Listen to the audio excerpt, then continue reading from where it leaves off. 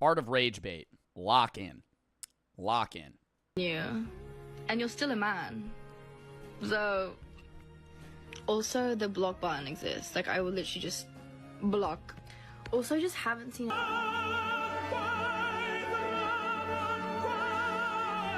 Rage What is bait. happening? Slang word to describe a social media user who desires to anger another by posting an obviously incorrect opinion to get negative attention towards them in order to gain either. I wouldn't even say it's an incorrect opinion. I would say rage baiting is just the practice of saying things for the intent of annoying other people. Not a lot of the time it is incorrect opinions, but like you guys rage bait me all the time. And I ended up I talked to my mods about this briefly yesterday after I crashed out. I really think that rage bait is like, in my mind, tires spinning on a wet surface. It doesn't work. Rage bait doesn't work well until it's going. When people try to rage bait me, I would say 80% fail and 20% succeed. The 20% that succeed lead to a 80% increased rage bait success chance. What I mean by that is it's hard to get someone to fall into rage bait, but once you have them, you have them. Like when you guys try to piss me off, it doesn't work until it does. And then when it's working, I'm just mad. And now it's, no matter what anybody says, it's just I'm caving into it. Because you've already cracked me. Like you guys are saying skip right now. And I love how we have, for the YouTube audience, when you see an emote down here that says, please ban me, that's a chatter saying skip. So skip isn't even a term that people can use in my stream anymore.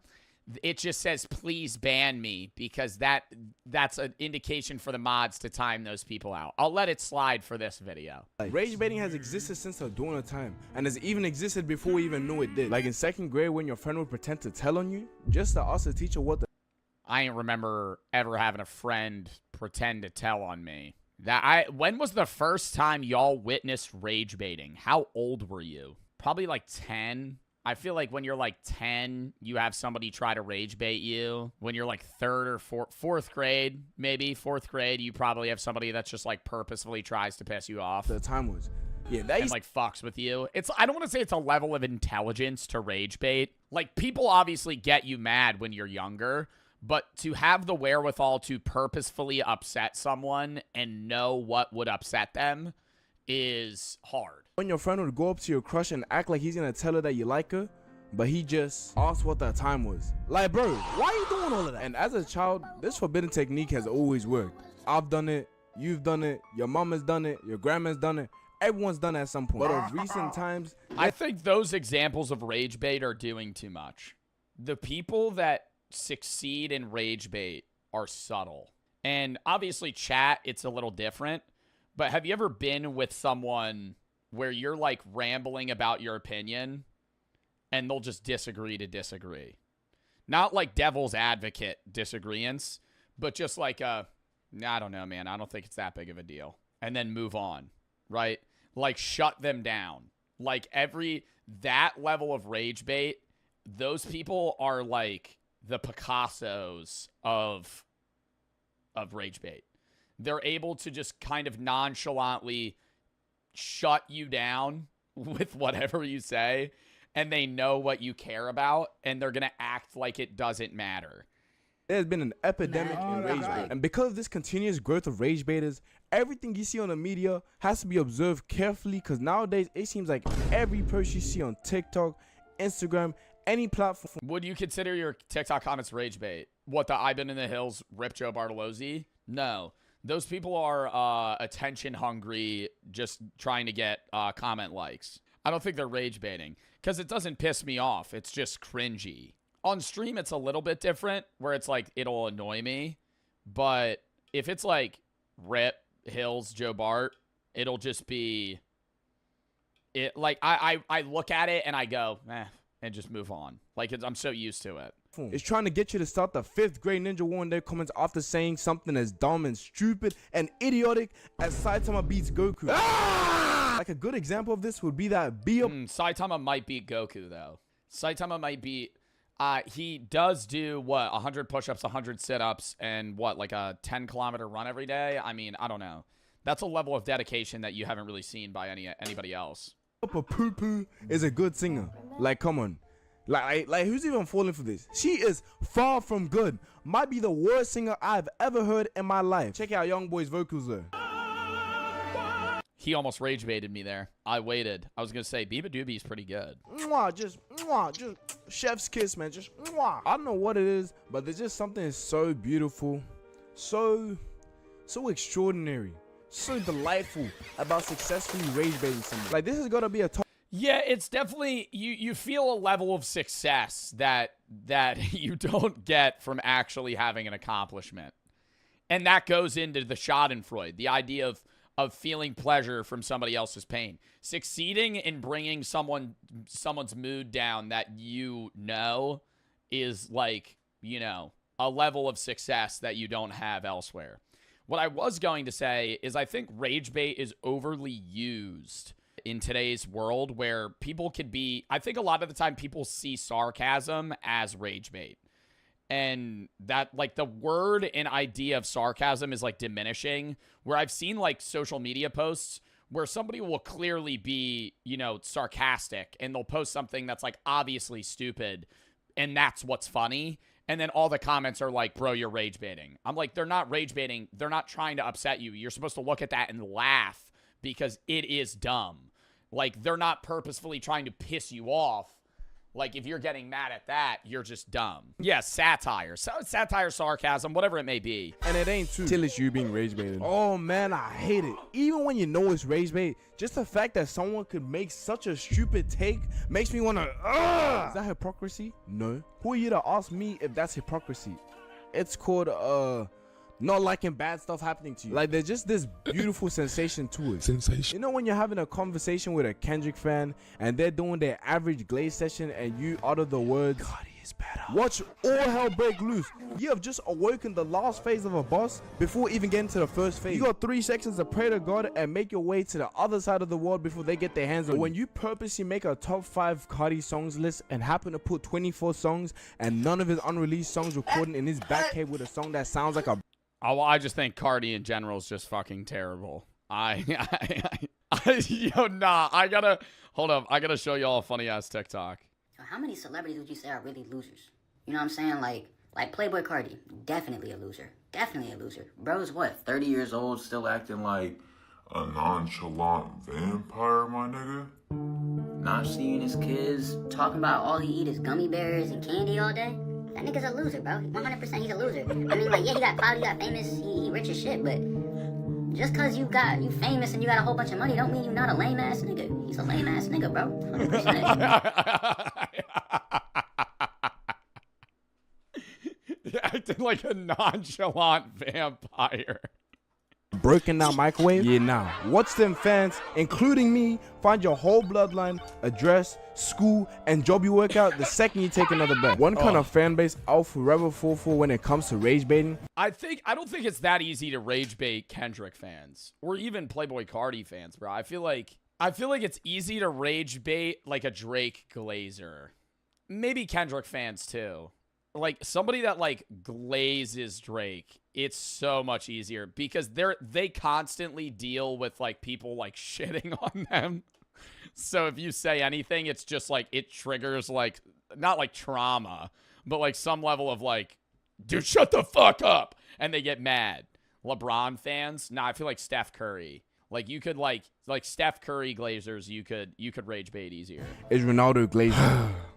Easily the most annoying fan bases ever. Cause they're not even rage baiting. They're being for real. I think. Nah, cause they gotta be rage baiting. You don't look at these stats, highlights, achievements of Messi and still think Mr. is taking a million more shots than Messi is better. A genuine question though, who is the greatest football player of all time? Is it Ronaldo? Like a lot of people say Ronaldo's the best. He's not anymore though.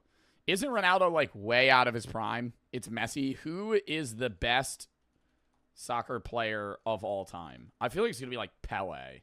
On a stat sheet, it says Messi, Maradona, Pele, Beckenbauer, and Cruyff.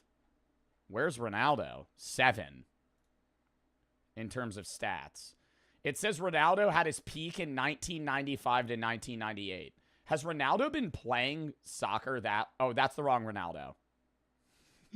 That's the wrong Ronaldo. That's the wrong Ronaldo. Never mind. Cristiano Ronaldo's at 15. Top 15. It says he peaked in 2012 to 2016. I was going to say, Ronaldo was not playing in the 90s, bruh. Does Messi still play for Miami? Just no. I don't want to hear it. My King Messi is the owner of the planet, the greatest football player to ever grace the earth. But you know one thing I've learned about rage bait? Never, ever admit you're wrong. Just double down and stand on what you said. Yup, Goku does in fact lose to Saitama, and it's not even close. When you stand on business, you gain the power as now. I'm willing to have that argument though. I don't know a lot about Goku, but like I know a lot about Saitama. I would say the name wrong. One Punch Man. I know a lot about him. Trust me, chat. I've watched the anime. What made you wear glasses? Nigga, my vision. What the fuck you think made me wear glasses, nigga? Nigga said, what made you wear glasses? Nigga, obviously my eyes, dickhead. Yo, niggas really be dumb as shit. Is your brain located in your ass, buddy? This is Hall of Fame Max Prestige. Okay, I will say, when I crash out on my chat, I always wonder what that one chatter that pissed me off is like doing in that moment. Like, is somebody typing to piss me off and then I freak out and they're just sitting here like this?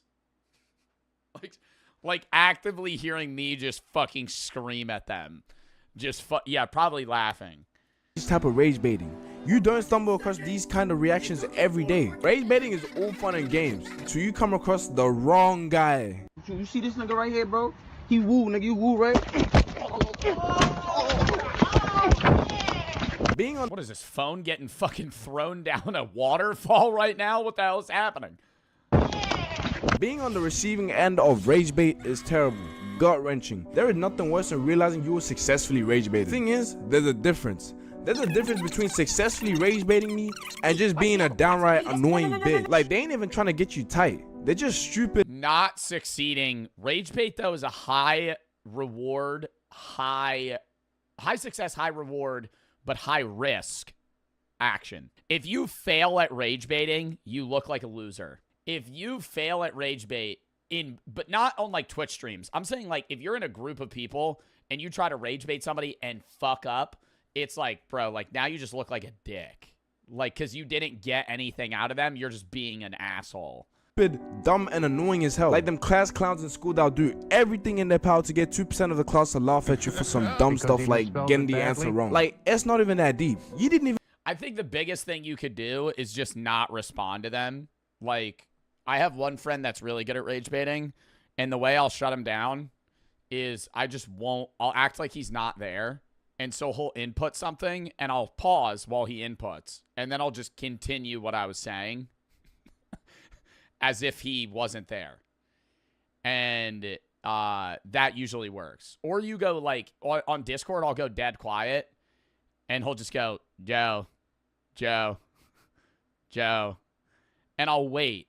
And he'll do it like 30 times, and then he'll just go dead silent. and then I know he's lost hope, right? Like he's lost that battle as the primary aggressor. Like, why are you being such a pest? I don't even count it as rage bait, but I'll tell you something that always tickles my pickle the wrong way. It's them Valorant e-boys, e-girls with them stupid voices.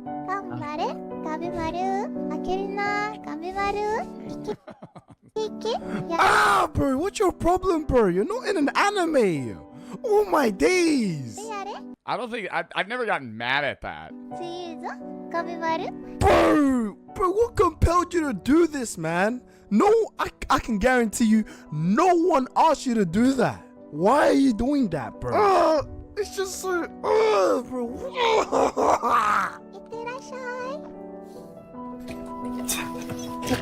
Yep, as they should be laughing of cringiness, cause what was that, man? I hope you feel so much shame. It's the biggest rage bait, but I think it's an actual personality thing. When I play competitive games with people that act like nonchalant vampires, like those people, bro, it's not that serious. I mean, at the end of the day, you just need to get the buy, dude. You're not doing your job as healer, man. You got to really lock in. And they talk like they're like a fucking corpse dupe. Like those people, so annoying. And they're not even rage baiting. That's just who they are. They're just fucking just spam queuing comp games and just being the most annoying person ever. I got rage baited the other day. I played Groot on Marvel Rivals, and I was playing with these people that were clearly a couple. Like, it was a guy and a girl, and they were, like, duo queuing, and they started blaming the game on me because I was 8-8 as Thor, but I had the most damage stats on the team, and I was like, at the end of the day, it's not just kills. Like, I was doing a lot of damage. I was like, I could swap Groot. And I played Groot for the first minute of the game, but the comp wasn't working because of what they were playing. And their response was, well, you really sucked on Groot, so I don't really think it's going to do much good. I fucking get 35 kills second half, 60,000, 45 or 50,000 damage as Groot. We lose the game, and they still tried to blame me. I had ace. I fucking out-damaged our Bucky and Pun. And then they blame me. I literally started crashing out. And they weren't, no, bro, at first they were rage baiting, and I got mad, and then I realized it, and I was just fucking with them. And then finally they were being nice to me, but it was like, yeah, finally he's doing good after we yell at him. They started saying that. I was like, dude, you're so bad. You never play this game again or never turn on your mic again. No one ever wants to hear something as dumb as that again, man. Yeah, she squirts for me. Oh my god, that's literally, oh my god. Yeah, she squirts for me. Bro, that is the most forced voice I have Throat God 1 2 3 ever heard. And what did you say, bro? What? Yeah, she squirts for me. Bro, who is doing that, and why are you telling us? No one asks, no one cares. Why did we have to know this? Why are we hopping onto Valorant and telling other people this? Why are we hopping onto Valorant, period, end of sentence? Why are we... you know, that's how you avoid those people. Marvel Rivals had a peaceful era where all the Valorant players were like, nah, Valorant's the shit, dude. Marvel Rivals is so ass. I'm not getting on it. And now they're on Marvel Rivals, and it's still a fun game, but now you encounter those people. And that era, dude, literally just stop playing Valorant, because that's every person in every lobby. I'm not stereotyping, but like every Valorant comp queue, you're going to be with people that are insufferable. Like, literally just the bottom of the barrel, just most annoying people that only care about their Valorant rank in a given season, and they attach that with their own self-esteem and personality, and that's them as a human being. They don't play the game for fun or play the game to rank up and win for the win. They play the game for the sole purpose of achieving a rank to give themselves some sort of merit in their own personality. Dumb information that no one could absolutely do anything. Bro, what are we supposed to do with this information? What the hell am I supposed to do with this information? You 3 years ago? Oh, no, no, I'll admit it. Yeah, for sure. Oh, my God, Valorant? Oh, I would crash out over fucking losing a game and having an RR loss. Now in Marvel Rivals, I'll tweak when I lose, but I'm not mad about the RR loss. I'm mad that I lost at the game. I just don't like losing. I think that's different from caring about the loss because of your rank. And then because I know half the people watching play video games like that, if that's how you associate fun with video games, you need to reevaluate how you play competitive gaming. Because if you're only playing competitive gaming for the sole purpose of ranking up, you're never going to have fun. You're never going to have fun, and you're going to be hard stuck because you're going to get angry, which is going to make you worse. Tell me! And then we got the content creators whose whole identity revolves around making people turn into conscious eruptions. And the best oh my God, who's that one guy? Wait, he might say it. Example of this is the vegan teacher. Oh, no. The vegan teacher's not a rage baiter. That's what she actually believes. Not Pat God, good griefs. Yeah. The guy that'll get into lobbies will be like, hit me. And he'll be playing poker, acting like he's playing blackjack. Love that video. At some point, this granny had the whole world in her palms and was getting us tight every second she could. And she was mad successful with it. This is the type of rage baiting I hope to reach one day. I can't think of anyone. Yeah, she's a good rage baiter, but she's a horrible person in terms of actually trying to convert people to veganism.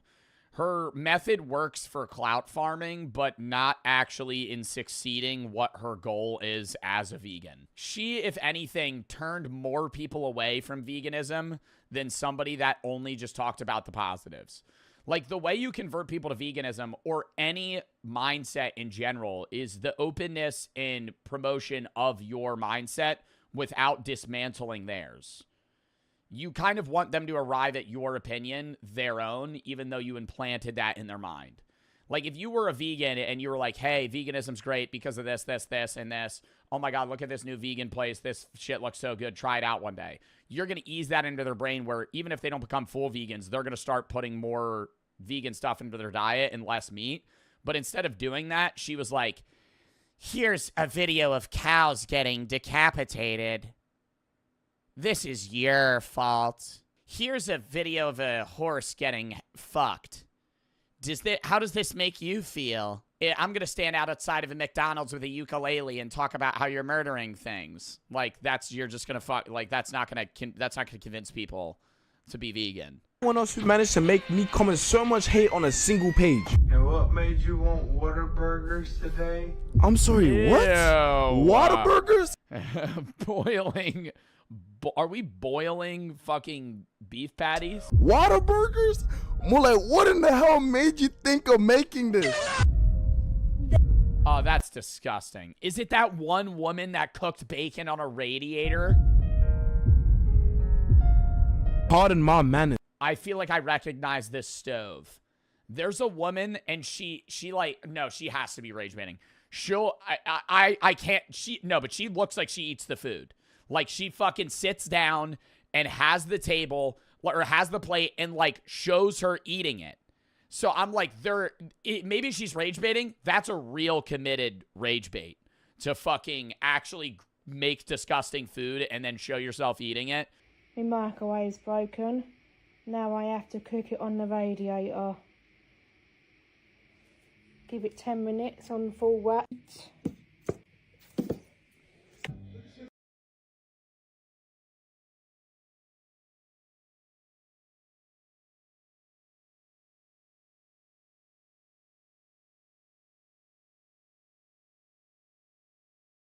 In life, you've just got to compromise. If stuff like... Wait, there's another video that's so gross. It's her, like, making... Dude, it's like her making, like, taco meat or something. And it's appalling. She starts, like, frying something, and it gets everywhere. I think this is it. Adding your tomatoes and onions. Ow! Ow! Oh, that's too hard. Right, add your fish into the pan, guys. Give it a good stir, and then we'd add the acne. Why are you eating vegetables? Why are you eating vegetables if that's how you're going to prepare them? Oh, cunt. Ah!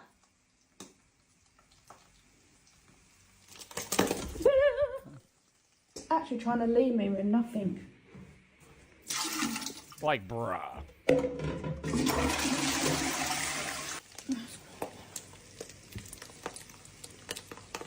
This is rage bait. Oh, for God's sake. Why does she have a foil hat on her head? What have you got for dinner? I've got Italian acne. Oh, it's really hot though. And she eats it. Like, that has to be rage bait. But what in the Resident Evil are you trying to make right now? Bro, hell no, bro. Hell no. If anyone other than her eats this, but that is attempted murder, bro. I do not care. Bro, like, the chum bucket looks better than this stuff. I would rather eat what Plankton was making in SpongeBob, bro. And then there's the people who just hate on something just because everyone likes it. Like, nobody can't have anything these days. Like, there'll be a video of the glorious king himself, and someone will say something that's obviously not true. And yeah, they'll get the reactions they want. Or when it's flipped and people hate on someone for not agreeing with something that is very subjective. Like Eminem fam not being able to grasp the fact that 90% of the population under the age of 50 1997. Can't listen to any of the songs he made after 2007. Guys, it's true. Eminem's music is trash. But yeah, I don't think Eminem. Yeah, I agree with the before 2000 or after 2002. Eminem's music was good when he was not 50. Like, I'm not listening to Houdini by Eminem in 2025. Like, I'll listen to like Till I Collapse. I'll listen to Rap God every once in a while in a blue moon. I'm telling you right now, it's not really in my playlist, but it's not a bad song. Well, we got people rating rage baits from a scale of 1 to 10. Like recently, like how Be Up a Poo Poo crashed out in a story called the most obvious rage bait ever. Like, this is a solid 2 out of 10 in rage bait. There's no way she could have actually fell for it. And Shorty was so mad, she just started hating on the whole male species. Like, that ain't even got nothing to do with the video. Why are you coming at us for? And for y'all who don't know what video I'm talking about, here it is. Yeah, I mean, we already watched. I don't know if we could actually listen to fucking Cardi. Or not Cardi, NBA Youngboy. It's basically just, I feel like everybody's seen it. It's just artists who can't sing, it flashes Biba Doobie, and then it shows NBA Youngboy screeching. Normally it actually does show him rapping, though, and he'll be like, yeah. 10 years ago would have taken this serious. Yeah, she just ruined her whole reputation over some blatant rage bait. Anyways, I just wanted to yap for a little bit as the whole situation just sparked an idea. What is this video? What? What is that thumbnail? I'm not watching that. All right. Count me down 30 seconds. I gotta go pee real quick.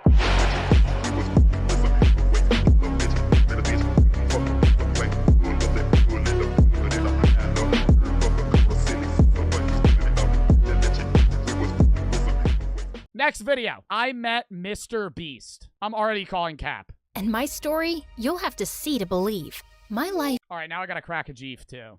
I said I was gonna crack a Jeef. I gotta crack a Jeef. Big Jeef moment. Clickbait. Top 3 flavor for me now. I grew up in a vineyard, and my parents worked super hard to make it a worldwide success. Even though they were super busy, they made sure I got the best things in life. I've just bought you a pony.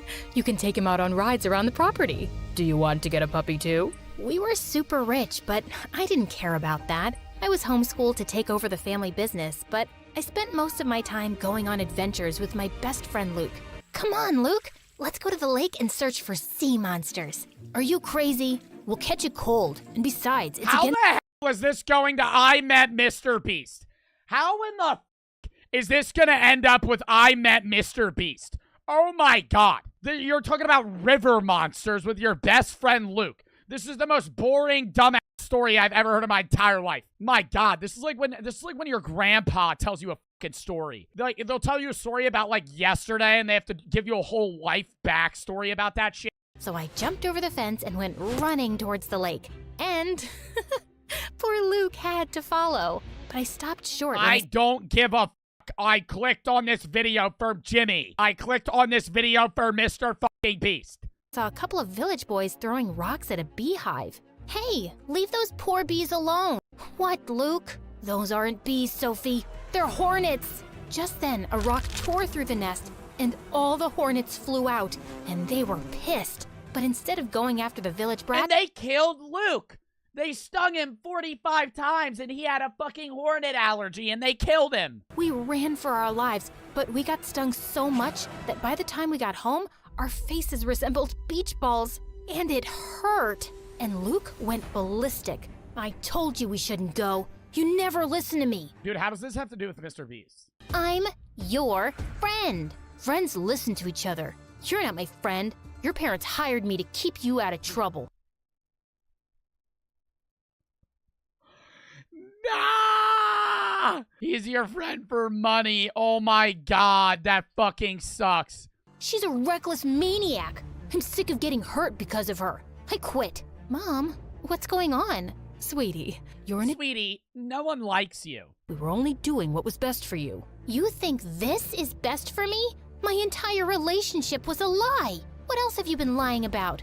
Are you two even my parents or someone paying you too? I stormed off to my room. And that's how she became a flat earther. Mom and Dad arranged play dates with other kids, but it wasn't the same. Every day I missed Luke, and every day I hated him more. But things at the vineyard got worse. Our wine What sales have you aged 10 years? went down, and then a freak storm destroyed more than half the vineyard.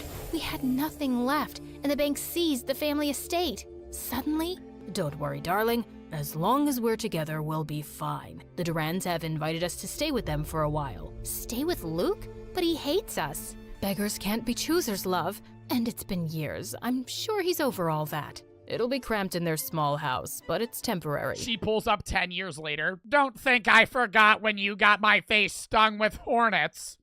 But my jaw nearly fell to the floor when I saw their house. It was a mansion with fountains in the garden. Mr. and Mrs. Durand had made a fortune by making the right investments and were super nice. But Luke, I had to blink hard because I couldn't believe how handsome he'd become. His eyes were still as green as I remembered.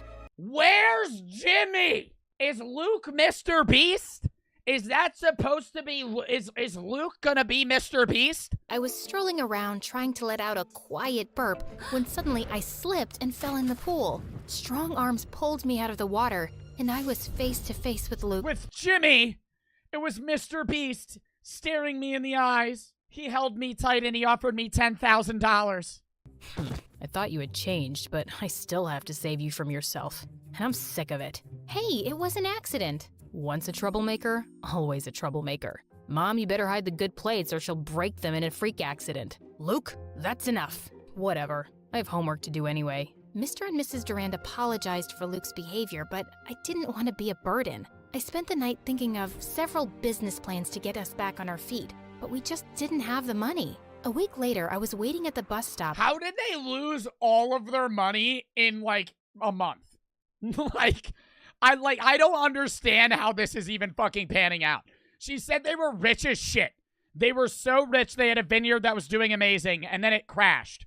You didn't save money? You were making millions of dollars and your parents paid for you to have a friend? You have one bad vineyard year and then you fucking lose everything? When suddenly a sports car raced by me, drenching me with muddy water. Hey, watch where you're going.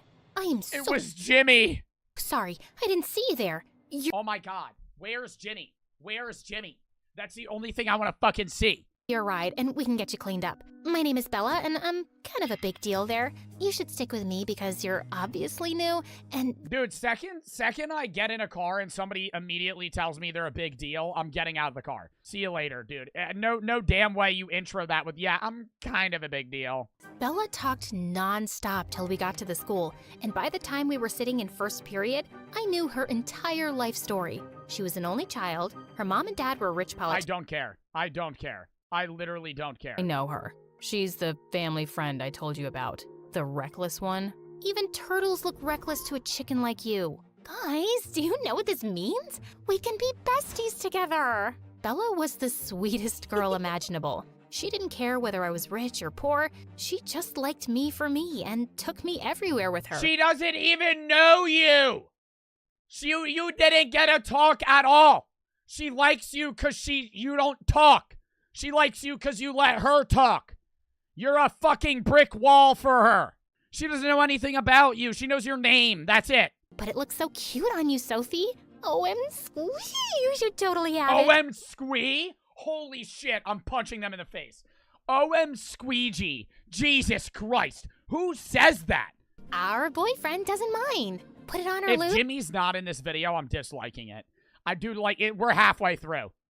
Our boyfriend? What was going on? My skin tingled as his fingers touched my skin, and Luke stared into my eyes. He was oddly sweet when we weren't at home. And rather than get jealous, Bella clapped and cheered. They were the weirdest couple I'd ever met. But Bella thought I was the weird one. OMG, this is the best idea I've ever had. We can go on nature walks, and you can talk about what's poisonous and what isn't. Incredibly, Bella's idea was a hit. I went No, it would never be a hit. In no world would that ever be a hit. Somebody walking in a fucking yard, and over here, you'll see the poop root. It smells like shit, but it actually is really good for your skin. And moving over here, we'll see poison ivy. Ooh, scary. Like, nobody gives a shit. I even started getting sponsors, and one day, my fans challenged me to participate in Mr. Beast's Squid Game. The contest was tough, and as expected, many people joined the fight. I did my best to win the game. Your friends don't, your fucking fans don't nominate you. Jimmy has to pick you. But I lost during the tug of war. And then they shot me in the face. Seeing Mr. Beast personally is the coolest. My heart jumped when I saw him heading my way. Hi there. It's not that cool. Yo, Jimmy's chill as fuck. Like, I genuinely think Jimmy's one of the coolest guys I've ever met. But, like, it's not like I met him. He's a person. It's Jimmy. It's like people, like that's just parasocial. Just hyping the shit out of that. Like, oh, what's up, Jimmy? He'll have a regular conversation with you, then you fucking leave. Like, it's not, he's just a nice dude. Oh my God, interrupting here. Is that a G Fuel Shaker Cup $9.99 tag below bottom left? That's all. Back to the vid. You were great. Thank you, Mr. Beast. We all had a blast, even though we lost. Just being part of your content alone is an experience of a lifetime.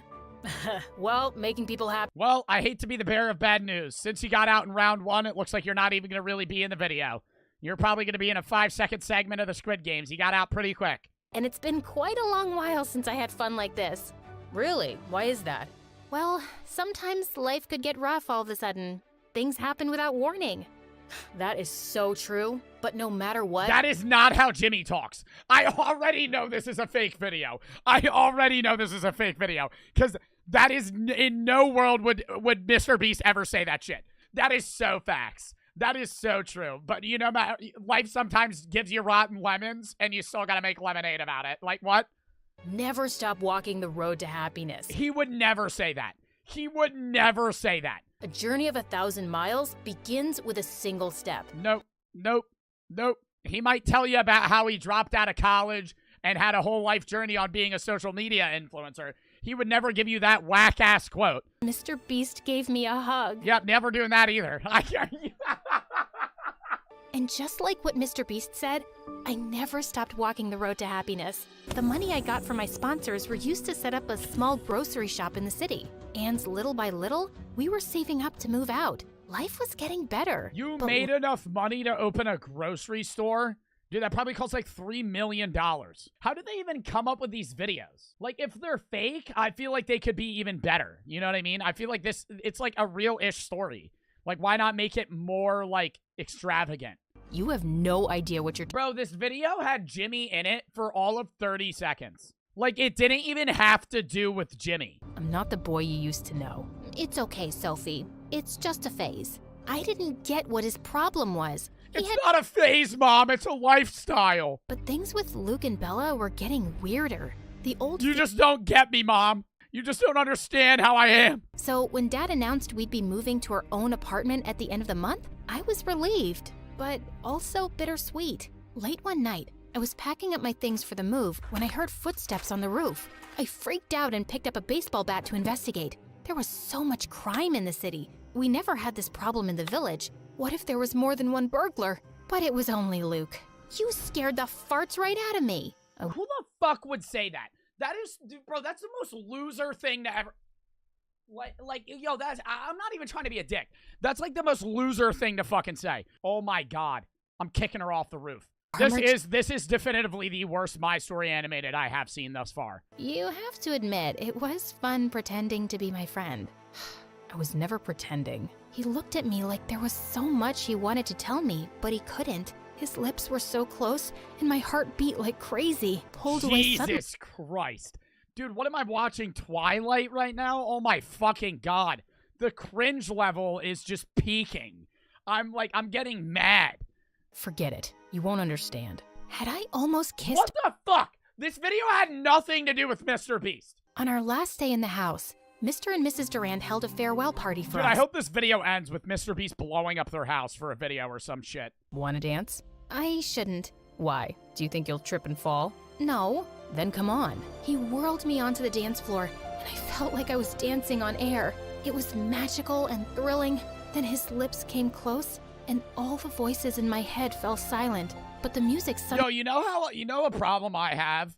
Like, people have this expectation in relationships. You know what I mean? Like, people that watch just so many goddamn romantic movies and so many Disney movies, and they just think they're gonna get lifted off their feet in a fucking golden carriage, and they're gonna get pulled off, and it's just gonna be the most magical thing in the world. Oh my fucking God, dude. Holy shit. You should be dancing with her, not the poor grocery girl. Yes, Sophia can't bring you any connections or wealth. I'm sorry, dear, but we have to think of Luke's future, and that is with Bella.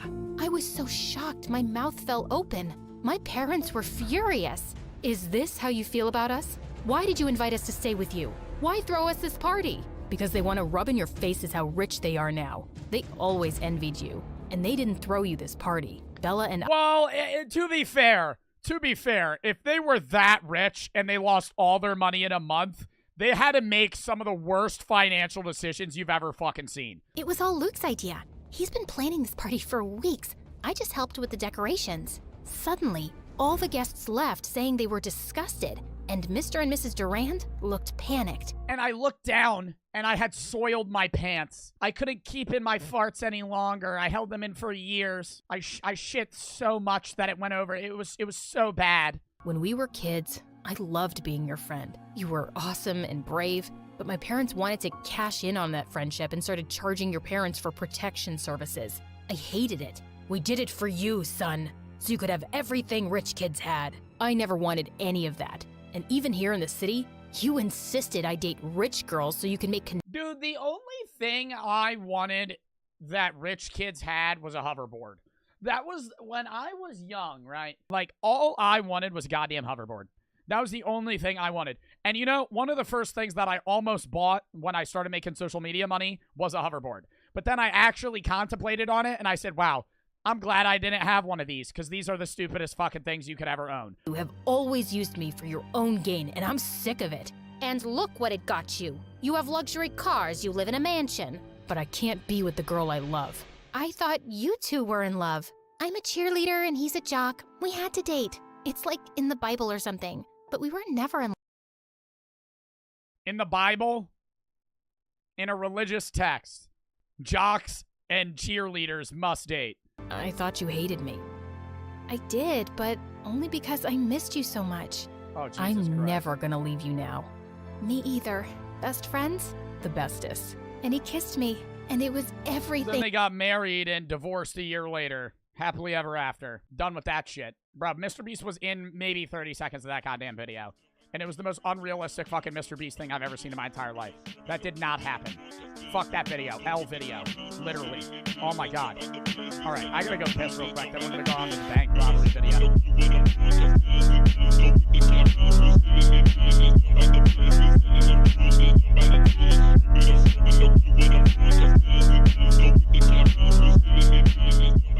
Would you be down to leave it up for a coin flip? Yeah. Yes? Yeah. He gets unbanned. Which one are you picking? Heads or tails? Heads. Heads on a coin flip. Heads is unbanned. Tails banned. Or stay banned.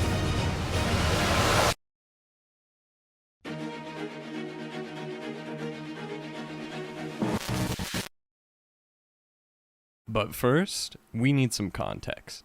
Hi, I'm Joe's editor, Cloak, and due to Joe crying about not wanting to do a voiceover, I'm here to fill in and tell you what this video is about. Lil Cobra, a Twitch chatter that has been banned 10 times, and as a result unbanned 10 times, has come back one final time and submitted an unban request, which starts a debate between Joe and Cobra's quote-unquote lawyer and decides his fate. Will he get unbanned? Enjoy the video.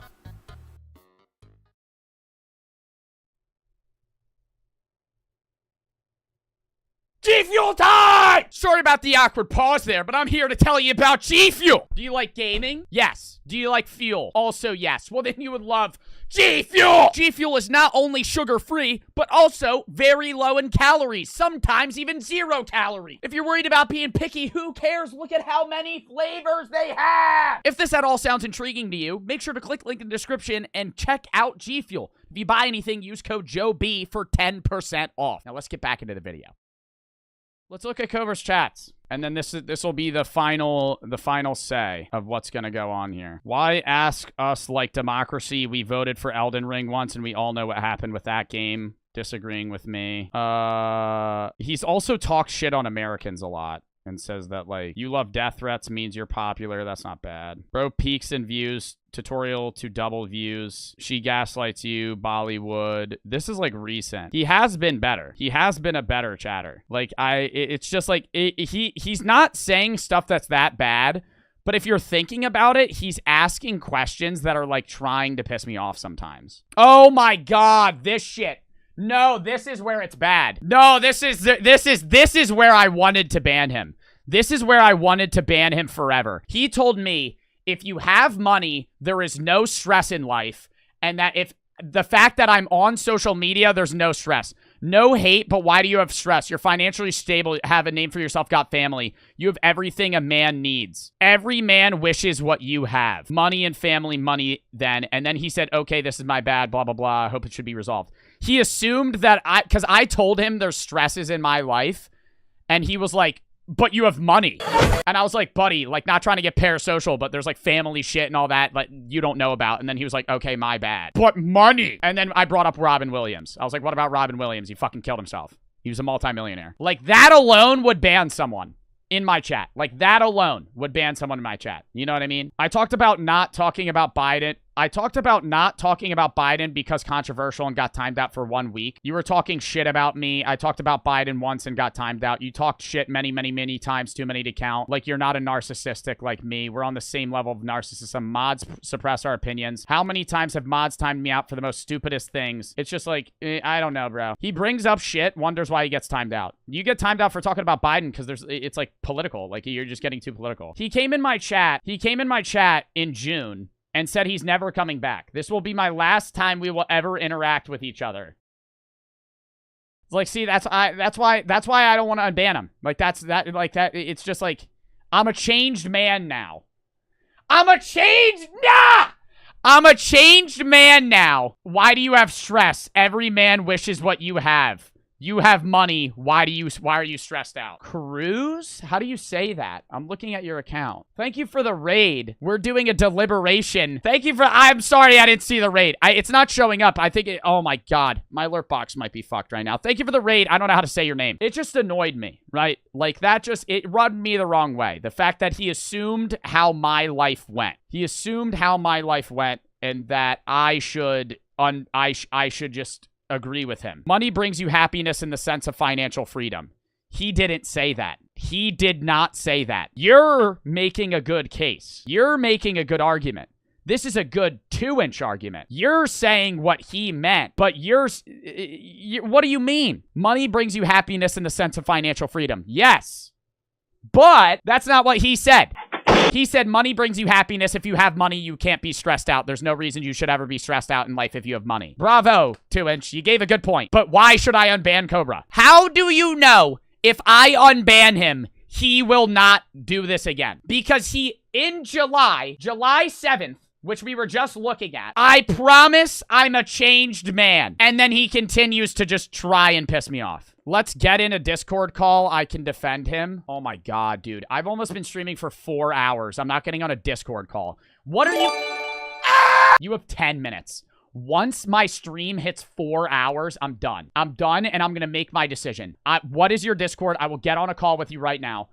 You have 10 minutes. I'm calling you. You have 10. Hello? You're muted.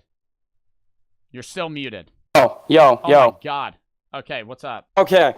What's the first point you want me to make? I don't have any fucking points for you to make. You gotta defend him. Okay, so Joseph. Why should I unban Cobra? How do you know? No, this is the point that I need you to make. Yeah, I actually do need you to make a point. Yeah. How does you having a direct contact with him prove that he will never do anything again if he's already said that 7 times and then he just repeated himself and redid everything that he said he wouldn't do? Okay, 1, Cobra owes me his fucking life because I'm risking everything right now. But 2, okay, so here's the thing. So I have direct contact with him. I have his Discord. I have his Twitch. I can whisper him. If I tell him that he's unbanned and tell your chat to stop fucking calling me. Yes, people, okay, so your whole chat added me because I accidentally put my Discord in chat, but they started adding me and now they're trying to call me. I have direct contact with Cobra, so I can easily tell him, yo, this is your last chance. If you fucked up, you're fucked. So if he gets it through that fucking thick skull of his, which he probably won't, but I'm going out of my way to defend his dumb But you ass. just said that he would. But like now you're saying he probably won't get it through his skull and he's gonna get banned again. He will, because if he realizes. But you just said the opposite. Oh my fucking.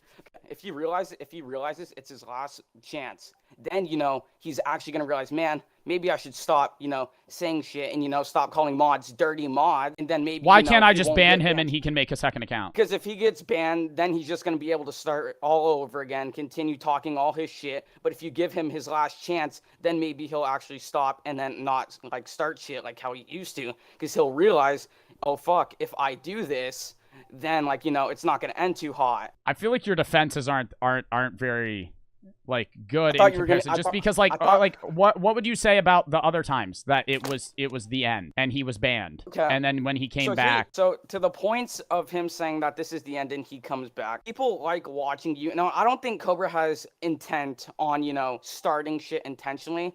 I think he says stuff that is okay, like where he lives, and people commonly accept that. But since he lives in a completely different country, we don't accept what he says. So him saying that is not as well respected to what he would normally say. Though? Like what scenario where would it be okay for one country and then not? Well, because countries have different. His country is not as progressive. Yes, his country is not as progressive as we are.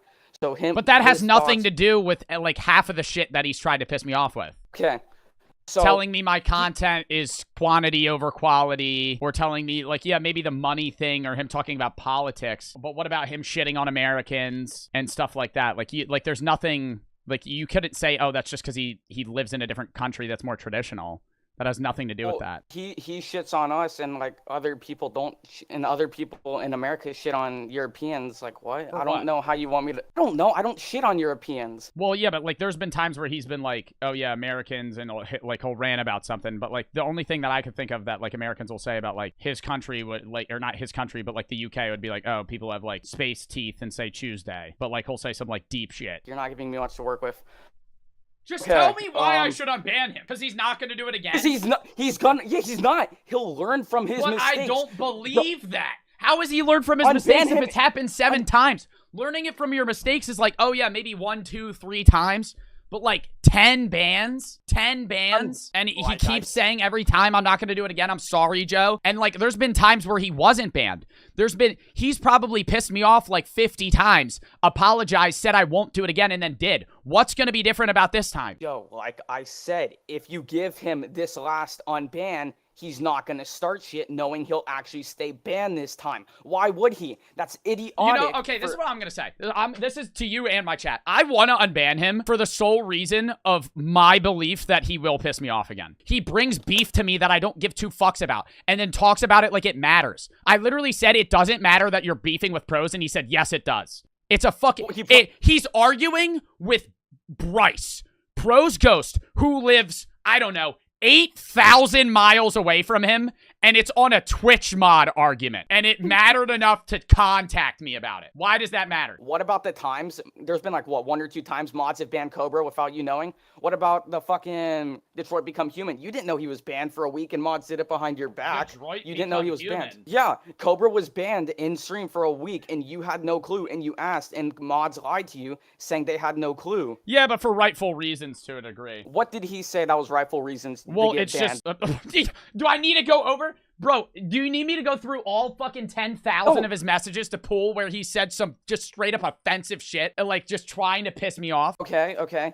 But you realize if Cobra starts shit with any and they of don't your announce bans. What if Cobra if they don't ban, that's special treatment. That is special treatment for Cobra right there. They don't mention to me that they banned some regular Joe fucking schmo in my chat, but they have to tell me that they banned Cobra. Why should he be treated differently? Why should they tell me? I mean, I was a little upset about it, but why should I even be upset? What if Cobra literally didn't do anything and one of the mods just What if anybody else in my chat hasn't done anything? Why aren't you defending the chatters in my chat that got banned for wrongful reasons other than Cobra? Because I'm Cobra's lawyer, bro. I'm supposed to defend Cobra. Here's the thing. Me and Cobra, we have very similar viewpoints, and I've been banned multiple times, as you know, but I come back and I try to learn from that. Cobra doesn't, but if you give him that last chance, he's actually going to finally learn. Everybody's saying time's up. I'll give you 5 more minutes. sense. No, like, I understand you saying, like, oh, that's what he meant. Like, I misspeak all the time. I mean other things than what you say. Like, that's something everybody does as a human. But, like, why wouldn't he just say that himself afterwards? Like, when the argument was done, he could have just said, oh, this is what I meant instead. Instead, he just said, I'm gonna drop it. Instead of telling me what he actually meant and waiting a month until it's showtime, until the moment where he's gonna get banned. That's how long he waits to tell me what he meant a month ago. Like, why not confirm what he meant right after or when it happened? Why not change? But you realize Cobra's not stalking your life every second of the day. He doesn't actually realize what's going on behind your stream. Would you be willing to do this? Cloak gave a good answer. You are confident that Cobra won't do anything, right? Yes. If Cobra does something, would you be willing to get permabanned too? Are you that confident that if I unban Cobra and Cobra pisses me off, because you're so confident that if I ban Cobra, then you also get permabanned, no question? No, and I wouldn't want to do that to you either. Yeah, because But you're not confident enough, because you know in the back of your head there's a high chance that he does something, regardless of mods intervening or something. You know that if I banned Cobra and you were banned as well with it, you wouldn't want me to unban him. Exactly, that's my point. Okay, that's my point. Joe, you have to realize I've donated like what, $500 of my own money. Yeah, no, I understand. I understand. I wouldn't want to ban you anyway. I'm not gonna ban you like that. I'm not gonna make you. I'm not gonna put you in that scenario. I'm not gonna. If I unban him and I ban him later, I'm not gonna ban you. But I'm saying if that scenario came down, I don't think you wouldn't take that. Because you know there's a good chance that he would. Because I feel like Cobra would unwillingly start shit. Like, he would just bring up an interesting topic, but then would somehow manage to say something that's so stupid. Okay, but what about when he says something that's stupid and he apologizes to me, but it's clearly a sarcastic, like, half-ass apology, and then when I mention that, he just says that it's because English isn't his first language. Because like, I understand maybe that happening, like, one time, but, like, every time he apologizes to me, it's a guilt trip. I'm sorry, I'm a terrible Twitch chatter, and I've disappointed you, and, like, he guilt trips me. Okay, but what if you think of the fact that, like, when he talks about whether it's politics or random bullshit, that he actually agrees with what he's saying, he just apologizes in hopes of him not getting banned, so that way you somewhat know that he's actually sorry? Because, you know, he might actually be sorry when he apologizes, but he might still think his viewpoint's right. So, like, I don't know. I don't know. I've never gotten mad at him for like I'll argue with him about a viewpoint of his, but that wouldn't be me banning him. The reason I ban him is because he says something that's not just a take. It's an assumption usually about me. When he gets banned in chat, it's never usually just because he says like, oh, Biden's an idiot or something like that. I don't give a fuck. It's when like he's like, oh, you're like when he says something about me and he assumes something about me or my mods. We are going in circles right now. I know what you mean. I know what you mean. Okay, I gotta fucking wrap this up, bro. Okay, this is what I'm gonna say. Would you be down to leave it up for a coin flip? Yes? Yeah. He gets unbanned. Which one are you picking? Whichever one it lands on. No, I'm kidding. Heads on a coin flip. Heads, Hold up. I'm gonna let it flip first just because it always does that. You put heads. It's starting on tails. Heads is unban. Tails, ban. Or stay banned. Fuck. Let's go! Keeping my word. All right, peace. Lucky. If lucky, unbanned. Ever! This is what I'm saying. Mods, this is what I'm going to say. Don't start shit with him. Let Cobra be Cobra, okay? Let him be himself, okay? If he does anything that pisses me off or is just blatantly rude or he starts shit, permaban forever. Not even bringing it up to the chat. Okay, you're saying L. It was a fucking coin flip! Thank you for everybody that tuned out in the stream. We had a great audience the entire stream. And yeah, I will see you guys later. We are going to raid in 5, 4, 3, 2, 1.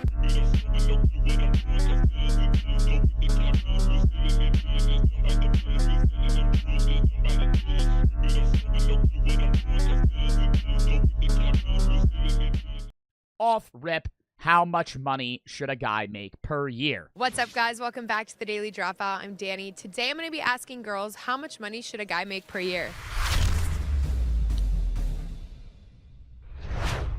I would say a reasonable answer without coming off as, like, headish if you're asked this question as a guy or a girl for your partner. I would say like saying like 50 or 60K is not unreasonable, right? Because it's a good salary, but it's also not like you're not saying like 150K a year. You're saying like 50K, 60K a year, like they're like an electrician or something like that. You know what I mean? All right. Hi, guys. So my question for you is how much money do you think a guy should make per year? Depends where they live. I mean, if I'm like dating them, it'd be nice if they were at least making 100,000. Oh, that's the I mean, is that bad? Like, well, you're a college student, so yes. I'm gonna say that right now. Y'all are college students. I'm in college. While I do social media, I'm in a different fucking scenario comparable to other people. So if you're saying you're in college and if you're dating somebody, they have to be making 100K a year, most college students don't even have jobs.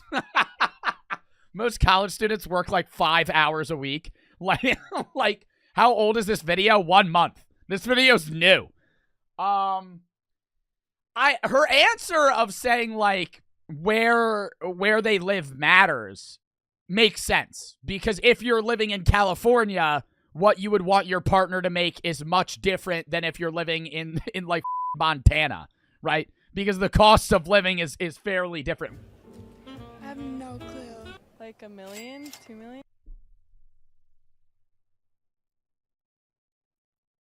Is she saying net worth like later? Like, no shot she's saying $1 million a year. $1 million a year is how much a guy should be making? Okay. We're at ASU, you know, so you're not going to find him here. Okay, so they're at ASU. They're at Arizona State University. Even the girl that said 100K a year, isn't that kind of crazy? I feel like that's a lot for a college student. Like, how much do y'all think an average college student is pulling in per year? Bro, like, not that much. Like, not that much. Like, 20K? Like, I would say an average college student, guy, girl, whatever, bro. 20K, maybe 15, not even. There's some people that are pulling in a bag. But, like, dude, if you're fucking, like, you're in for your bachelor's degree, you probably work part-time at Wendy's. Like, you're not pulling in $1 million a year. What do you think they're doing? Like, fully, like, adult. Someone that you would consider wanting to be with the rest of your life. 300K. 3 figures? Okay. So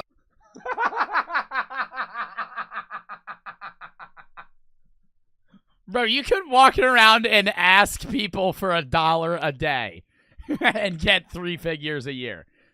I don't think she understands 3 figures.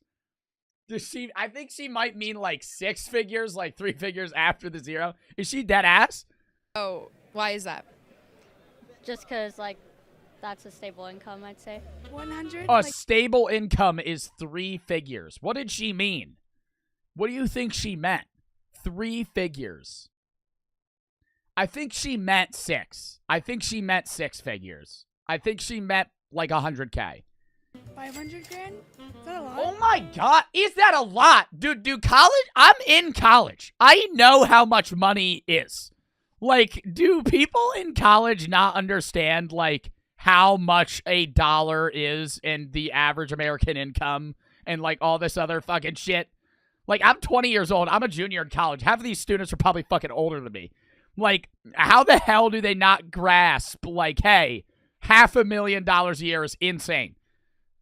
No, that's 500 is Like, normal? on Like, a good day. normal? What the fuck? Normal is 35K a year. That's normal. Yeah, I mean, it depends. Okay. A lot. We're expensive. Yeah. Millions. Mills, shit. Okay. I don't really See, even then, I feel like they don't understand how, like, they're saying, yeah, we like stuff. Dude, you can have stuff and more with, like, 80K a year. Like, $1 million a year, dude, you can damn near have anything you want. like anything, if you're making millions, plural, like 2-3 million a year, dude, you can do anything you want. You can have a yacht, a sports car, a fucking 10-car garage, everything. Dude, like, yeah, you might have to move to Texas to get it, not fucking California and San Diego. But what the fuck? You live in Arizona. You could get anything for $1 million. Oh, shit. Okay. I don't really care. I mean, I like when guys, like, pay for dates and stuff. Facts. So if a guy made $30K a year, is that something you're okay with? Yeah, I think that would be great. Like your husband? Oh, shit. Husband. Yeah, I think I would be fine. If it was my husband, I'd be in love with him, so yeah. I wouldn't really say I would have a price on that. Okay, am I gonna diss people for saying if they didn't want to marry somebody that doesn't make a stable set? Like, is that fucked up? Like, I don't know. A lot of people are saying dub. Like, yeah, I'll agree. Yeah, like, yo, W girl for that. But like, bro, for like, okay, is it unreasonable for like somebody to say like 80K a year? Like, is that unreasonable? I don't think that is. Like, if they're saying, like, hey, I would want my husband, like, because that's not like you being a gold digger, right? Like, you're not going after somebody that's making $10 million a year. You're saying, like, yeah, I would want to be, like, a stable upper middle class. Like, I would want my husband to make, like, 75K a year. Like, that's not, like, it's still, yeah, it's removing 50% of possible mates. But, like, it's still not that insane to say. I mean, as long as they treat me respectfully. Minimum 6 figures, no matter what the situation is. We have an expensive lifestyle. Yeah. No, I mean, I totally understand. We got to get good skincare routine, you know, the whole 9 yards. 100,000. 120K. 80K and like maybe like 120. I think a lot of them are saying ideal rather than what they need. You know what I mean? How much money should a guy make per year?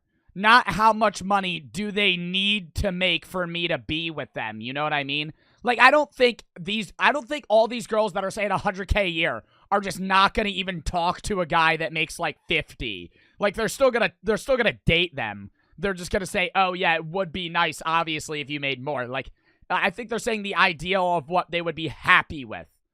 Even then, though, the people that are saying, like, this isn't that crazy. The people saying $1 million a year are out of their mind. I like that is out of your mind. Okay. Yeah, I would say like 80 to 150. Over 100K. Once you get to a certain age, like, I don't know, I'm also kind of like a gold digger, so. No, I'm planning on just like supporting myself with my income. So I don't really plan on being supported by the person that I'm dating.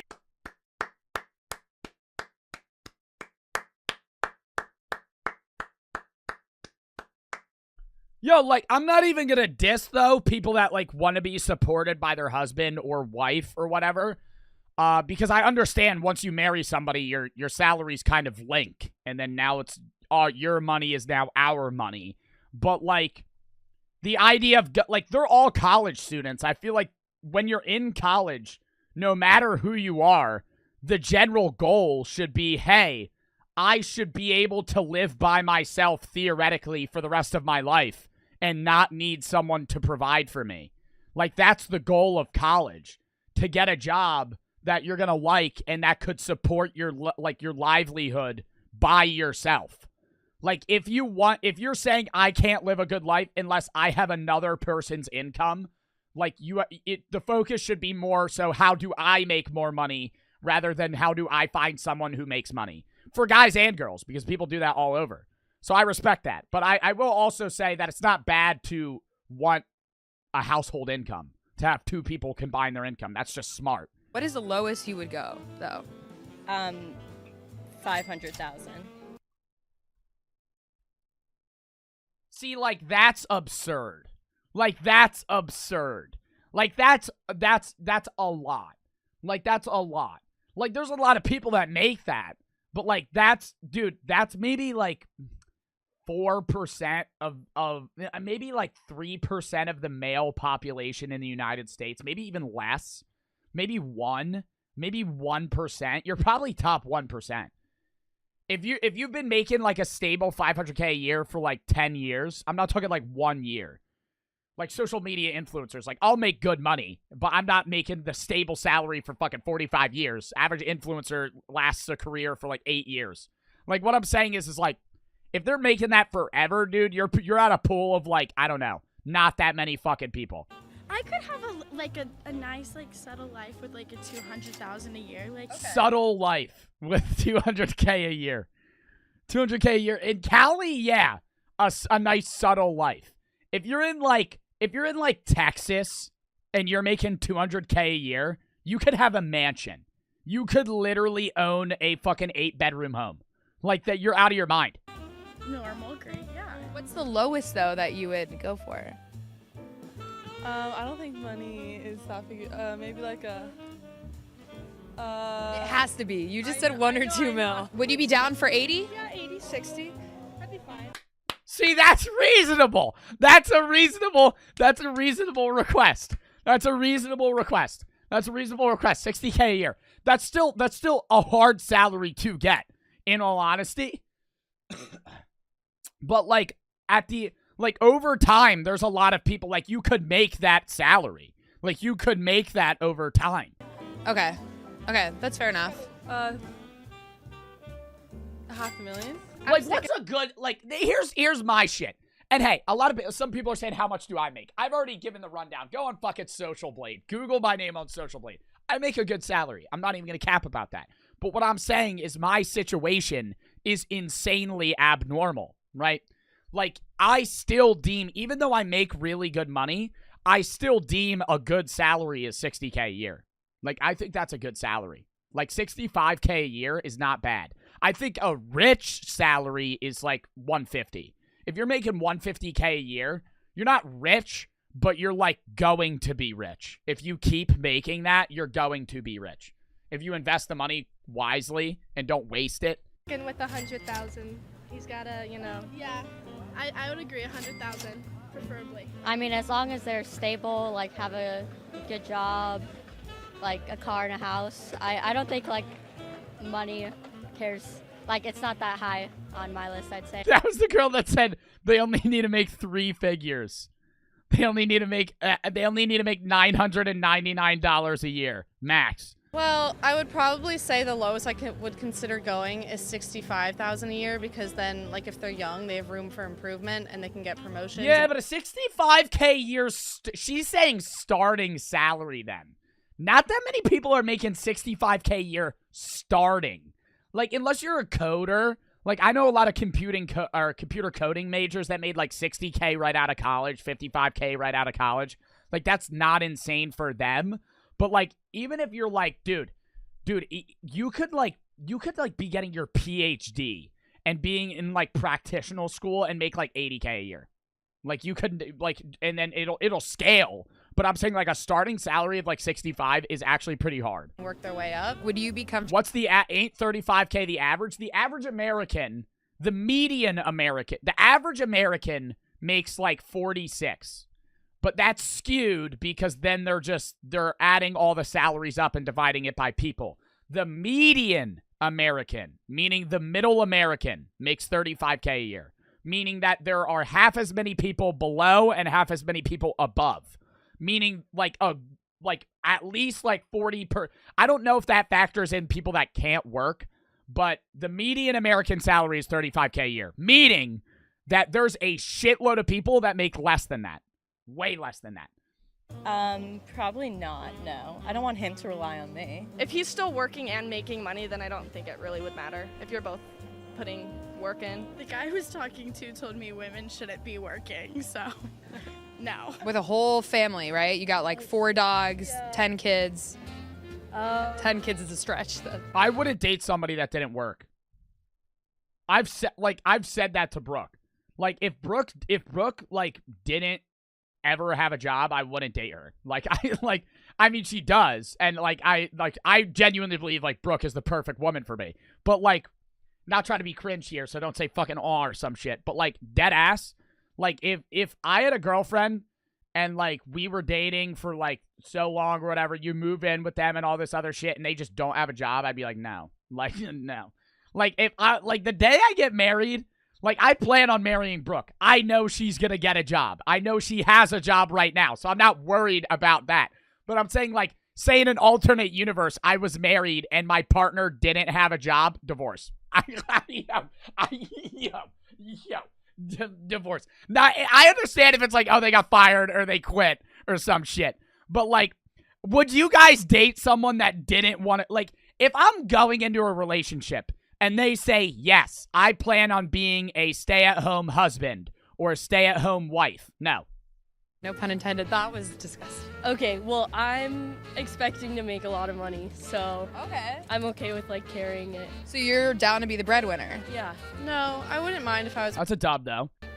I think we both need to be rich. Then we can, both have a really nice lifestyle. I mean, do you care about how he would make his money, like real estate job? Do you think that couples need to make similar salaries? No. I will say couples, it doesn't matter if couples make the same salary if they can mutually manage their money well. But does it matter if they have the same education? A lot of the time, and a lot of studies will say that couples need to make the same salary. A lot of studies will say that couples need to have the same education. I don't think that couples need to make the same salary if you know how to manage money well and like talk about it and be comfortable about it. Because money is the ruin of multiple relationships, of many relationships. However, it is sometimes an issue if like your husband is like a high school dropout and the wife is like a PhD, just because it's not because of the necessarily like how smart somebody is.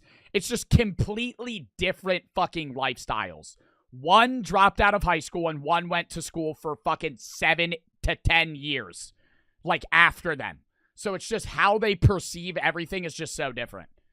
So that's why a lot of the time, many people's parents have like similar grasps of education. They're usually like around the same realm. Sometimes they won't be, but usually they are. Versus, a male stripper? I don't think so. Money's money. I guess I think I would, yeah. So if he was like just railing chicks on OnlyFans, you'd be fine with that? I'd be a little more mad about that one. Maybe. Businessman. Yeah. They don't have to rely on anyone. Oh my god.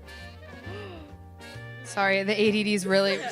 Wait, what? Oh my god, they have the same colored nails. It's not that crazy. Guy, and he told you that he had a lot of money, whatever, and then you later found out he was broke.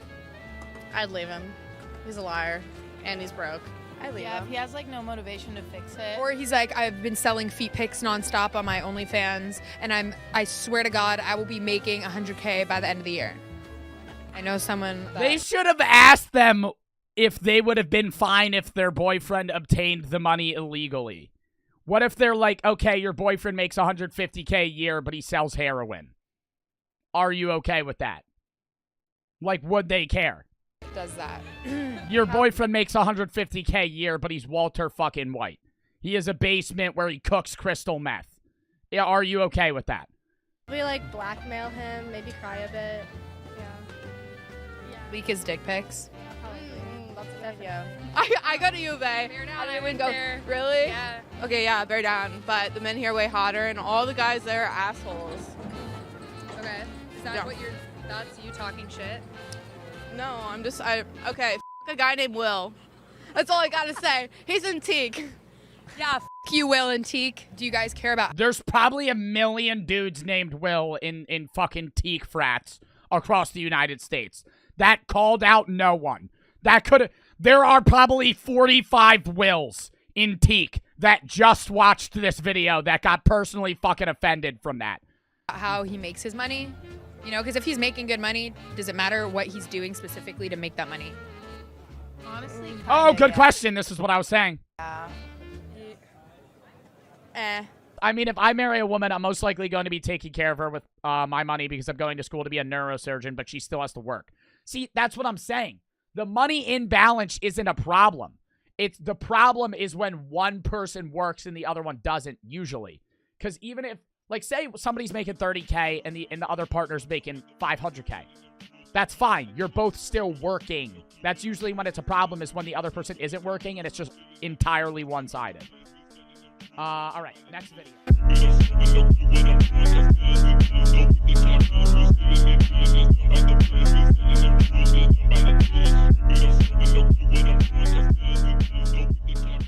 What a medieval duel really looked like. What the f? Beloved Charles the Good is found cold at the altar in a dark pool of blood. The Count of Flanders has been murdered by a group of treacherous knights. Bound together in their crime by blood and oath, the knights are each arrested and tortured to death before cheering crowds of locals. But a suspect remains, the famed knight Guy of Steenvoorde. After the murder, he provided a place of refuge for one of the lead conspirators, his brother-in-law Isaac, and then attempted to help him escape. Before a group of nobles, a strong knight called Herman the Iron steps forward. Herman the Iron. Loyal to the slain Charles, the knight accuses Guy of his complicity in the murder of the Count, and challenges Guy to defend himself against the charge of treason. Outside a manor gathered. Whoa! Are they really just gonna fucking horse fucking duel? They actually did that shit? And perched on their mounts, the two knights in chainmail raise their shields and steady their lances. Since the fall of the Roman Empire, Germanic legal customs have crept back into a fractured Europe. In cases lacking trusted witnesses, a variety of grisly ordeals can be chosen to place justice in the hands of God. Guy has accepted a judicial duel. Damn, imagine if duels were around today. Fuck. Imagine if you could literally just challenge someone to a duel, and then you had to fight them to the death, and then that problem was just resolved. They are? No, they're not. What duels are allowed today? Fencing's real.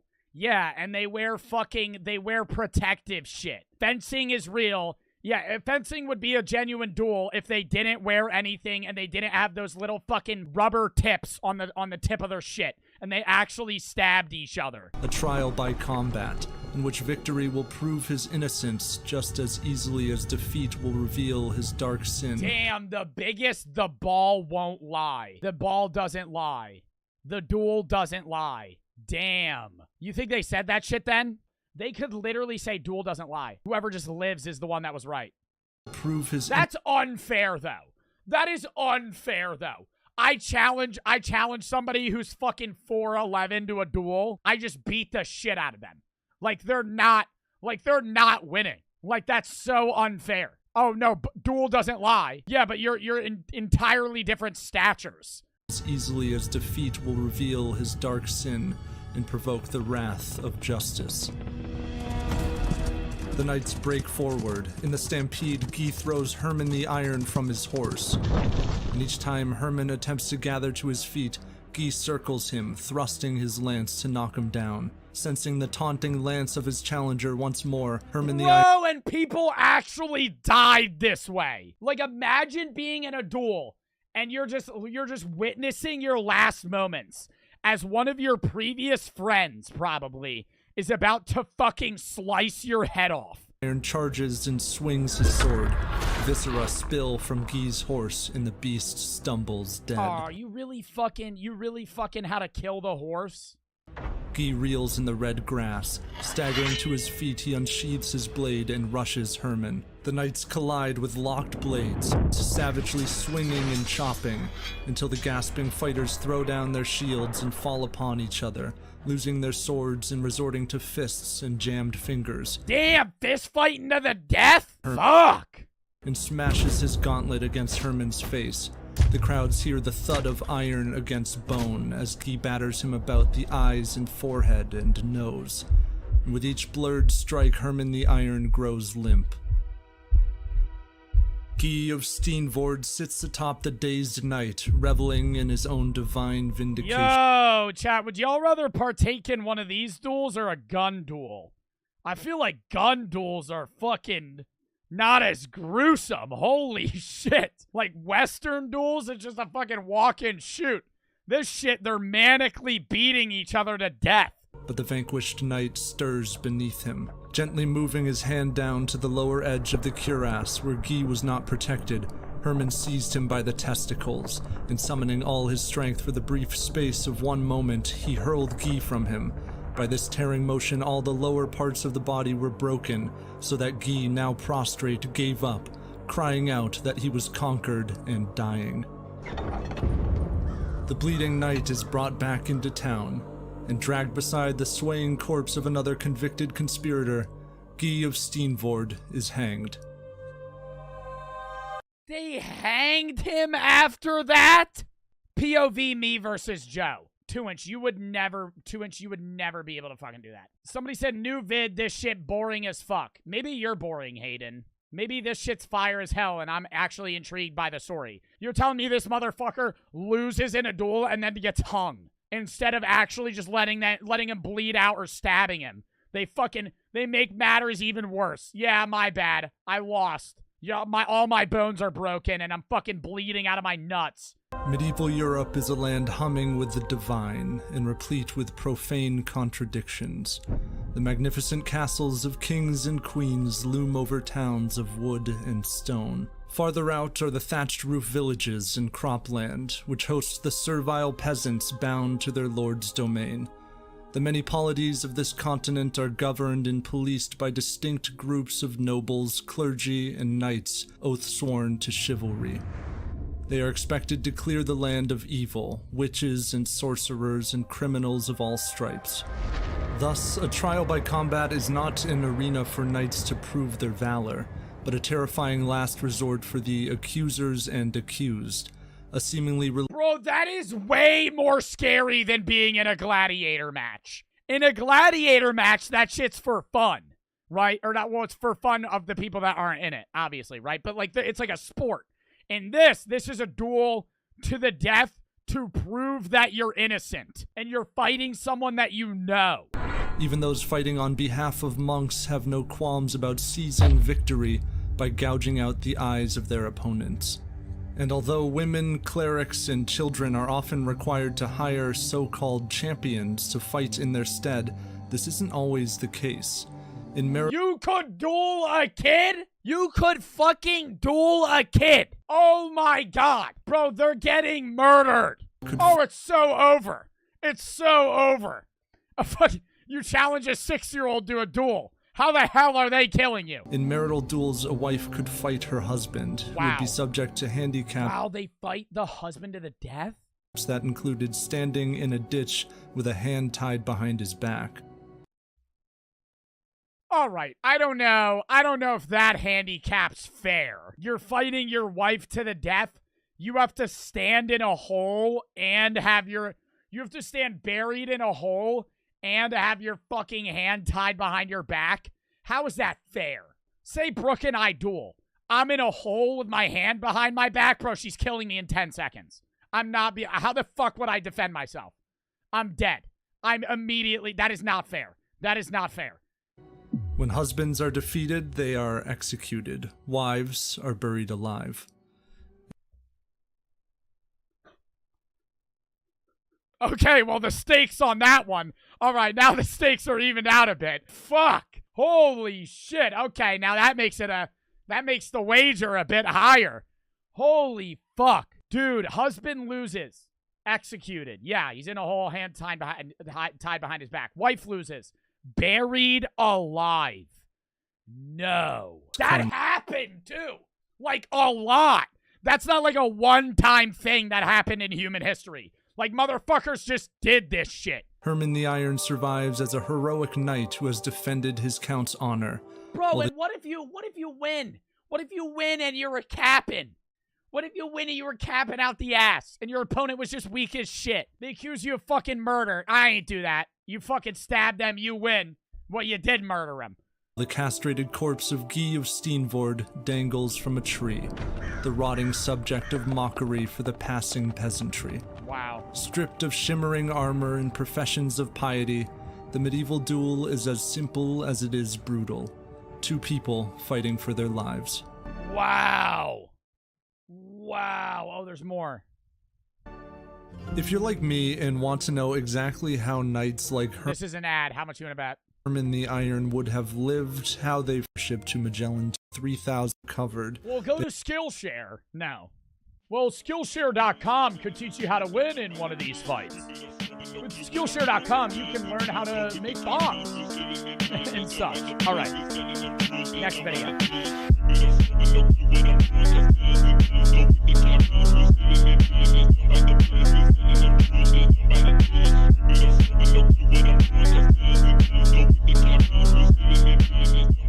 Gibby's Sad World. He appeared on set, you knew something. Whenever he appeared on set, you knew something funny, strange, or downright uncomfortable was about to happen. Gibby was a chubby, outlandish, yet lovable character casted on Nickelodeon's most popular live-action TV show in history, iCarly. Dude, the video with Gibby when he's holding the banana is the funniest clip ever. Gibby! Like, why is it? It's just a stupid scene. I remember dying laughing at that. Noah Monk is the actor behind the Gibby character. He was originally supposed to be on the show for 1 or 2 episodes. But have you guys seen all of iCarly? I don't know how old iCarly is for my chat. Because do you think, like, kids today watch iCarly? Like, 8-year-olds right now? Probably not. I think Gen Z, I think the youngest person today that's probably like watched iCarly is probably, 13, 14, probably 13. I think there's 13. I think 13-year-olds have seen iCarly. But provided so much comedic value that because of streaming? Well, I think streaming services, and it's just like these shows aren't really appealing to kids anymore. Producers kept him on as a regular. Over time, Gibby got really tired of the corny children's humor. Plus, constantly being the butt of the joke led to a lot of ramifications in his real life. Yeah, dude, people probably harassed him, man. Including people shouting at him in public, asking him to take his shirt off and dance. You'll probably be surprised to find out what Noah's career looks like today. Just like full leading into the meme and just being like, you're Gibby, right? Which consists of extremely cryptic and esoteric videos, along with an underground music career. Today, I used to watch Noah Monk's videos when I was like 15. I remember watching Noah Monk on YouTube. We're going to discuss how Noah's life was impacted by iCarly and how he managed to escape his identity as Gibby. Noah Monk was a typical Orange County teenager who played football and went to public school. He knew he was interested in arts, so he slowly got into acting classes, which led to doing plays and performances. The acting classes would have talent agent auditions, where agents would come in and look for the next. I never understand how people get into acting, really. Like, do you think it's just since they were a kid, they enjoy, like, playing out, scenarios and, like, just, when you're a kid and you, like, play, like, you're a chef and you have, like, a little thing or you cook, like, do they enjoy that? And then it kind of, just becomes a career. Next big star. It's the most California shit ever. At 10 years old, he got an agent who got him his first audition, which was for the show iCarly.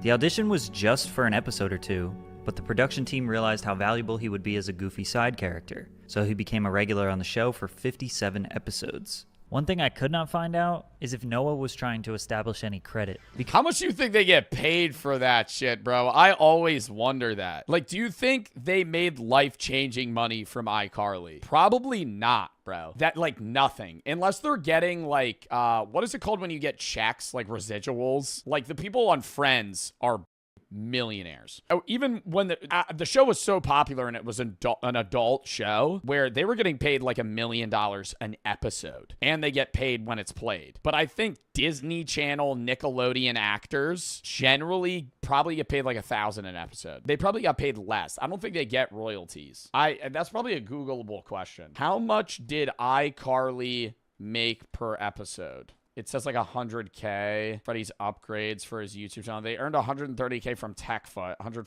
for promoting shoes. Dude, I feel like they probably got paid. How much do you think they got paid? iCarly got really popular. I feel like first season probably like $1,000 an episode. Like nothing. Like almost nothing for the season. For like a year's worth of acting or however long it took. 6 months of recording. I think after that, like last season of iCarly, they were probably making like 20K an episode. Which is like life-changing money, but still like, they probably only have like 15 episodes a season. Because we know he didn't have the extra debit card. They do get paid per screen time. That's better. The iCarly show is about a young girl who runs an internet video blog with millions of viewers. Her best friend Sam. Bro, I kind of hate rewatching some episodes of iCarly, though, because you realize how weird the show is and how, like, who was the dude that ran Nickelodeon that was, like, obsessed with feet? Because you rewatch iCarly, and when you're a kid, you remember watching iCarly or, like, Victorious and being like, dude, they always show their feet, man. This is, like, weird. Like, you don't recognize how weird it is. You're just kind of like, yeah, that's, I don't know why. I mean, it's kind of funny, but you're like, yeah, that's odd. And then there'll just be like a random 2-minute scene where they're just like showing their feet, like right here.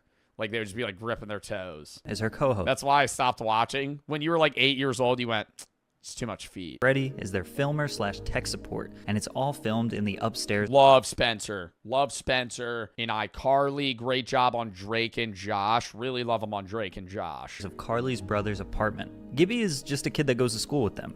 He's an easy target for jokes and is someone they can pick on. Quickly, by the end of season 1, he became more of a friend to them. A wacky friend, but he has a lot of endearing qualities to him. He's sweet, very friendly, pretty stupid. And Guppy, bro. But he isn't someone you want to bully. He was totally unrelatable, consistently doing such ridiculous things that had you totally excited for the unpredictability that he would bring next. Is he dressed as Wolverine in that? Ability that he would bring next. When does the show end? Are they like high school? I never understand. I don't remember how the show ended. They were high schoolers, right? And they graduated like senior year or some shit. What was it? Or was it middle school? I don't remember how old they were. How old are iCarly when it's the last episode? God, I can't Google. This edible's hitting me. It doesn't say. It was just 5 seasons. I feel like the last season was like, oh, we're going to college. Yeah, she's moving to Italy. Like some shit like that. They only had 10 episodes in the 5th season. He was mostly famous. Yeah, it ended when she moved. For his catchphrase. Gibby! And taking. Oh my God, no, the laugh track. Oh, that's why I can't go back. That's actually why I can't go back. Oh my God, I always forget. That like ruins the show. He goes, Gibby!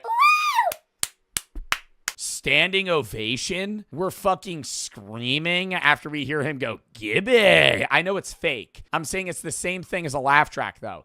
Any laugh track comedy is almost unbearable to watch outside of Friends. Like the ones that do it right, Almost Sunny in Philadelphia, The Office. Like it's just like they hit a joke and it's stale, right? And that's like it's just air. There's just air time. There's no space. Right? Wait, I don't know how I feel like I'm describing this terribly. In Friends, it's like, in Friends, Big Bang Theory, Seinfeld, I think Seinfeld has a laugh track. When they make a joke, they have to actually pause. In Always Sunny in Philadelphia or something, they might have like a facial reaction and give like dead space. But most of the time, it's just like, hey, this is how a natural interaction's going to flow. They just make it funny. And that's good. But when it's like, they're going to make a joke, and if you remove, I've done this on stream a million times. If you watch like Big Bang Theory or any of those shows, look up an episode without laugh tracks, and they'll make a joke, and they'll be like, hey, how was your day? Well, let's just say it could be better.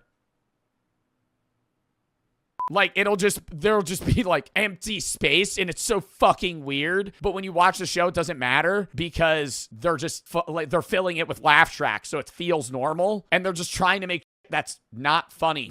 And it ruins the show too, because you realize without the laugh track, it the jokes annoy you. Because there is a joke that can miss, but with the laugh track, it's like, whatever, it's playful. You play it off. But then you actually listen to it, it's unbearable. His shirt off. I don't know how or why he decided to take his shirt off, but after he did it one time, it became a normal thing. Make sure you're hydrated while watching this video. At the time, Noah didn't mind this. iCarly was his first acting job. What? So he was basically willing to do anything. However, Noah was very aware of what people were saying online about him. iCarly was a TV show about a web show, but they actually had a real website with blog posts, polls, and trivia.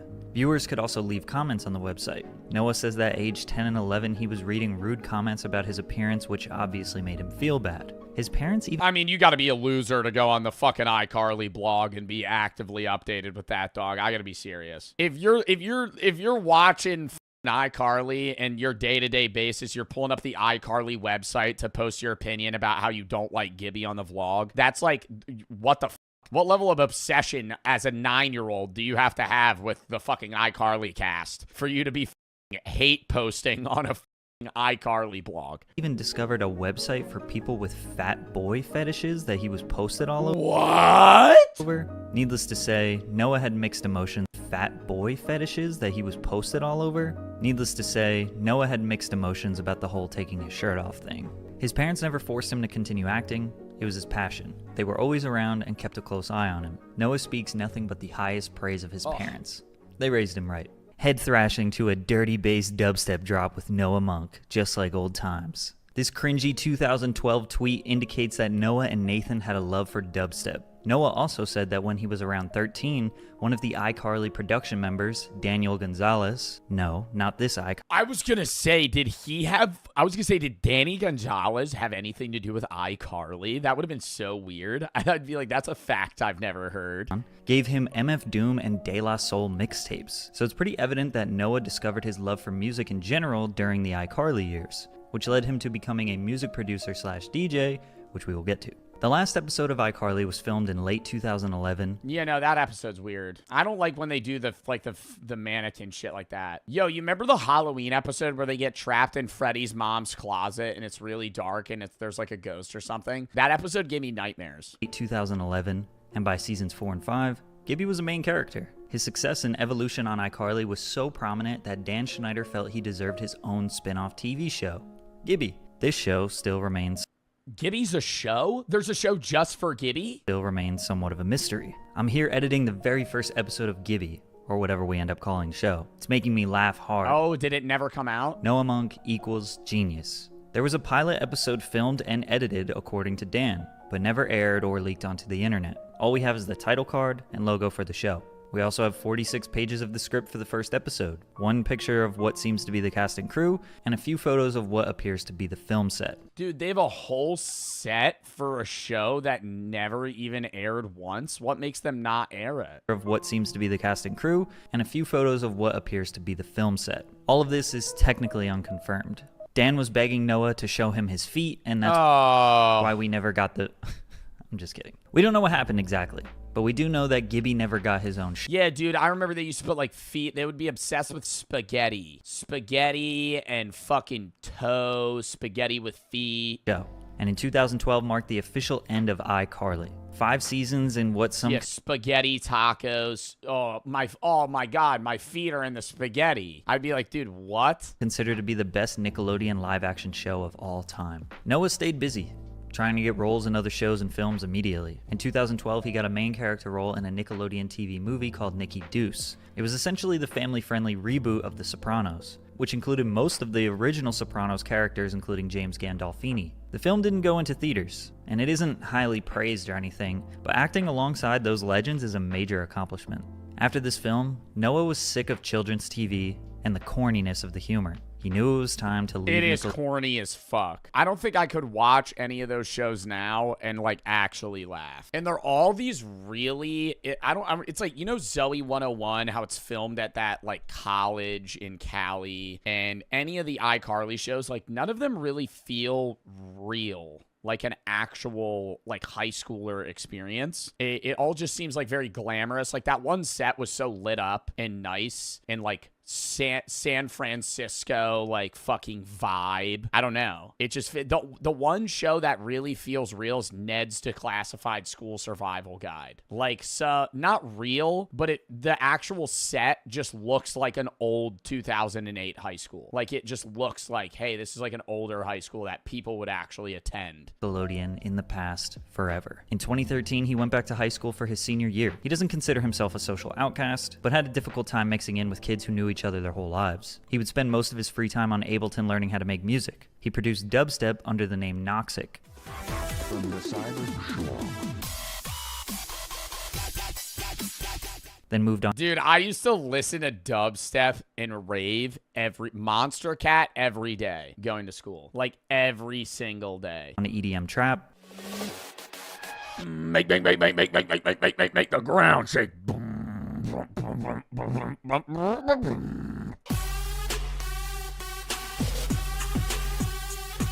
I mean, it's still good as hell. And even experimented with rapping a little bit.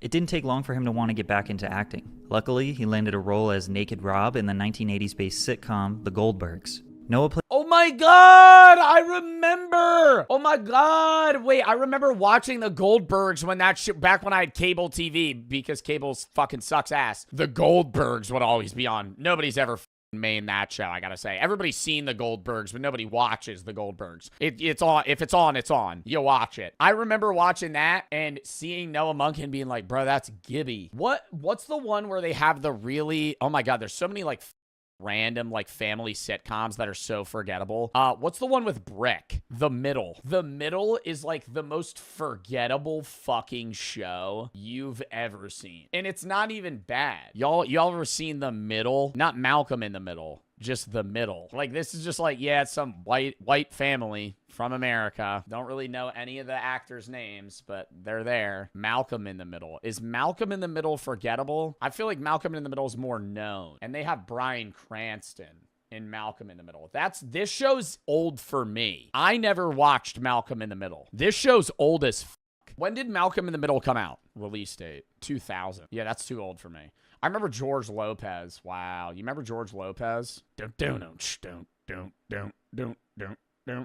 Oh my word. Modern Family. Modern Family's I think Modern Family's a more known show. Like, if you mention, I could like look at the Malcolm in the Middle cast and know people. I could look at George Lopez and know people, but anybody from the Middle, no. Dude, like, these people are all famous outside of like the kids, but like I know everybody else. Seen them in other shit. Not this kid. You know this kid's like a turbo genius, by the way, Luke. You know this kid's like a verifiable like IQ. He has like a 160 IQ. He's like a fucking genius. Like, he has to play a dumb kid. He's like the dumbest character in the whole show, which is so weird because it's like you would assume he would play like a smarter role. Plays a side character that acts as a best friend to the main character. He's been in 77 episodes, and the show has run for 9 seasons. He somehow managed to land 2 back-to-back shows that lasted for an above-average amount of seasons, which is very impressive in Hollywood. However, it seems like Noah still had the ghost of Gibby lurking above him. His new passions were not met with the utmost praise from fans. He was now 18 and a few years removed from Nickelodeon. Whenever he would post about his music, his new projects, or anything he was interested in, he would be flooded with troll and hate comments, accompanied with people making him feel insecure about his appearance. He abandoned— Yeah, this was also like the worst time to be on social. I mean, social media now is a shithole, but dude, like 2013 to 2016 were probably like the worst years to be a YouTuber in terms of hate, but also people just getting away with any fucking thing. In the Noah Monk Instagram and Twitter because of trolls and people just call— Dude, like the YouTubers, obviously we all watched like Minecraft YouTubers then, bro. But like, I remember watching when I was like 11, 12, like just watching iDubbbz. Like, I know iDubbbz has had like a full, we're not going to get into that now, like full transformation, apologize for everything, whole thing. But like, I remember watching iDubbbz when I was like 11 and like him just saying the fucking most appalling things ever. Calling him Gibby. Yeah, the whole Leafy iDubbbz H3 era. He was kind of a punching bag on the show, so he feels like the fans— Filthy Frank, Max Mofo. I mean, I met Cold Ones is its own separate thing. Max Mofo and Anything for Views. I met them at TwitchCon in San Diego. But like, I remember watching Max Mofo, Filthy Frank, Anything for Views, iDubbbz, fucking H3 do it back to him, not figuring out how to separate Gibby the character and Noah Monk the real person. Noah doesn't take it too personally, but it definitely gets tiring when you're trying to move on with your life, talk about your music or your personal interests, and everyone wants you to remain that thing that you were at age 13. He did also deal with people demanding him to take his shirt off, literally yelling across a restaurant while he's trying to eat with his family. One time, even a random girl just jumped on his back while he was walking down the street. He started to resent the Gibby character a little bit, and Noah is truly a sweet and wholesome guy. He didn't want to resent his past. It led to an angsty phase for him. He really leaned into his interests of SoundCloud rap and producing. He started an obscure YouTube channel called Sad World Online. For around 3 hours every day, I live in complete daze. I cannot control— What the fuck is this? I have what is this? For around 3 hours every day, I live in complete daze. I cannot control my body or mind in this state. The 20-year-old started consistently posting his avant-garde, over-edited, poorly scripted shitpost comedy that quickly developed a cult fan base. All of the music featured in the YouTube series I've was seen that, like his other YouTube videos. produced by him, which helped fans get interested in his music. The raunchy side of humor was something we all needed. It's like the TV MA rated Gibby. You couldn't make fun of Noah anymore, because he embraced his appearance and leaned into it for comedy. Plus, he genuinely has built a fan base off his new art. At one point, it bothered him that his embarrassing moments were on the internet forever. Now he looks back on the Gibby character very fondly. Sadly, Gibby did not make a return to the iCarly reboot in 2021. Yeah, thank fuck. Thank fuck. They bring fucking 27-year-old Gibby's ass and go, and he has to take his shirt off as an old, I guess like a man, and go, Gibby! That would be like horrible to watch that. I didn't watch the iCarly reboot anyway because dude, Fuller House, fucking iCarly reboot, go fucking shove a fist up your ass. I don't want to see that bullshit. I remember when I hated regular Full House. Fuck out of here with Fuller House. I'm already full enough.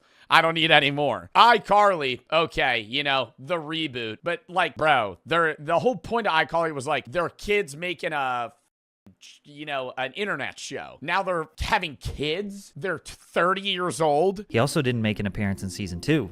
A fan asked Jake Hogan, one of the iCarly writers, about Noah's absence.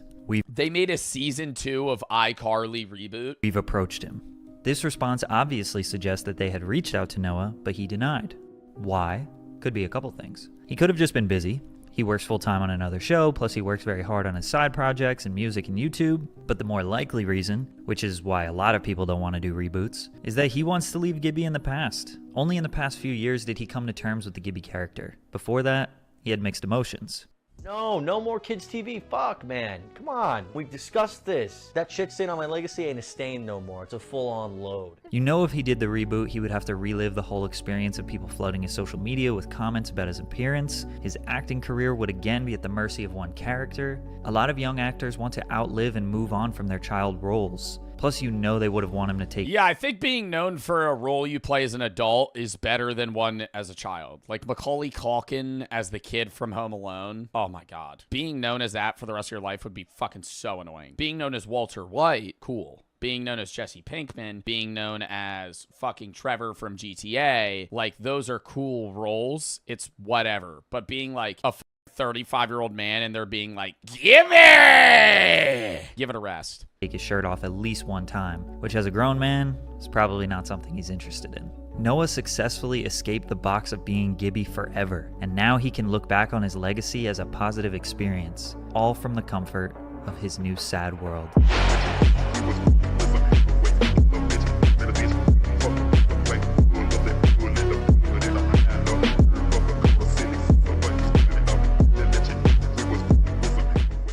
Next video. Pizza Hut hasn't been doing so well. Failed franchises, bankruptcies, and almost no growth in revenue for the last 10 years. This is the sad reality for Pizza Hut, who have had so many store closures that there's now a subreddit dedicated to finding former Pizza Hut restaurants.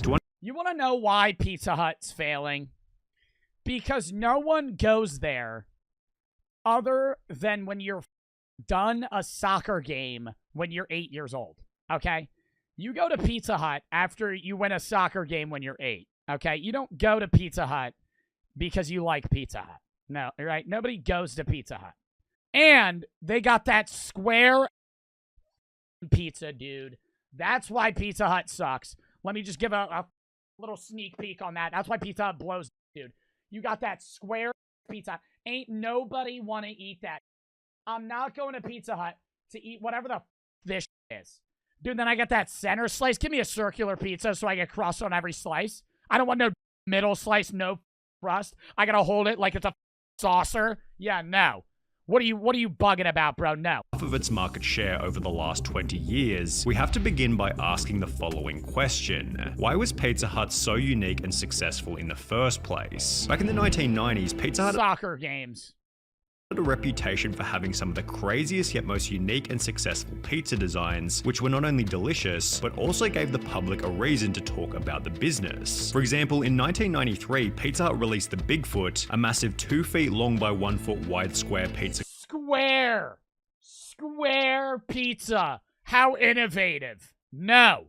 Useless. Creation, with the Bigfoot accounting for 18% of total sales. There was also the cheeseburger crust pizza, the hot dog crust pizza, Gross. and the cornflakes crust Gross. pizza. However, none of these were as successful as the now famous stuffed crust pizza, which achieved sales of $1 billion in the first year, boosting Pizza Hut's stock price by roughly 50%. Of course, this strategy led— Yo, I'm gonna have a massive L take here. I don't dislike stuffed crust. I don't like stuffed crust as much as regular crust. I think it's nice to have just a bit of bread, right? I don't want, like, when I'm eating the crust, I'm expecting a lot of bread. I don't really, like, I don't dislike stuffed crust. I still fuck with, like, cheese stuffed crust, right? Or, like, the pepperoni stuffed crust. Like, I like that. But, when I'm eating, like, a New York slice, that crust on the end, it's like some good-ass bread. It's some good-ass bread. It's just like, you know, I end in the pizza, I eat some bread, clears the palate, then I go on with my day. I don't want some fucking glob of mozzarella stuck in the middle. I'll still eat it. Still fire. It's not as good, though. such as their controversial lasagna pizza, which was described in a review as the worst thing I've ever eaten in my life genuinely. But for the most part, these experiments seem to help pizza.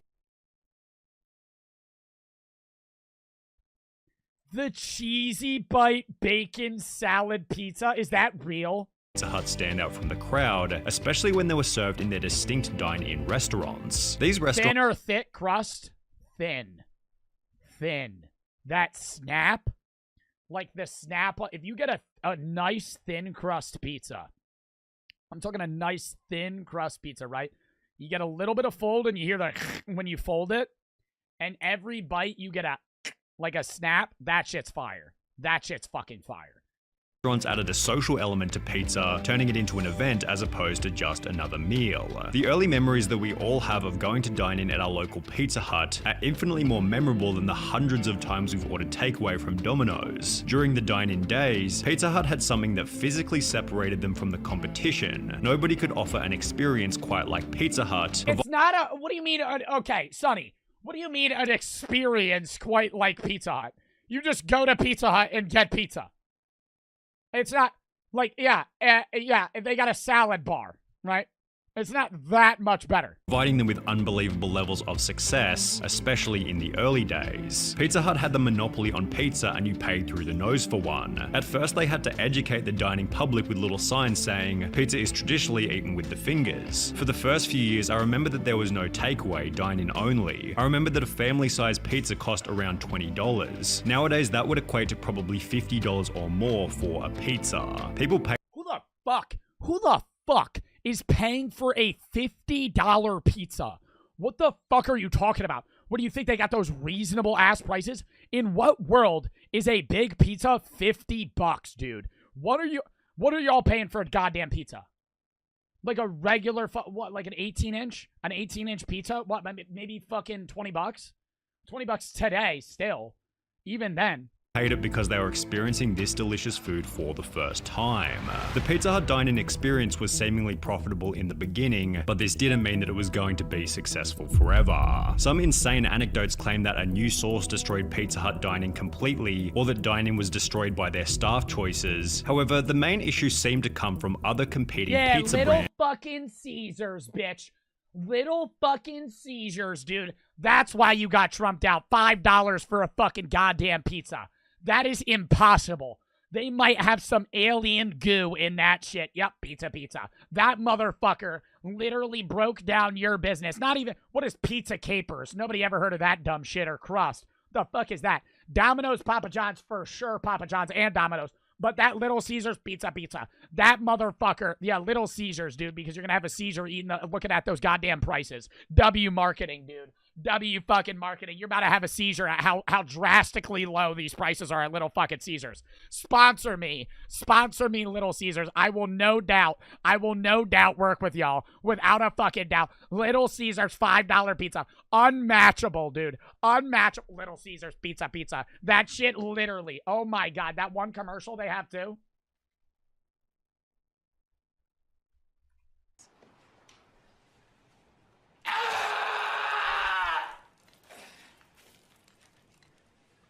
Good a hot and ready pepperoni pizza for $5 or a deep dish for $8 only at Little Caesars.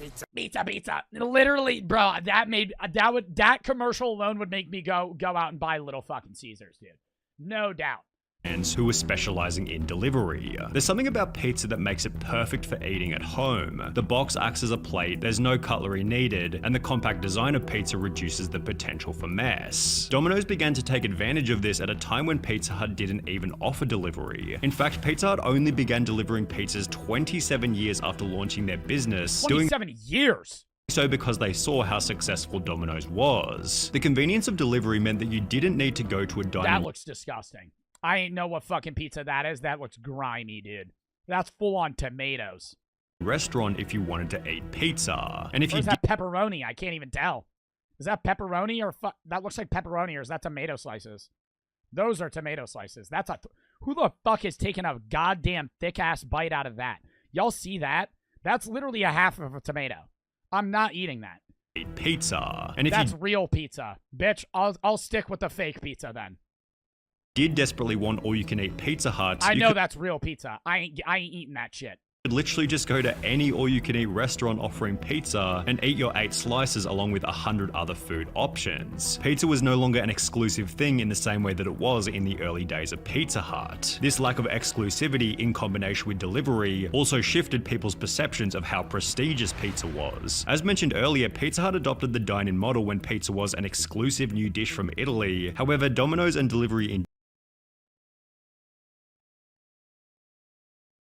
exclusive new dish from Italy general turned pizza into just another fast food. Pizza Hut became no fancier than McDonald's or KFC, so why would you take your exclusive dish though from Italy? Really? Is that what Pizza Hut was priding itself off of in 1985? An exclusive dish. It's dough, sauce, and cheese. Nothing about that is exclusive in any shape, way, or form. Any fucking restaurant can make pizza. family to eat there as a special occasion? Then there was Pizza Hut. Chuck E. Cheese pizza, though? Chuck E. Cheese pizza's underrated.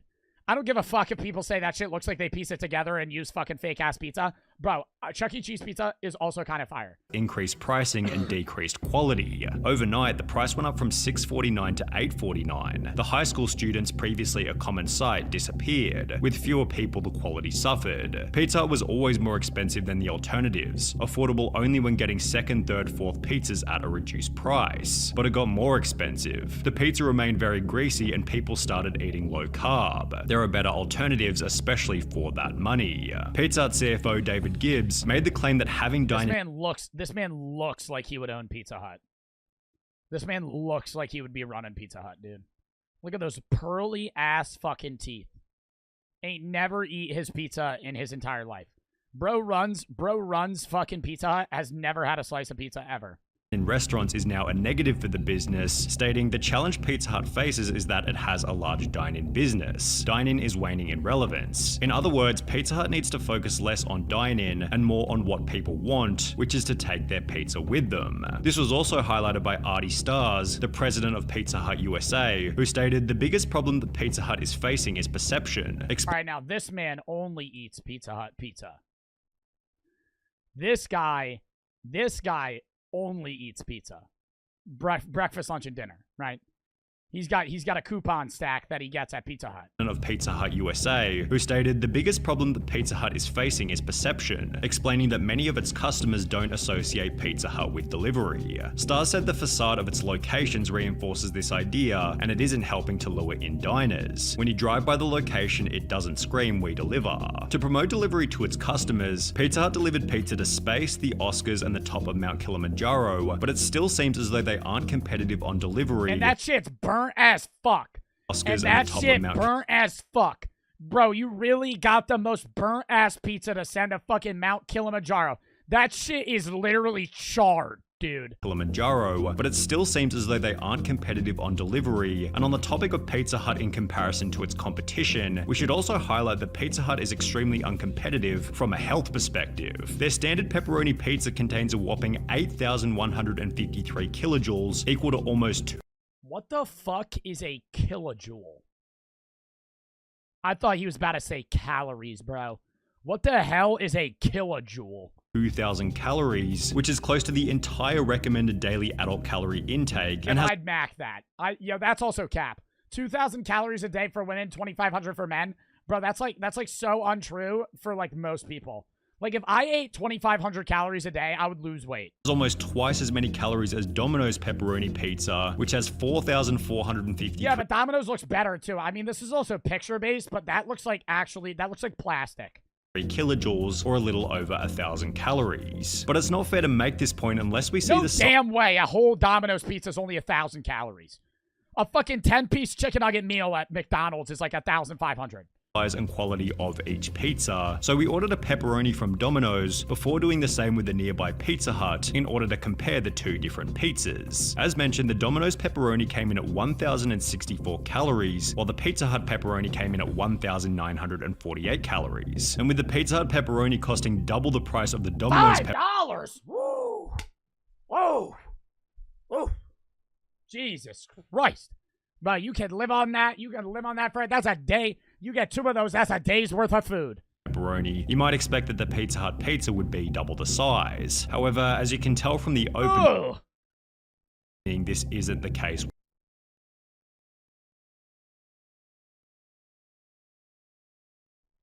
I'm eating the Pizza Hut one. Domino's? I don't know what the fuck that is. Some folded ass frozen pepperoni. You ain't even cover that sauce piece right there. That looks good. I'd eat that. That looks like shit. Whatsoever. The Domino's pizza had a surface area of 510 square no, but that's so garbage. centimeters, while the Pizza Hut pizza had a surface area only 12% larger at 572 square centimeters. Yeah, but still, bro. Okay. Would you rather have 2 of these pizzas or 1 of these pizzas? Depends how hungry I am. Additionally, the Pizza Hut pepperoni weighed in at If I'm not hungry, this one. 1.46 pounds, making it only 7% heavier than the Domino's pizza at 1.36 pounds. Now, to Pizza Hut's credit, their pizza definitely presented and subjectively even tasted better than Domino's. However, with the Pizza Hut pepperoni being double... But, like, Domino's pizza doesn't look like that. Like, when you guys get Domino's, does it look like that? I don't know what Domino's he went to. That shit looks fucking awful. Double the price and double the calories with no real distinct advantage, it becomes... fire whoever the fuck made that. Obvious as to why Pizza Hut has become uncompetitive. When looking at Pizza Hut's menu, you'll also notice that the days of Pizza Hut trying wacky, unconventional designs are certainly long gone. The only crazy product that they have on their website is a range of pizzas. Creamy ham and mushroom schnitzel.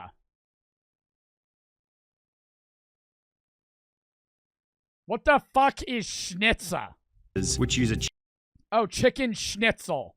Chicken schnitzel as the base, but apart from that, almost everything else on the menu feels like something you could get from Domino's at a cheaper price. Nowadays, there's so many restaurants, not just dedicated pizzerias, that offer pizza on their menu that you can simply get better quality food at discounted low prices at other places. It's not even worth using Pizza Hut for pizza anymore. You'll get better results elsewhere. Now, to Pizza Hut's credit, they did try to overhaul the menu back in 2014 when they introduced their biggest brand evolution ever called Flavor of Now, which introduced countless different new fancier menu items and was described as the biggest change the Pizza Hut and the pizza category has ever seen. However, their new upscale approach had minimal impact on Pizza Hut's revenue, which actually declined by $100 million in the same year that they implemented Flavor of... $100 million less in sales. Jesus Christ.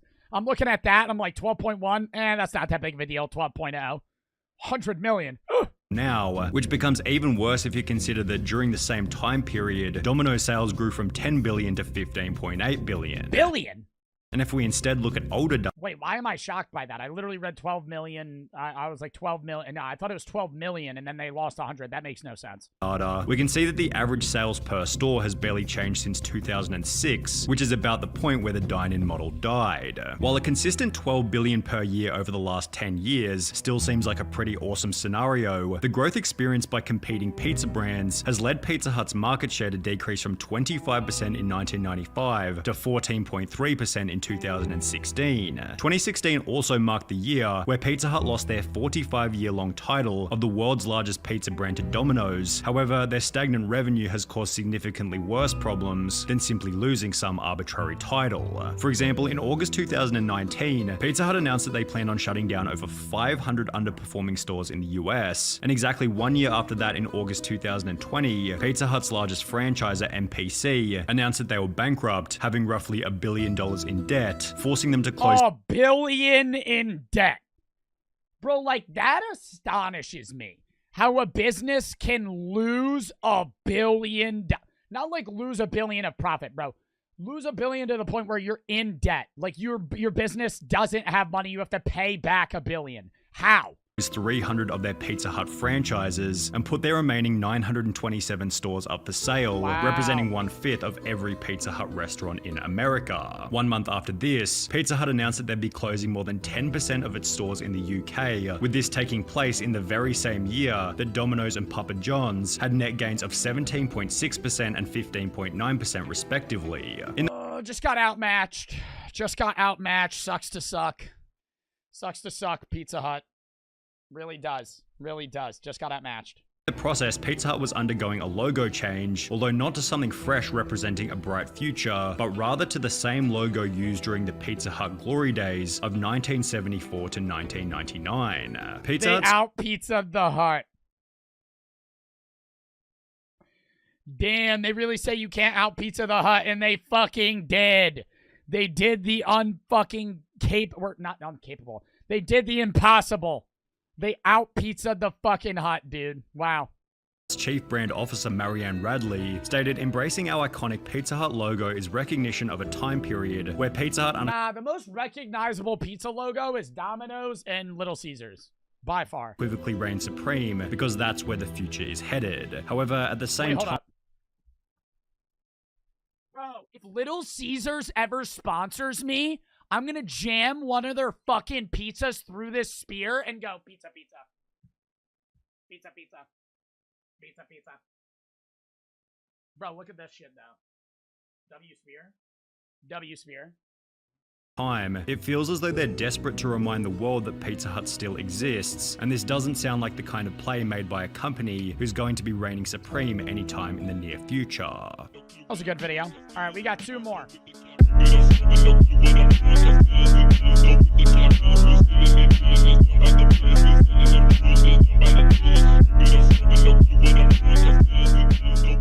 Rich woman shames man with tattoos.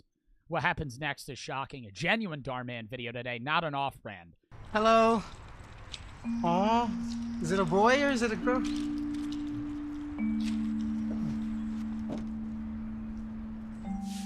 Yo, you would never catch me doing that, though. You would never catch me doing that. Aw, is it a boy or a girl? I don't care. I don't care. I don't care. I hate children. They're the most annoying thing in the world. Am I going to have kids one day? Yeah. Are they going to annoy the fuck out of me? Yeah. Dude, all they do is cry. Like, that's literally it. It just its pants. Is it a boy or a girl? I don't... No. Oh, thank you so much, Miss Amber, for allowing my son to stay with us until he finds a job. He can't stay with his dad anymore. Oh, of course. You know, if Sam is anything like you, I'm sure he's gonna find a job in no time. And you've taken such great care of Timmy since he was in diapers. And letting Sam stay here is the least that I can do. I really appreciate that, Miss Amber. Oh, no. Don't worry about those. I'll take care of the dishes. Thank you, Maria. You know, not a lot of live-in nannies do housework, so I really appreciate you. NPC conversation. NPC conversation. This is the most useless shit in the world. I would never have this dude, these types of conversations in real life, this is where I have my foot out the door. This is where I'm trying to leave the whole fucking conversation. You're bugging the fuck out. You think I'm actually sitting here talking about this shit. God damn, dude. You ever been in one of those conversations where you're talking to somebody and you don't want to talk to them and you keep leaving? Bro, I clapped up this one guy 5 times. Or not clapped up, dapped up. Dude, literally 5 times. 5 times in 5 minutes. Bro, literally, I'm like, all right, I'll see you. I start walking away. He starts talking to me again. Oh my God. I'm like sitting there like, bro, For the love of God, stop talking to me. Ducky for the 300 bits. Found out that I have free will recently, so I just walk off when I get bored of the conversation. Yeah, so the other day...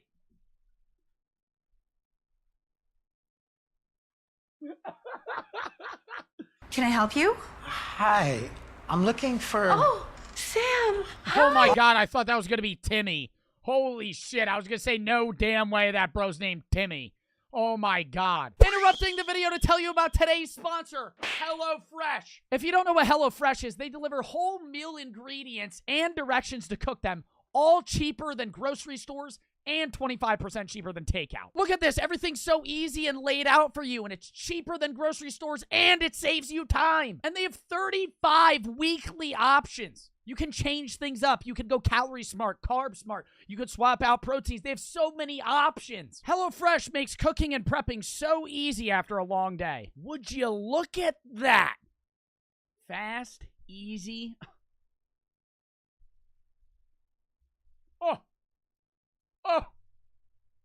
Oh, tastes amazing too. And it's all fresh, high-quality ingredients. Look at this, and it's delivered right to your doorstep. If this seems good to you, oh boy, do I have a deal. Go to HelloFresh.com and use code Bartolozzi21 for 21 free meals and free shipping. Once again, HelloFresh.com and use code Bartolozzi21 for 21 free meals and free shipping. Thank you. Oh, come in, come in.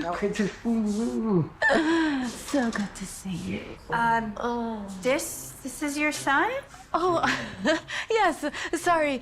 This is Miss Amber, my boss, who I'm always talking about. It's nice to finally meet you, Miss Amber. I've heard a lot of great things.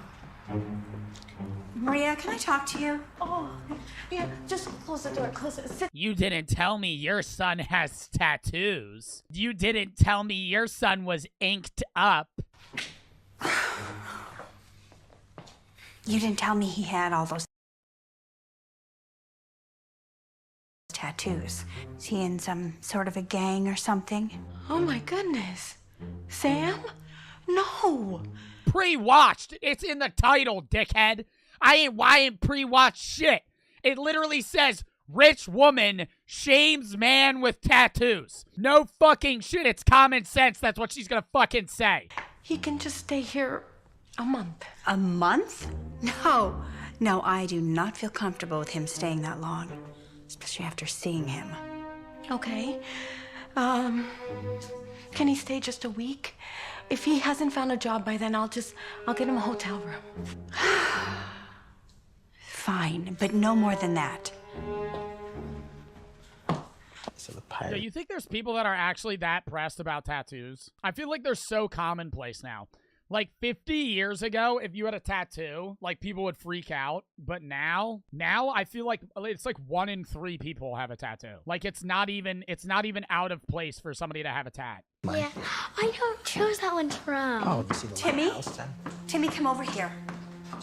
What did I tell you about talking to strangers? He's not a stranger. His name is Sam, and he's really cool. See, now that's a Timmy, right? That's Timmy. Find another place to stay if it's a hassle. No, don't be silly. Sam, Amber has been nice enough to let you stay for a week. Max. That'll be more than enough, Miss Amber. Thank you. I appreciate it. All Who right. got the tucked in flannel?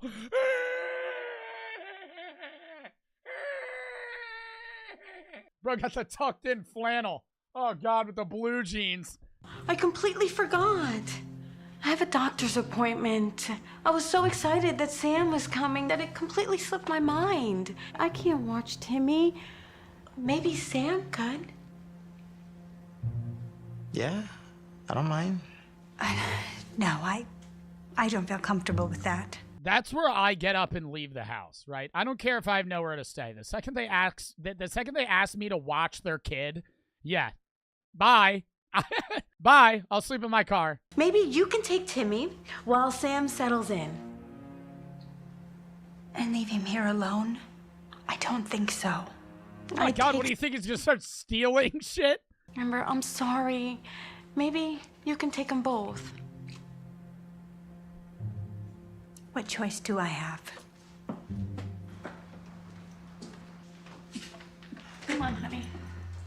Yo, look at this, bro. Fucking so happy. So happy all the time, bruh. I remember those days. I remember those days where you didn't care about anything and life was just fucking amazing. And the worst thing you had to do was your fucking homework. Hey, what you got there, Timmy? What's this? It's a Pokeball. Pokeball, cool. You know, my favorite toy growing up was Nintendo 64. Is the reason you're moving out because you just graduated high school? He looks 35. He just graduated high school. Bro, this is a grown man. No, ma'am. I actually didn't finish high school. I had to drop out junior year because You did. Is the reason that you're Is that why you have so many tattoos? not able to hold a job because of all the... No, not at all, actually. Dude, that's what I'm saying. Like, you can get a job easily with tattoos now. Like, having tattoos is not an issue anymore. Like, unless you literally have, like, a dick just, like, drawn on your forearm, right? If you have, just a genuine penis just fucking on your forearm, that's a different story, right? But who the fuck has that? Look, I know people may assume a lot about me because of all of the tattoos, and that's fine. But Mrs. Amber, I always try to tell people you really shouldn't judge a book by its cover. Foreshadowing. Maybe. But you can tell a lot about a book from its cover. Yeah, and you look like a spoiled mom that doesn't do anything other than complain and rant about other people. Maybe worry about your own damn life, dumbass. I hear you're not getting along with your father either. Is it something that you did, or? If it's all right with you, I'd rather not talk about that. Well, you are staying at my house, so... Why your hair looks so damn greasy? When was the last time you showered? That's what I thought. That's what I thought. Now back the fuck up. So it's something that you're trying to hide? Hey, Mom, can you please buy this for me? Please, please. No. You have enough toys at home. You do not need another one. Go put it back. And your damn kid wants a Pokemon. Maybe get him to play a real man's game like Magic the Gathering. The fuck is this? Bro's still obsessed with a Pokemon. Maybe get him into the real card game, some Dungeons and Dragons type shit, okay? Oh, excuse me, ma'am. May I check your receipt, please? Oh, is he stealing? You're all fine. Okay. Have a good one. Hey. Yo, you got a thing in your pockets, my man? No, I don't. You sure? Do you want me to show you? Please. Okay, look. This is my phone. I don't have anything, all right? I don't... Unbelievable. I told my son... That wouldn't even beep. That wouldn't even beep. They put the scanners on, like, expensive shit. That is a $3 Pokeball, bro. That from Target. Timmy did it. Timmy, that little weasel. That little fucking weasel Timmy. I did not want him to have that, and then you go and steal it for him? No, man, look, I promise, I have no idea how this got in my sweater. Right, so the toy... He also didn't walk out of the store. He's not in trouble. He didn't steal. Like, this is a way bigger deal than it needs to be. Like, just put it back. Sorry. Here. Just grew legs and jumped into your hoodie, is that it? No, man, that's not what happened. I know that I'm with him, but I just met him. So if you need to call the police... I'm saying she told me to steal it.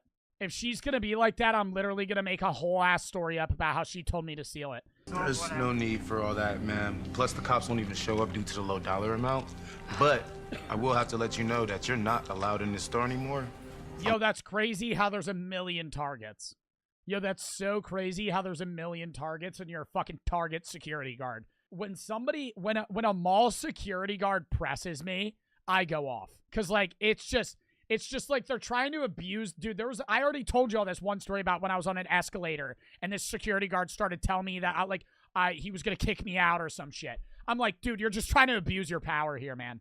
Like, I'm sorry that you're a mall security guard and you're trying, like, you literally have to just sit there because nothing happens in a fucking mall where you need a mall security guard. So then when something happens, you just immediately try to kick somebody out. But, like, I'm not really working with this shit, bro. Like, I'm immediately an asshole back. And I always get karma right after. My car broke down the second after I left. I'm gonna need the toy back. I am going to tell Maria that I want you out. I do not want a thief living under my roof. I'm telling you, he didn't do it. He would never. No mother wants to believe that there's... Yo, if he was gonna steal something, why the fuck would he ever steal a $3 Pokemon toy? Like, if I'm gonna steal something from a store, I'm gonna be stealing something, you know, that has value. But I saw it with my... Steal a washing machine? Yeah. Yeah, get a really big sweatshirt and put a 49-inch flat screen under it. I do not want my son exposed to that kind of behavior. Okay. Because it's so late, is it okay if he leaves in the morning? How do I know he's not going to steal anything while he's... It's still bright outside. I probably shouldn't even be leaving him alone right now. Sam would never do that. And if there's anything missing, you can just... Yo, if I'm like a stay-at-home maid and my boss is telling me that my son's a thief, I'm gonna tell her to go fuck herself and quit. Like, I'm not putting up with that shit. I'll be a maid for someone else. One night, and then I never want him to set foot in this house again. Well, I'm gonna go change out the laundry. I'll be right back. Yo, you eating with plastic forks? I thought you were rich. And fucking Solo cups. You're in 4th grade? Yeah, how you like school? It's good. Please do not talk to my son. Yo, I'm just gonna leave. Like, this is not worth it. This is not worth it, bro. She's being such a dick. Timmy, you just spilled juice on yourself. Go ask Maria to get you a new shirt. Go change. New shirt? I'm not changing my fucking shirt for that. Y'all changing your shirt for that? Bro, you spilled a little bit of apple juice on your fucking shirt? Look, Miss Amber, I'm really sorry about what happened earlier, but I promise you, I have no idea how that toy got in my hoodie. I've never stolen anything before, and I would never do that in my life. I'm not so sure. If I wasn't there, who knows what else you would have stolen. I'm breaking her plates. I'm fucking punching a hole in her flat screen, and I'm fucking walking out. Oh, yeah, she's calling me a thief, bro. I'm about to kick the shit out of her TV and leave. My watch!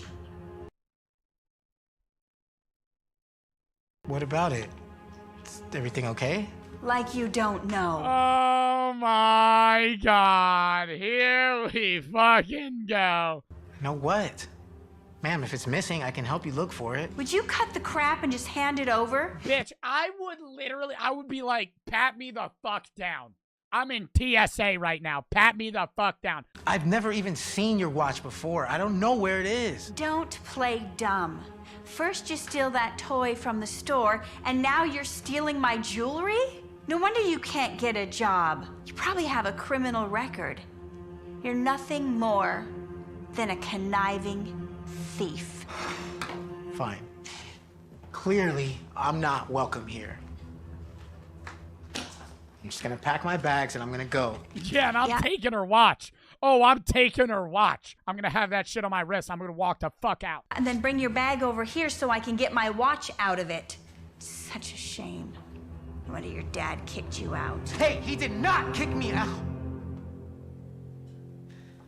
Miss Amber, you asked me earlier what really happened. Miss Amber? I ain't calling her Miss Amber. I'm telling her she's a fucking dick. But you never gave me a chance to tell you. So I might as well now. You see, as long as I can remember, my dad has been a very bad alcoholic.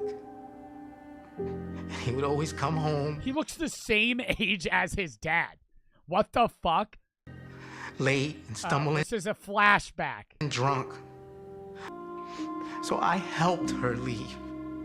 And I promised her that everything would be okay.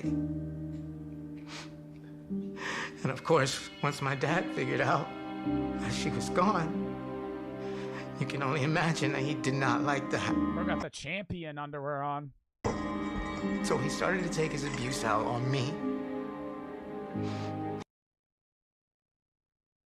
That is not a belt whip. That is a full-on gash in your arm. And I would always do my best to hide the scars and my bruises. And if my mom ever called, I would lie to her and tell her everything was okay just because I didn't want her to worry. I didn't leave because my dad kicked me out. I left because I didn't want to take the abuse anymore. And I got the tattoos not because I want to be a part of some gang, but because I wanted to hide the hideous scars all over my body. I am so sorry, honey. Oh, here we go. I had no idea he was treating you that badly. I would have never left you there if I had known. Bro, this is like 25 years later. Like, this man is like 30. Like, she really never knew. He never told her. Like, she never fucking looked at his arms. Even if you have tattoos, it wouldn't cover a scar. You'd still be able to see that fucking big-ass gash he had on his arm. And honestly, I always knew that I'd eventually move out and be close to you again. I never intended on bringing any trouble here. I'm so Bro, she got that Simply Fruit punch. What? sorry that happened to both of you. But that doesn't change the fact that you stole my watch. I ain't steal shit. I'm punching her in the nose. What are you talking about?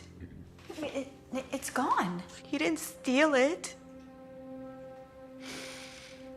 I was having it cleaned for you. Yeah, and that's where I make a duplicate of it, and I give her that boof-ass version, and I fucking steal the real one. I just assumed after you stole the toy from the toy store that you For the 100th time, ma'am, I did not take the toy. Actually, Mom, I put it in his pocket when Sam wasn't paying attention. Actually, Mom, I put it in his pocket. Bro, and he's cheesing that whole damn time, too. Bro's smiling about that. Yeah, your little weasel son's the fucking thief. I'm sorry, I just really wanted it. You took that toy? Honestly, I kind of figured that's what happened. I didn't want to blame Timmy. Bro's moping. Jesus Christ. I am so sorry. It's just that when I saw you and saw the tattoos and heard that you dropped out of school and you couldn't get a job, I just assumed you had a criminal record, so it made sense. No, ma'am, you have it all wrong. The only reason I dropped out... Bro, he ain't even paying attention. Bro, we ain't moving past the fact that Timmy deadass stole. Bro's just eating again. Bro's just sitting at the table fucking chowing. The only reason I dropped out and don't have a job yet, that's just because... Timmy, I told you to slow down. Yo, Timmy? good shit, Tim. Are you okay? Timmy? Honey, can you breathe? Here, excuse me, let me up. Here, come here, Timmy. doing? Stand up for me. Okay. Oh, I forgot how to do Heimlich. If only I had a watch that would, maybe give me my memory back on how to save people from choking.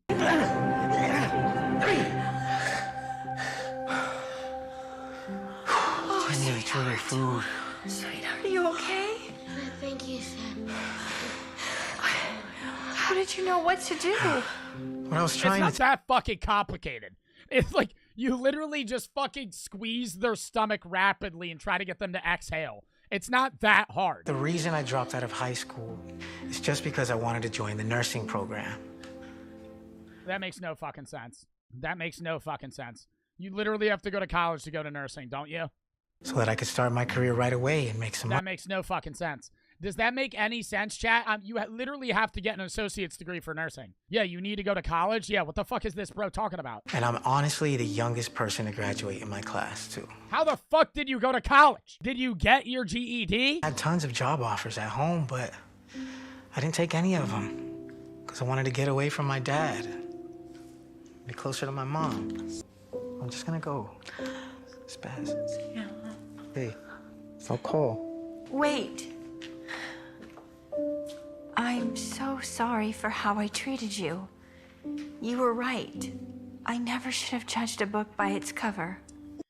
Oh, the foreshadowing. It's all right, ma'am. As long as you give me your Rolex. As long as you give me your Rolex, you know, it's fine. Kind of used to it by now. Please don't go. I would love for you to stay. I think you would be a great role model for Timmy. That is, if you'd even want to stay. All right. Yeah, I'll stay. Don't talk to my son. Yes! Do you know how to play Fortnite? Yeah, not with you, though, because you probably ain't getting no fucking wins. Yeah, you ain't getting any fucking victory royales, though. I'll play on your account. Timmy's got to go into the gamer dungeon. So here's my piss drawer. When I don't want to get up to go to the bathroom, I just, I just open it and I pee in it at night. You close it. I collect it. Over here, I also have a poop bucket for dire situations. Dude, a piss drawer is a real thing. There's like actual kids that have piss drawers. Who had a piss drawer here when they were younger? Say I. Ban them. Ban them. Ban them. Get them out. Get them out of my chat. Oh, I gotta do the homework. Fuck. Carrot for the 400 bets. Hyper for 500 bets. And Jordan for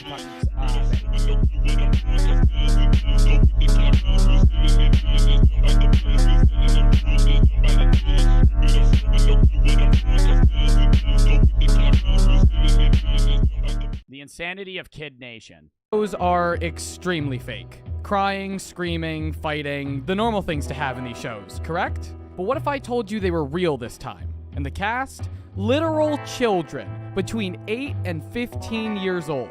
Now, if I told you that people enjoyed the book Lord of the Flies, you wouldn't be very surprised, would you? I read that shit. I feel like every kid... What's one book that every kid in the U.S. has read? Diary of a Wimpy Kid, Tom Sawyer, Lord of the Flies, Hatchet.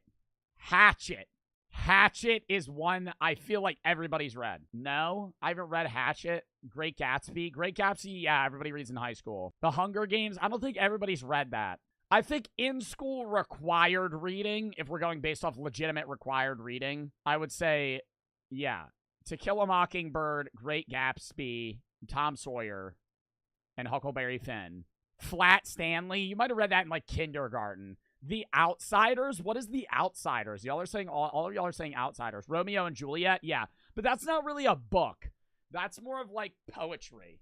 What the fuck is The Outsiders? I never read The Outsiders. Y'all read that? I mean, it's one of the most famous books of all time and was written by a Nobel Prize-winning author. But one man Charlotte's Web? Okay, yeah, there's one. To love it a little too much. His name, Jonathan Karsh. Born on October 16th of 1971, he became an executive film producer. I would love to be able to tell you more about this immaculate specimen, but all you find when looking for Jonathan Karsh's life is 13 facts about his birthday, and then more facts about his birthday, and then the day he was born, and his birthday.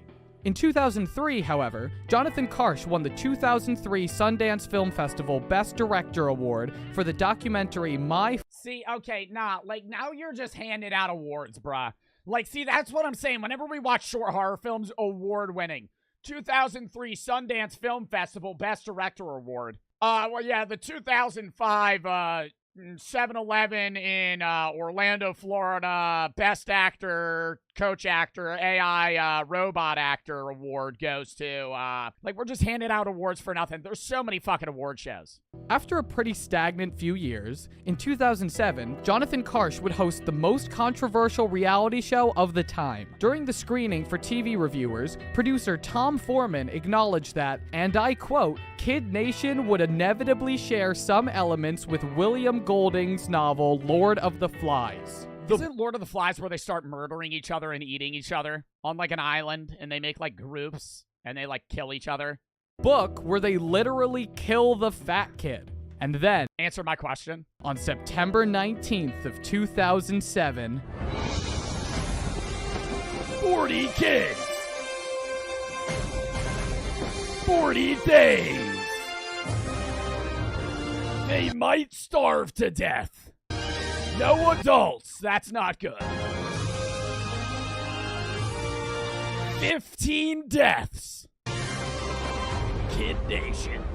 This Dude, show they would start. I feel like if you dropped 40 kids off in the middle of the fucking desert, they'd die in 3 days. follows 40 kids that are bussed in like soldiers, packed heavily into one school bus with all of their belongings. Once they are herded off the bus like sheep, Jonathan makes it very apparent to these, once again, literal children that they are completely alone here in the middle of nowhere. Okay, well, what about the fucking cameramen? Like, see, that's like when I'm watching Naked and Afraid. It's always like, it's Naked and Afraid is hyper-realistic until you realize there's some dude eating a granola bar filming this motherfucker die of dysentery. Like, then it just detaches the whole struggle. Like, I know a lot of the time they're vlogging, but like that, there's this one show called Alone, which is actually the best fucking show if you're trying to watch some survival shit, because they have to film themselves entirely, and they only get checkups like once a week for like 20 minutes to make sure they're alive. Naked and Afraid pisses me off because like there's literally some dude just filming these people butt-ass naked, like just dying. Like, they're there. Like, there's cameramen here. If you actually dropped off, because these kids live, right? There's no way these kids die. If you actually drop 40 kids off in Bonanza Creek Ranch and just let them fucking run wild, 10 of them are dead in the first day. Easily. Bonanza City, New Mexico, which has now become a movie set and is the exact same place as the tragic incident during the filming of the movie Rust. They are given their food, animals, and other Why the hell does that kid have a guitar? Necessities in huge crates on wagons that they are forced to pull. Are they gonna have to murder the goats? Nah, that's a good show. I already named all the goats though. Well, I'm gonna kill Susan. Right out of the gate, there is fighting between this guy Greg and this guy Mike. But that's not it. DK over here ends up cramping and collapsing halfway through. Yep, leave him to die. Leave him to die. It's already over. Finally arrive in the town and, well, everything should be good from here, right? I mean, they're in the town, they have all of their necessities, everything should go great, right? Wrong. Their mattresses are packed into small containers and are the thickness of a blanket, which means that they are forced to... hell no! Dude, do you think they're getting paid for this or the parents put them up for this shit? Oh my god, they gotta sleep in this fucking weird-ass town? With blankets that are, according to Jimmy, the thickness of a carpet. They don't even get a pillow. And then, dinner. The children are forced to do everything on their own. They have to cook for themselves. Oh my god, there's no way they don't get sick. There's no way they don't get fucking salmonella. And, well, I mean, they're children. They put pasta into the pot before it boils, and then they put so much that they can barely move the ladle through the water. But they finally make mush on a plate. The next day, the food is better, but now kids are eating all of the food and not leaving any for my main man, Jared, over here.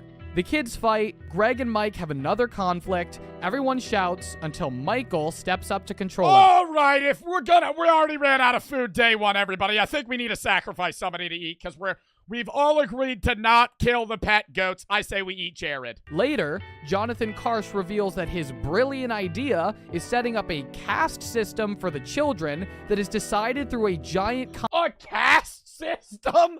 Oh my god, are we going back fucking 400 years? Jesus Christ!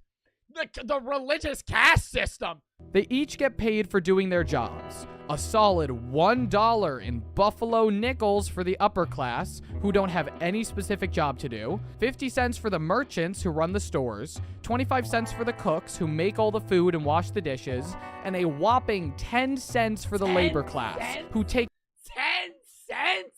Yo, I'm about to be fucking dealing Starburst packets in the alleyways. The greatest thing is that the weakest and worst group in these challenges do all the physical labor and the most amount of tasks. This town was doomed to fail from the very beginning, but there are 4 more kids outside of any of these groups. They are called the Council. Each one is in charge of one of the groups, and every 4 days or so, they have to pick one kid to get an award. A 2-pound gold star that's worth its weight in gold.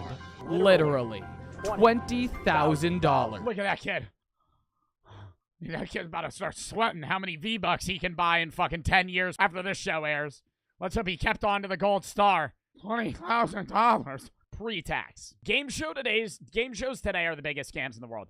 They used to give more money back then when inflation was worse. or not as bad. Now, dude, you're getting fucking 10K on America Says or 5K on America Sends. Yeah, let's split the money amongst 5 people. We each get $1,000 post-tax. We get fucking $700. Oh, post-flight, we actually were left with $200. They're in a hierarchical system, making them do absolutely everything themselves, and adding the extra competition for $20,000, they have to deal with a lot more than just that. They only have one outhouse for the first few days that they are there, with a line that lasted hours and a mountain of waste piling up inside. Wow. They had one toilet for 40 people. Weather events that these children have to deal with on the fly, which is a literal dust storm that is knocking over their new— Knocks over the outhouse! Jared's in there! Jared, get out! Outhouses. Multiple kids have ingested bleach throughout the show. One girl got multiple— How did they accidentally ingest bleach? Grease burns, and they could only talk to their parents right after they win the gold star on the only phone in the town. This show was insane, but— Oh my god, do they have to kill the chickens themselves? It's a reality show, so it isn't real, right? Well, for that, let's turn to the statements from the actual kids in the show. JonTron did an interview with the youngest kid on the show, Jimmy, and according to him, it was almost exactly what we see on camera. But this is only one of the cast members, and it was the youngest, so he might not remember everything correctly. So let's turn to Reddit. Michael, the character that took charge in the episode, had an AMA on Reddit where he also mentioned that this show was extremely accurate to how it was shown on screen. Let's take a look at some of the absolutely insane things in this show, now knowing that they are real. In episode 2, the kids were very tired of the terrible food that was being made by these children, and they decided it was time for some protein. They were planning on— Are they gonna murder the chicken? Oh my god, dude, imagine a group of fucking 8-year-olds have to crowd around a chicken and somehow kill it, clean it, and then cook it and not die along the process. But some of the kids didn't like this idea. They chicken wired themselves into the chicken coop, pun intended, and were speculating on what the other people might do to their beloved chickens. And see, now I knew that shit would happen. They already named him. They named him Susan and shit. Dude, you already eat your fucking dino nuggets at home.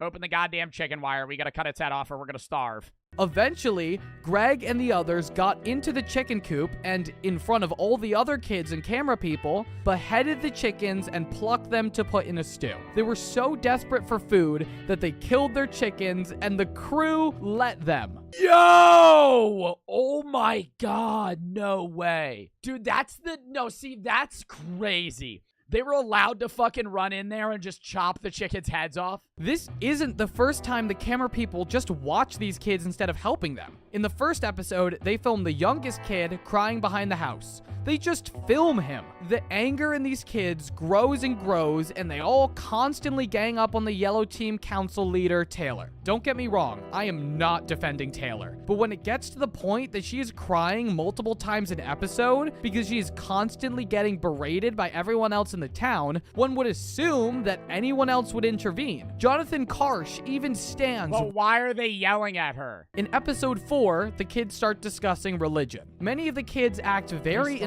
discussing religion. Imagine all of them are like, God isn't real. We're gonna be stuck here forever. But this could be a great learning experience if there was a mature person to actually teach them about these types of situations. Yeah, if there's somebody to intervene, dude, they're all 10. Fucking talking about God. But once again, there is no one to intervene, and everybody else is a literal child. So instead of creating an actual learning opportunity about tolerance and other beliefs, they continue to yell and berate each other with no intervention. I really don't understand Jonathan in the show. He is the host of the show, but all he does is announce the theme of the showdown. Yeah, he's like barely there, it seems. He's just like, welcome to the episode. This is what's gonna happen. And then he's just not there the rest of the show. And he probably gets paid more than all the 40 kids combined. And repeat the same line over and over again. He feels as— Golden star, which is worth more than its weight in gold. In episode 6, Jonathan has them dig through a giant pile of beans, looking for a few cans, while pigs are wriggling around. And what's their prize for completing this challenge? Fresh produce. Only now, after weeks, do they get... No way they've been there for weeks. In episode 8, the showdown that they do is just an immature and idiotic idea from the crew. Imagine they start a mutiny and just rip the fucking council's arms off. They shove the host to the side. They scream mutiny and just fucking rip their limbs off. That could have ended up leading to injury. They have to get gumballs, chew them, and color in a picture by sticking the chewed gum to it. Not even mentioning the absolute nightmare that this is looking at it now with COVID, but even then, not only is it extremely unsanitary and unhealthy for everyone involved, but there are multiple kids here with braces. For those of you who have never worn braces, I chewed gum with braces. Allegedly, during a seltzer fight, DK ended up being sprayed with and consumed bleach, and he wasn't the only one. During the show, the kids had allegedly cleaned the dishes with bleach, which caused multiple kids to become sick. And while we don't know exactly what happened to them, in the words of Jimmy, you can't feel good after drinking bleach. In episode 9, they decided to mix up their teams, which many of the kids did not like, and it turned into insult wars being thrown back and forth. At this point in the show, it's not even just that the crew were just bystanders during the show, but at some points, they influenced the conflict that led to some big incidents. Taylor has a very infamous line, "Ugly chickens deserve to die." This was a huge Ugly chickens deserve to die. And disgusting line that left a sour taste in everyone's mouth about Taylor. But apparently, this line was fed to her by the actual crew. Once again, don't get me wrong, I am not defending Taylor. She was a very conflict-inducing person that got my blood pressure rising quite a bit, especially when talking back to some of my favorite people like Greg, Blaine, and Michael. Yo, they should do a fucking, reunion, where are these kids now? In episode 13, the season finale, the class system is burnt down, and they try to stop it by throwing buckets of water, and of course, Jared helps as best he can and throws a cup of water on it. Then, they have one final showdown where they set up the entire town. Who wins the show? Does somebody win the show? For a huge reunion with their parents, who are running like a stampede towards the town. Finally, they have one last council meeting where they reward three $50,000. My parents are here now! $1,000 gold stars, but Jared never gets one. How dare they?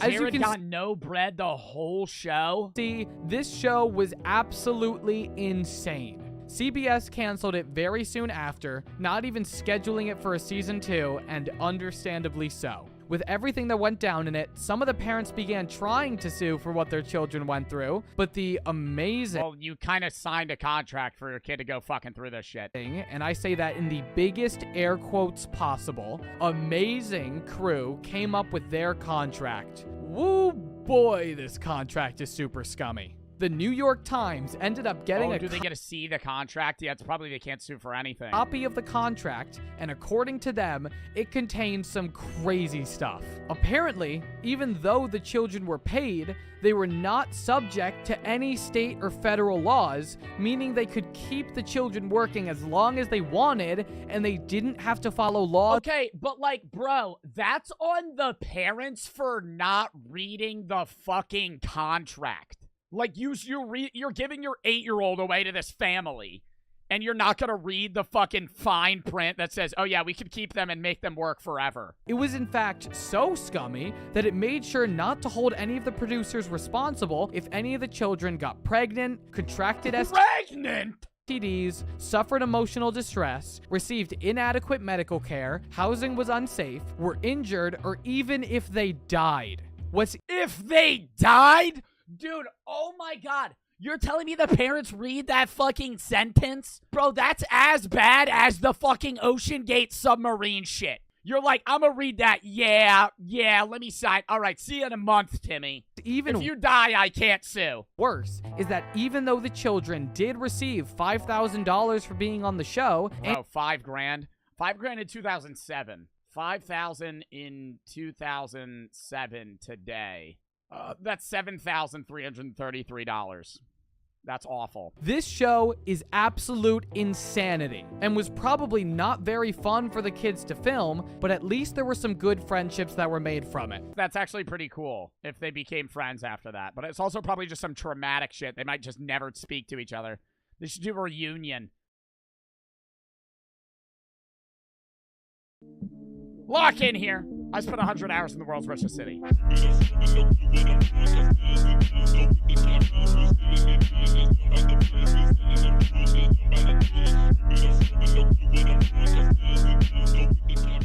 I took the X-rated adult-only cruise. I'm in this video.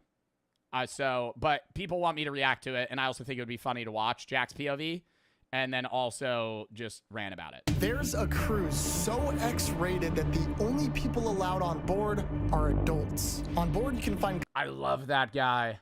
I love that guy. We'll talk about him in a minute. It's Jack. He just starts dry humping the air. Classic adult things like gambling, drinking, and partying. But there's also a dark secret. A reputation of married couples hooking up with new partners and secret freak parties. This is the story of how Dude, and I gotta say, before we even start, when he came to me with this idea, I was like, okay, sure. And I was a little nervous, but I was like, oh, it'll be funny. Me, like, joking about a bit and then actually being a part of the bit, so much scarier, chat.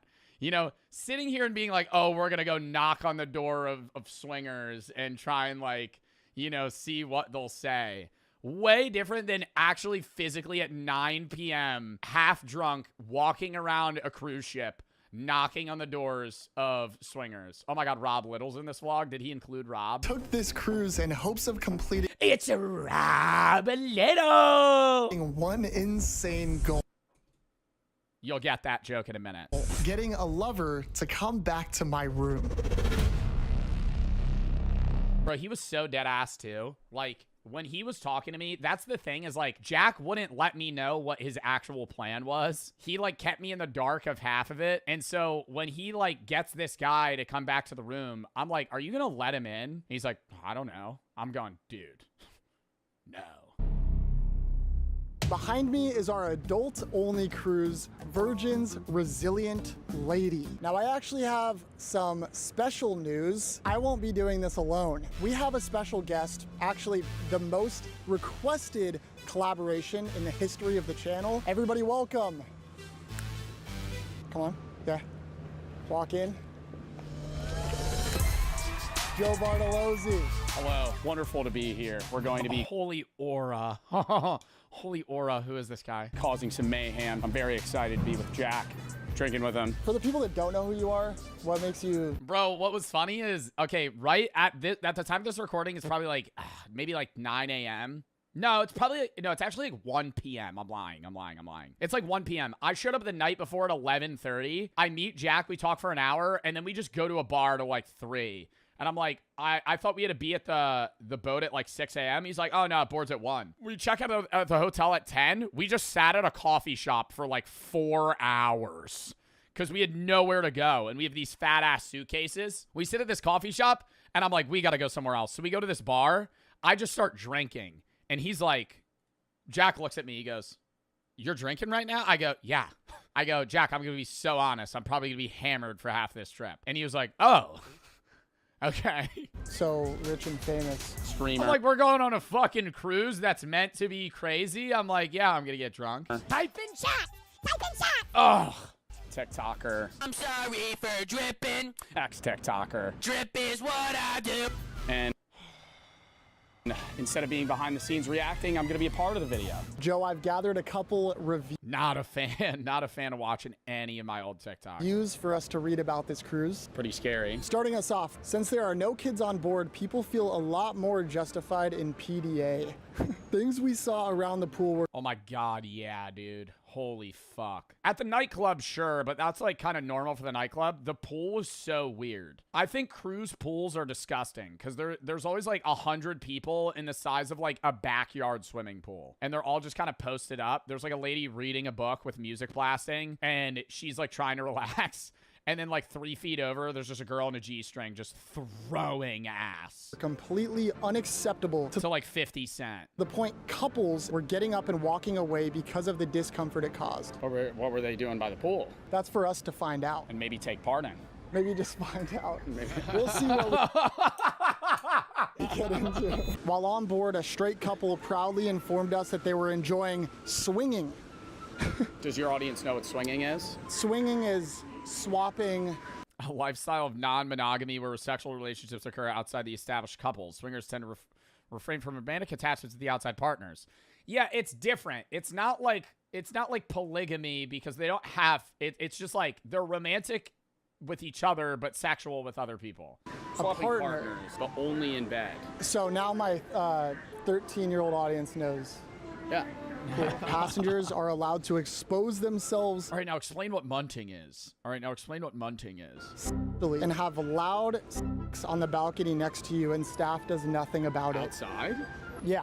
Yeah, that might be a little extreme. Essentially, this is a sex cruise. I think we're gonna have to take it to the furthest extent possible, just for the sake of the video, though. Yeah, see what we're able to uncover. Yeah. For journalism purposes only. Joe, I'm not gonna lie, I have some things planned. Bro, he did so much random shit. It would be like, I would go take a dump, and then he would disappear for like an hour. And I would show up, and he would just be like, all right, let's leave. He would start recording me, and then he would just like have random like sex dolls and other shit set up. For us, so random. Push it to oh my God. Yeah, that meme. The limits. That's what I'll say. Okay. Without further ado, let's board this ship this way. And so we started boarding the ship, and instantly we realized we were the youngest people here. Off rip, I got recognized. Off rip in this line, I got recognized. And I said this story when I got back. Instantly, we realized. I think it was like somebody back there. They're like, Javis? I went, no. Javis? I was like, head snapped. We were the youngest. You know the Iron Man meme? People here. And as we were looking around at our fellow cruisers, I noticed there would be some characters joining us. Kid-free zone. Adulting optional. You ready, Joe? Hell yeah. What have we gotten into? And finally, we have stepped foot on the adult-only X-rated Bro, and I gotta say, walking onto a cruise ship is like the most confusing thing ever. You know where nothing is. And all the people around us are like cruise regulars and they've been on the boat. Me and Jack didn't even know there was like a fucking food court till like the second day we were there. Cruise. And let me just tell you, we were not the only ones excited. Oh my God, this guy was a fucking character. He had like a 15-foot pole. He just wore the squid hat and he would walk around and just mingle. Let's go. What's your first impressions? A lot different than what I thought it would look like. Yeah, me too. Instantly, this was different than any cruise I've previously been on. No big grand entrance or anything like that. It just kind of had a lot of lights and reminded me of a nightclub. And with the minimal amount of exploring that we did, we found some things that you probably wouldn't find on a normal cruise ship. What on earth? Oh, this is... Pole dancers or something? Oh my God. Dude, there's a strip pole. Look at all the cuck chairs. Imagine there's just a bunch of stains on the chair. There probably is, dude. Joe forced me to take these videos of him. Grown man, by the way. First order of business. Oh my God. Okay, Jack. Okay, fucker. We were talking about which dragon we would be or which unicorn or whatever we would be if we had to be one. Stop acting like you weren't a part of this fucking conversation. I said, are you brave, fearless, or daring? And we had a whole conversation about that. And now he's acting like I was like, oh, take my picture on this fucking like seahorse or whatever the fuck it is. These videos of him, grown man, by the way. First order of business before the cruise sails. We are starving. This would be our first impression of what adult-only food. Oh my God, cold chicken wings. They were banging though. The sauce was so good. Tastes like. I hadn't eaten in like 7 hours. I got some chicken wings, a pretzel, and a beautiful crispy Coke Zero. What'd you get, Joseph? The same exact thing. You got the same thing. Let's try the food. I'll be honest. It's a 6 out of 10. Chicken wing. It's cold. Yeah, I'm good. After filling our bellies with some pretty mediocre cruise food, we headed up to the top deck because we heard whispers of a sail away party. We set sail. The vibes were high. Yo, I got so disoriented. When we took off, I got so disoriented for the first like 30 minutes. I was so nervous. I bought like Dramamine. I was so nervous I was gonna get seasick, but because I don't really get seasick, but I have been like once before in rocky water, and I was like, I think I'll be fine. When you're walking on a cruise ship and it's dead still, but everything around you's moving, it feels like you're in VR. Cause like the horizon's changing, but like I'm just walking normally. So I don't, if you've never been on a boat that big, like you wouldn't get it. Cause like regular boats, it's like they're rocking, you feel it. Like you don't feel anything, but everything's moving. And this cruise ship broke out into a full-on party. Yeah, it was like every day. They had employees that would just like throw ass.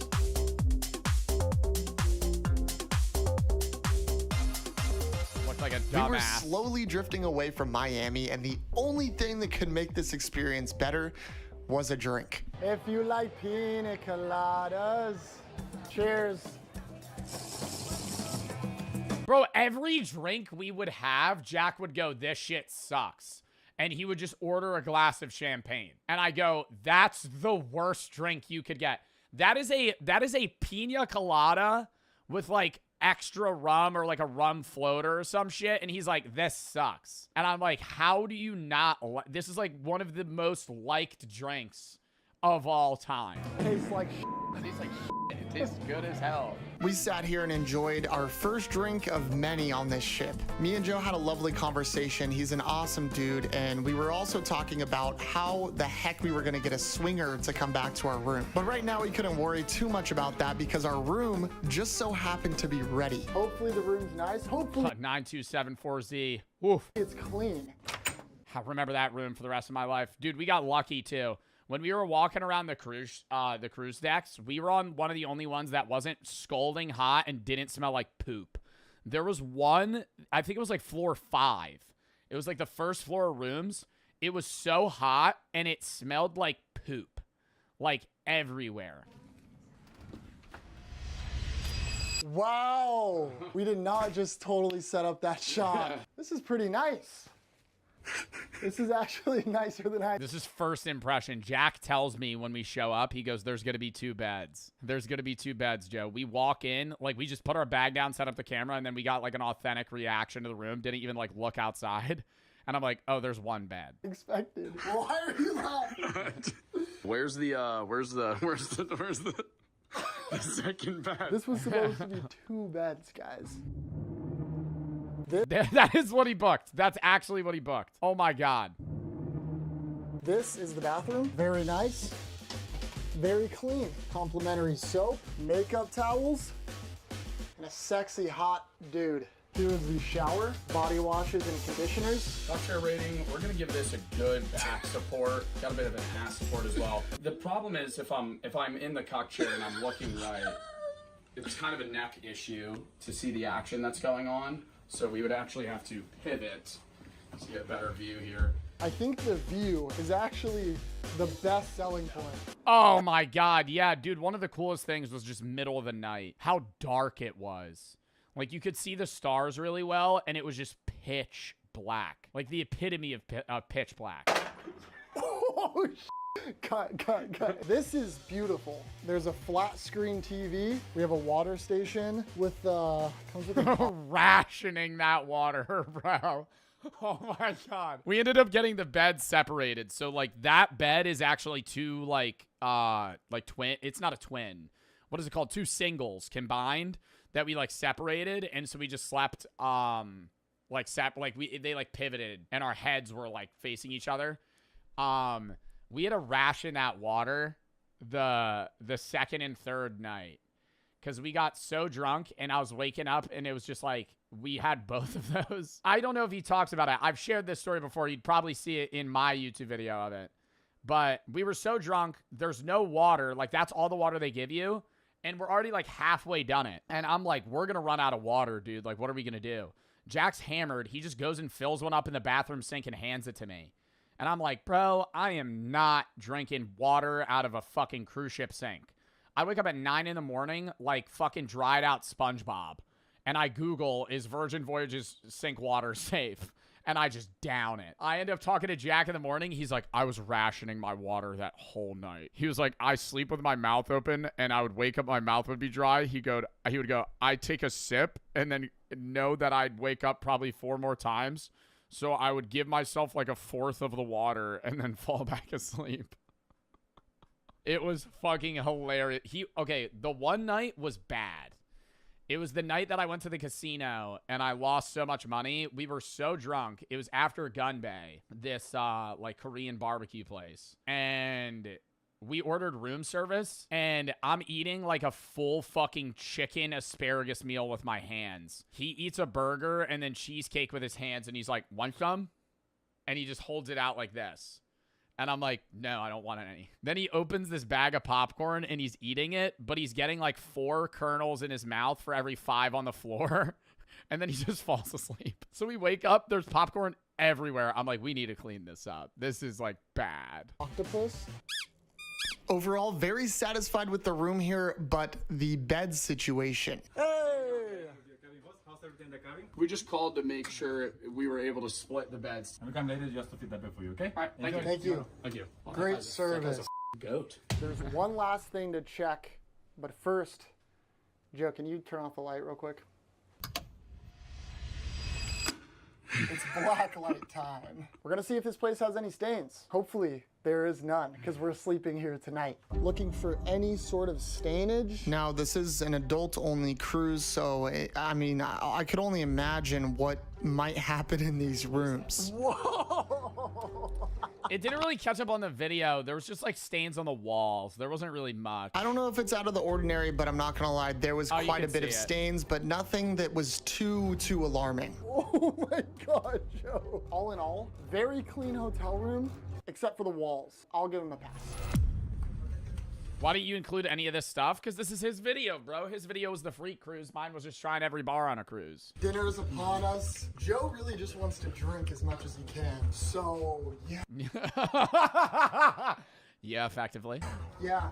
This is not a profit video, but it may turn into one. After a short first day, the sun was setting, the smog was filling the air, and me and Joe were getting settled in for what we didn't yet know would be one of the freakiest situations we've ever been in.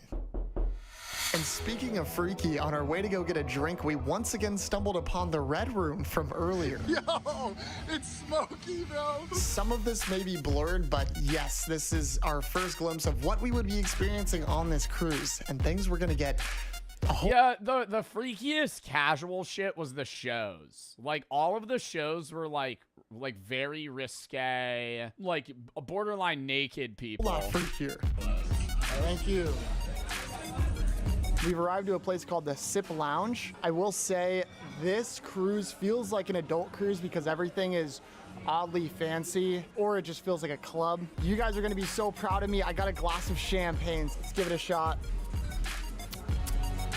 Really good. We're gonna have at least 50 of those on this cruise. There's one clip, and I hope he includes it. Oh, should I say it now? No, I'll wait. We have a long trip ahead of us, and I have a feeling because there's no way he didn't include it. Things are gonna get pretty out of hand, so that's all I got for you. And to end off a calm first night, we went and got dinner. Dinner is acquired. The pretty patties. Every day, all he ate was burgers. Bro, I'm so serious. He ate probably 3 burgers a day. 2-3 burgers a day. Like, that was, and they would change the color of the patty. And it was a red burger, then it would be like green or blue or purple. Like, oh my God.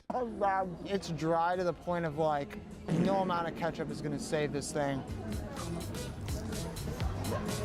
Fries redeem it. I got some sushi here. We have a spicy tuna roll. We'll give it a try.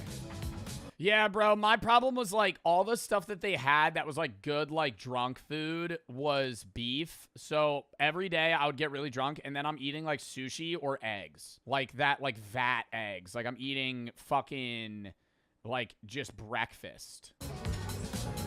It's in between a normal sushi place and grocery store sushi. I'd give it a 7. I think it's safe to say so far we are not sold on the food. Day 1 in the books. Took it pretty easy. Yeah. Tomorrow is where things get It's probably like 3 a.m. here too. We went, got food, and then we just drank beers on the porch till like 3 a.m. rowdy. Hoping Talked about life. to see It was a very vibey moment. some Did you guys kiss? No. swinging go down. I had a wonderful time. That's going to do it for night 1. Tomorrow is going to be epic. Good night. This is going to cut to morning. I'm going to be in that bed. You're gonna put it in the same spot. Ready? Good morning. Good morning. Let's get to it. Where are we? Key West. Key West. Bro, woke up so late too. That's what I hated about the cruise. I'm like, this is an adult cruise, and we dock at 7 a.m. Who the fuck? All this nightlife up. Why the fuck are we docking at Key West at 7 in the morning? So we were getting up. We're like getting out there at like noon. This was the worst day for food for me. We didn't eat breakfast. We immediately went out to Key West, and I probably had the worst taco I've ever had in my entire life. The next morning, I woke up to be somewhat surprised that we had a cruise stop in Key West, Florida. Wow. Now, it almost seems like they stopped here on purpose to fit the vibe of the cruise because this specific area has quite a reputation. And one of the first guys that we ran into really solidified that for us. What is this place right here? Oh my God, that place is a sex shop. This is like, I don't even know if he shows it, but it's like actually the size of a warehouse. And it's just full of sex toys. That for us. What is this place right here? That's Adam and Eve. That's a shop. Oh, really? Brewery back here. Yeah, if y'all have fun there and have a good time, bro. Yeah, you ever go in there? Yeah. Are there a lot of like swingers around here? Yeah. Really? Yeah. Like the 800 block, 700 block. That's like the gay neighborhood, and you'll find people. Where is that near here? Go to Duval and make a left. Joe, we know where we're going. This is my favorite place, guys. 90% of this is gonna be blurred. Just a heads up. Huge dildos, dude. Like dragon dildos. It was fucking unreal, bro. Everything had to be blurred. Like, you couldn't include most of this in a video. Like, some of it was outfits, like just like Spirit Halloween looking shit. But it was just, did you buy anything? I bought Flint's mints, the dick sucking mints. Because I was like, these don't make your mouth water. I love you, YouTube. We're gonna use that tonight, Joe. It's interesting. This store is huge. And that wouldn't be the only freaky business we'd come across because oh my God, yeah, they had like just regular, dude, like open at that hour. They just had like strip clubs. Oh, this bar. This is probably a top 5 bar all time. I'm so serious. I don't know. Does he show it? Oh my God, no, he doesn't show it. Oh no, he does show it. That bartender, I mean, probably the best entertainer you've ever seen in your entire life. One bartender for like 30 people sitting at the bar. All the beer stouts are dicks, and he's fucking jerking them off while he... He's like, you want a beer? And he's dancing. He's just fucking jerking the dicks off. He'd serve you a beer, move on. He'd go dance. He'd go dance. And you had like bubble guns that you... Like, he would just give you like a gun that shot bubbles, and you could just like spray it around the bar and nobody gave a fuck. People were spraying each other with water guns. It was so random. And then I don't know if he says it here at this bar, it's me and then Jack and then 2 guys. And one of the guys is on his phone. Me and Jack are talking. Jack looks to his left and the guy's on his phone, and it's like, he's not like lurking, but like, you know, if somebody's on their phone, it's just like your phone's like this. You might glance at what they're looking at. Just straight cock. Just straight dick. And Jack's describing it to me. He's like, I'm like, what? He was like, just a huge penis. I'm like, was it his? He's like, no. He's like, it was a jacked man. It was like, he was like, it was from like down up. Like you could see his abs. Neighborhood is littered with them.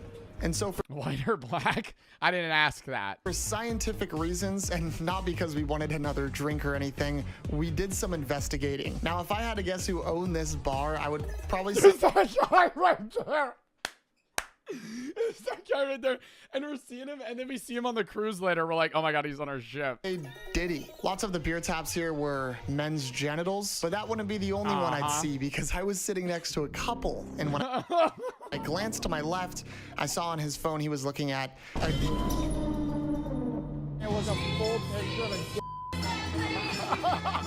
So I attempted to suppress my trauma with an ice-cold beer. This town is a freak fest. Oh my God, I had a great spicy margarita there. Oh, no, now I'm thinking about that.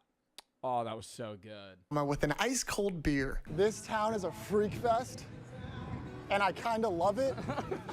But not quite enough to stay, so we... Oh, you cut out. We had a scorpion shot. We drank a lot there. Had the world's smallest bar. Decided it was time to head back to the cruise ship. We went back to the room and Joe was gonna freshen up, but I had some other things in mind. See, I brought some magnets to decorate our door all the way from California. It's crazy what they be doing. Yeah. Yeah. Yeah. What's up? How are you? Throwing away, talking to the people in the hallway. What were they saying? Just normal You just walked out and there were people there and you interviewed them? They were just like, yeah, we don't swing, like. Yo, on God, I didn't know he was recording right now. He is so good at, like, just hiding that. Like, he just holds his phone, like, by his hip, and you don't even notice. All right, guys, Joe is in the shower.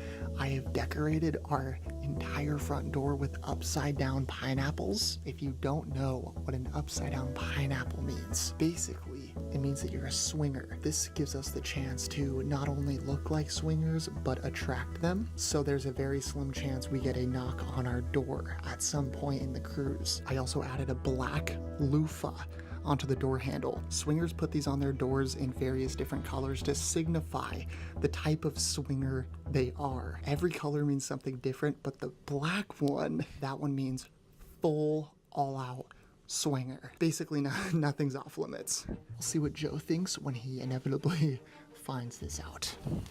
But the magnets weren't the only thing that I brought with me. See, I had a nice surprise for Joe for when he got out of the shower. What the is that?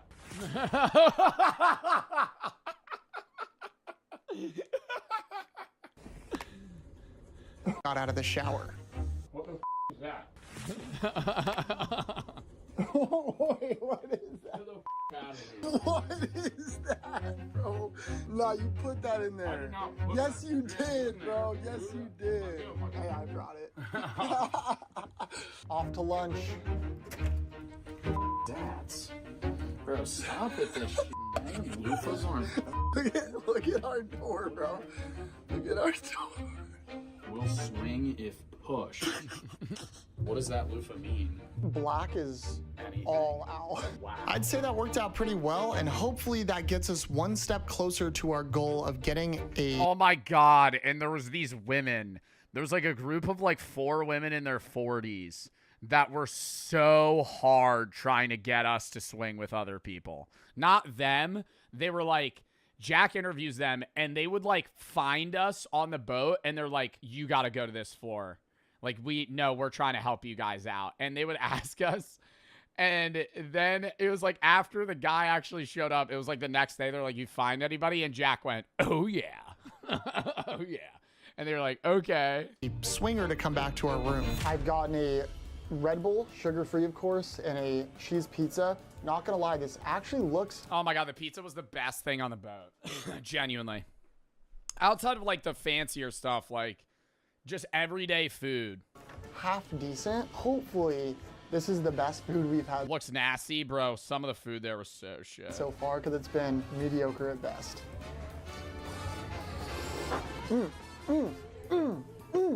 Actually, not a bad pizza. Cheese pizza with chicken. It's a solid pizza, you know, nothing special. First drink of the night is absolutely incredible. The plan for tonight is to have as many drinks as humanly possible and meet as many swingers. Yeah, I think this was the day I got really fucked up because this was like heavily my part of the vlog. Like, this was the first bar we did in a strip of them, and this is like a dirty soda. As we can. What are we setting the line at? This is drink 1. Drink 1, I'm gonna set the line at 16. He had to say this is drink 1 because prior to this, we had already had like 7 drinks. Like, it's probably like 4 p.m. when we started this. I think 17, and we're gonna be feeling good. Let the night begin.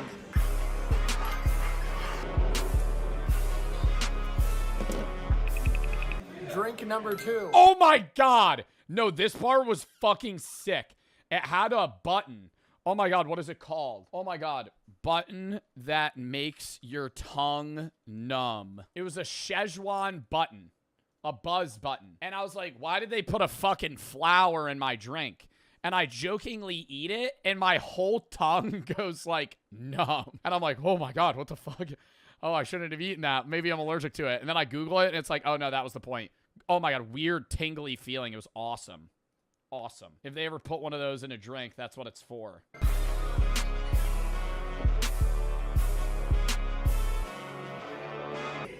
Oh, best one yet. Where are the swingers at, bro? Drink number 3. Joe's laughing because he knows what I'm about to do.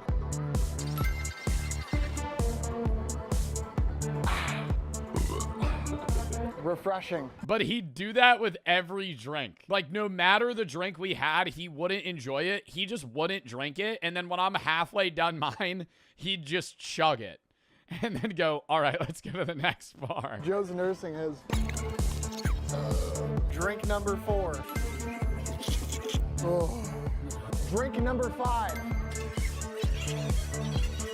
Oh! Oh! Worst drink of the night. Worst drink of the night. Space Camper IPA. It was like fucking 6%. Tasted like actually piss.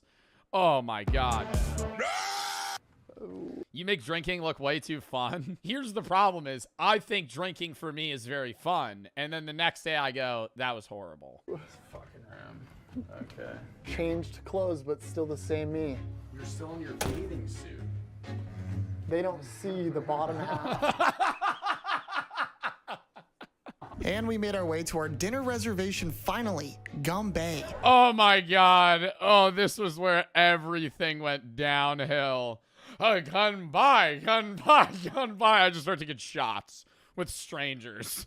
With strangers. We're at, I don't even know if he records this. I'm curious. There's 3 women to our right and a couple to our left. The couple leaves because they're vegans and they didn't like the vegetables that they had. I end up having a conversation about Hinduism with them for a little bit, and I'm hammered.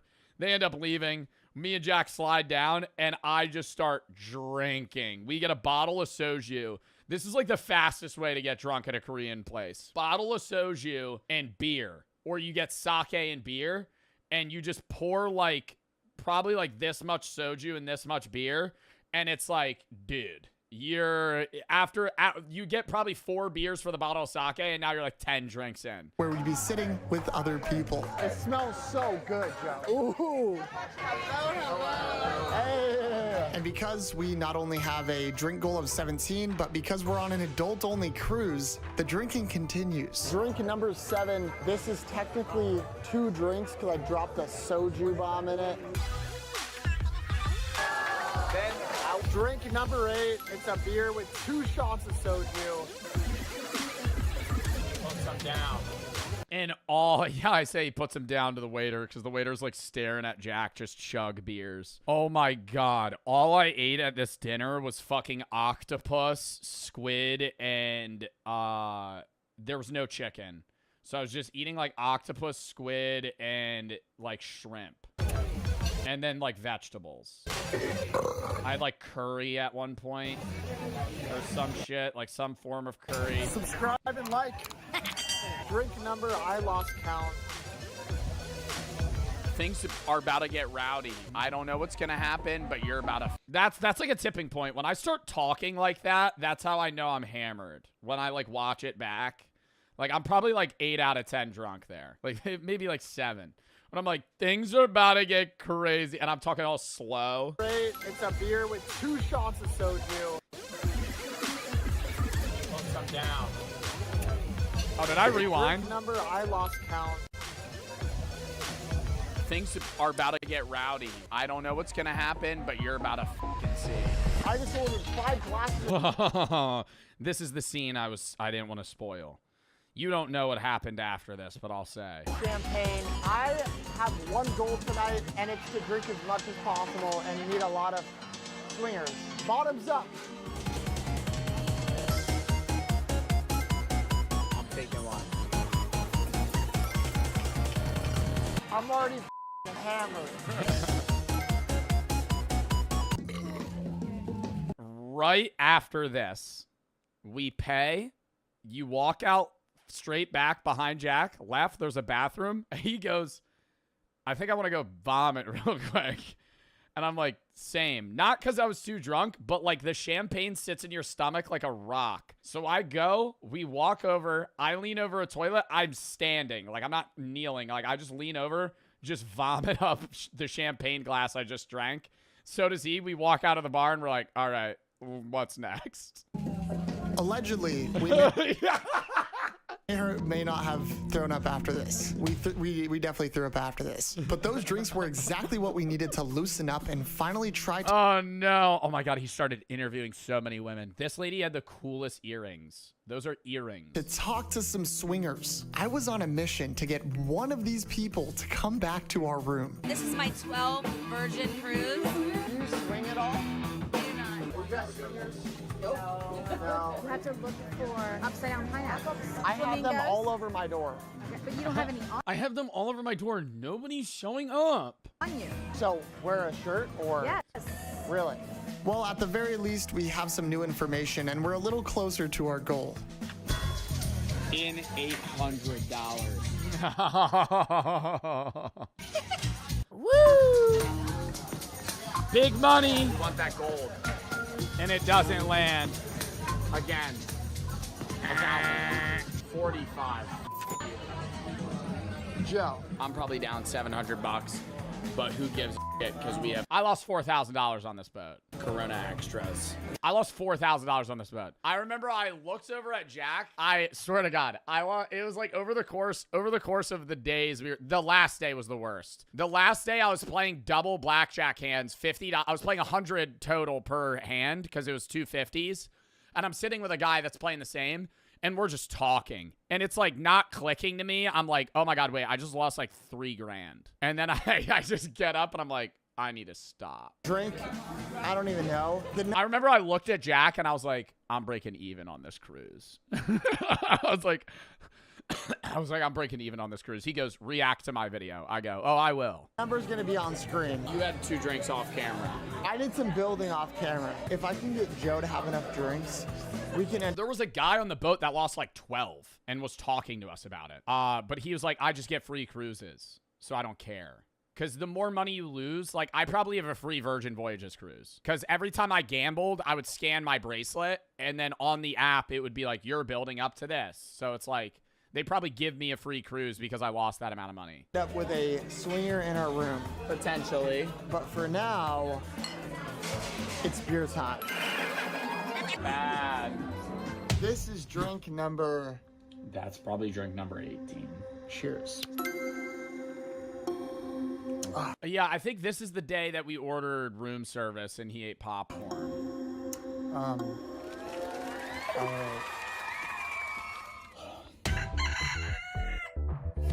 so hungover.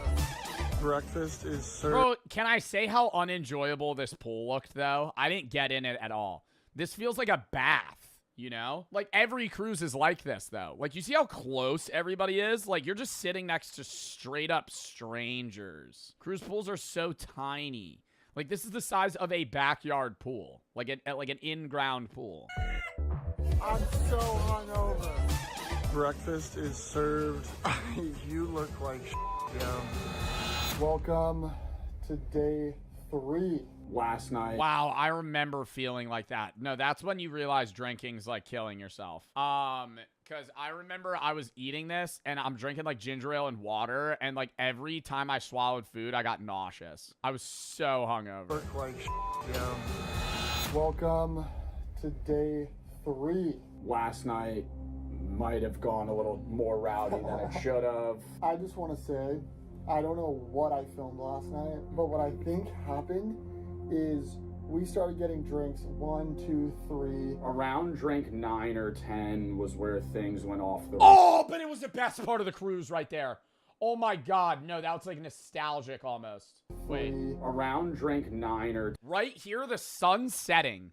We get a drink and we just sit out on these like comfy ass fucking couches. no one's out there. And it was just like we're on a cruise during golden hour. It was so sick. The view was awesome. And it was like I was the perfect level of drunk at the perfect time. Like that was the peak moment of the day.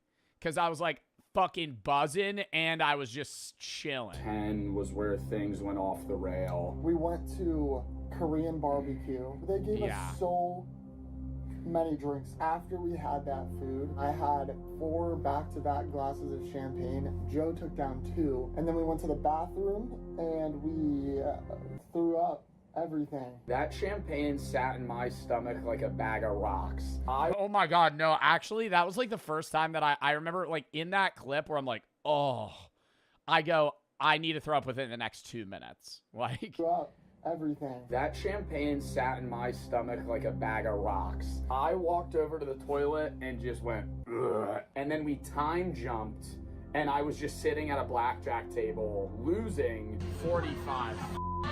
Joe lost $1,000. Nah, probably like 1,400. That's so bad. 1,400. Joe got like $100. Oh my God, no. I was so drunk. I'm gambling at the roulette table and I hit twice and I look at Jack and I go, I'm up. I was not up at all. I was up. I was probably like down total like $600. I made like 700 back. I just start putting it all. I lose it all. And then I think about it. I'm like, wait, no, I wasn't up nearly what I thought I was. And he looked at me like he just struck gold. And bro was down like $1,000. Then we got back to the room, ordered room service. I walk out of the bathroom. He's eating a cheesecake with his hands like it's like a snowball. He's like, you want some? Hands it out to me. Also, he ordered a bucket of beers and was like, wait, what? Wait, where are those? Do we have those? Yeah. Oh my God. Heineken's. He ordered a bucket of beers and he goes, let's drink them. I go, I'd rather die. And now we're here. Now, there's been some freaky things on this cruise so far, but what it seems like to me is the swingers don't really come to you. You need to seek them out. Let's go find some swingers. And so we were right back to our goal. This time our strategy was to look for other people's doors that also had upside down pineapples on them, if there were any. I'm really hoping we can find a couple. Not what we're looking for. Okay, no pineapples, but whoa. We started looking and immediately... Yeah, that was fun. That person, because the doors are metal, so they brought like these Scrabble magnets and people would just like write out their own words on these people's doors. No pineapples, but whoa. We started looking and immediately there was lots and lots and lots of doors that had... Oh my God, AI! AI! AI!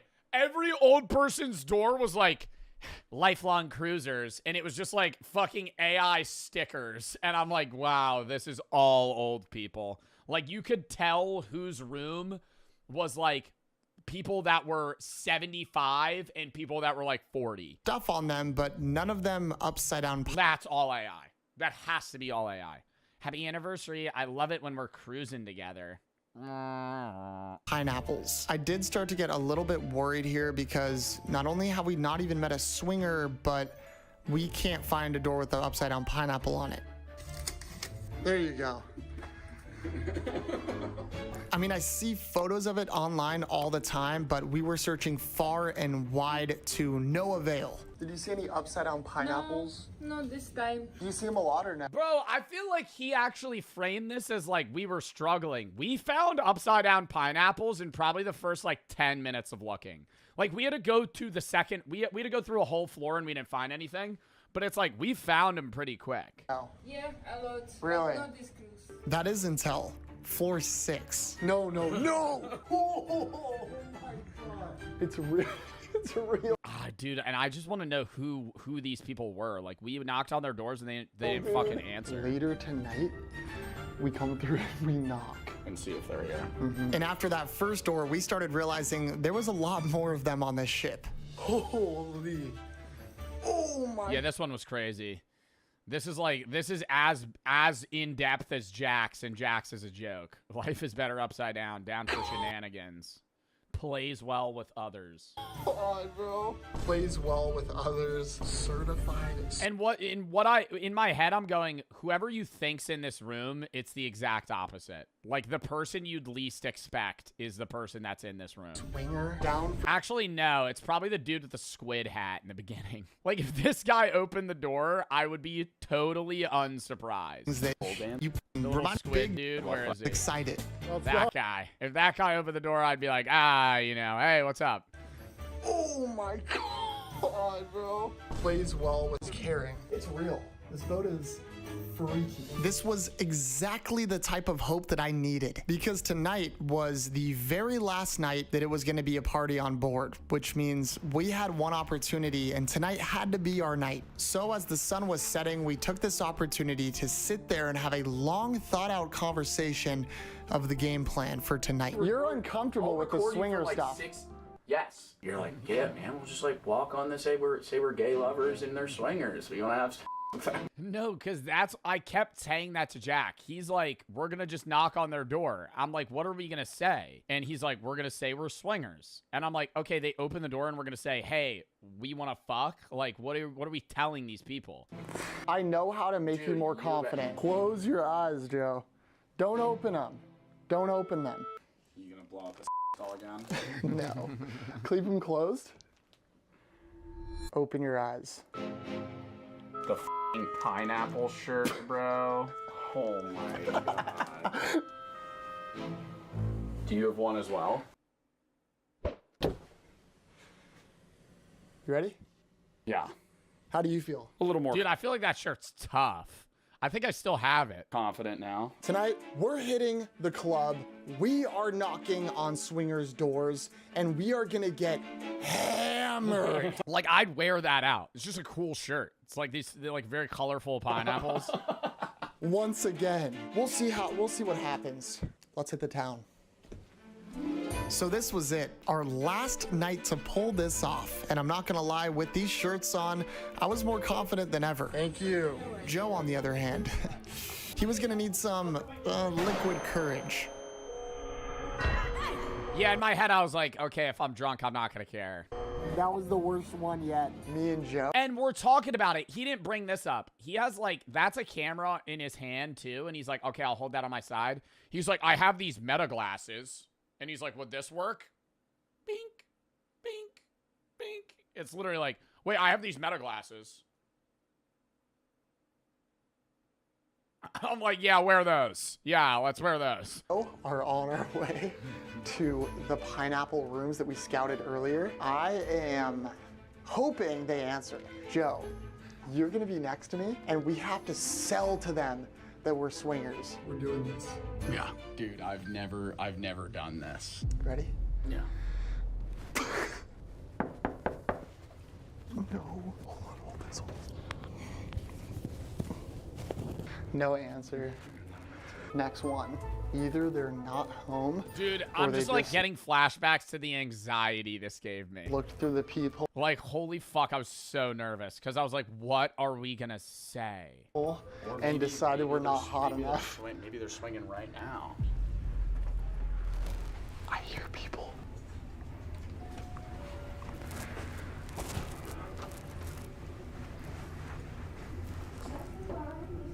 You gotta say something. But unfortunately, no one answered. Damn, bro. We mustered up all that courage for nothing. Dude, I was freaking out. My heart's pounding. Every minute that was passing made it more unlikely that we would get our swinger encounter, but I wasn't gonna give up, so we went back to asking. We're trying to meet swingers, but we haven't really met any.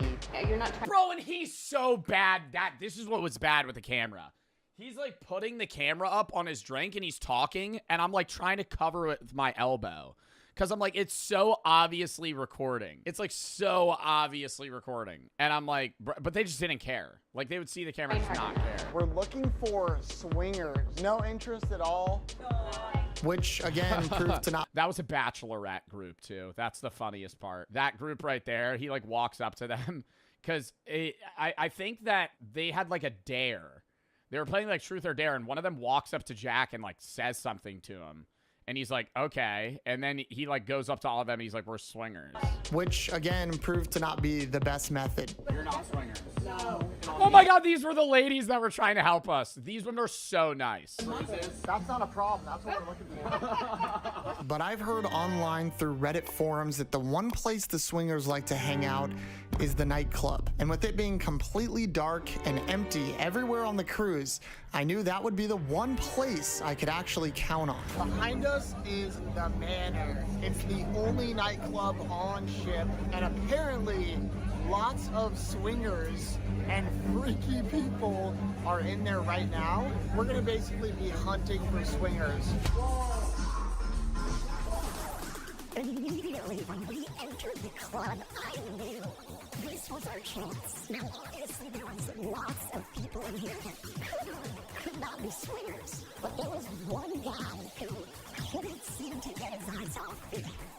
And I knew I had to go talk to him.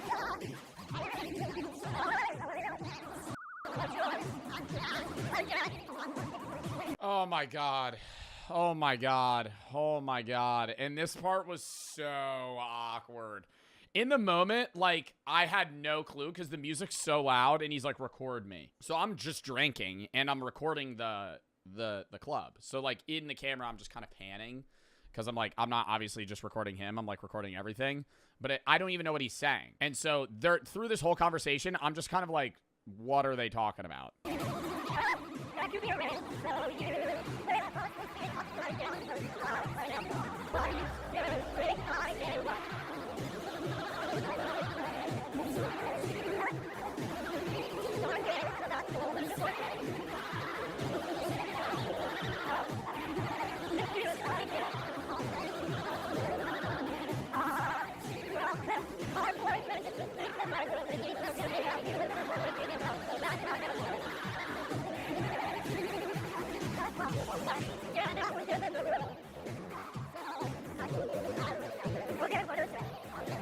This makes me feel so awkward, bro. Like, dude, there's another level of, like, doing it for the content that Jack has in his brain. Like, there's a barrier of, I could not do this. I kind of feel bad. I don't know. Like, watching it back, I'm going, I have no idea if he's actively... Because the way that I talk to it about Jack, it's like, okay... This guy's saying my husband wouldn't like that. So I'm going, he's cheating. But then I'm like, does he not care? I don't know. Like, I didn't really know if it's like they're swingers and the husband doesn't give a fuck. But it's like, he's like, my husband's asleep in the room. You're at the nightclub alone. And you're going to go have sex with 2 other people. So I was like,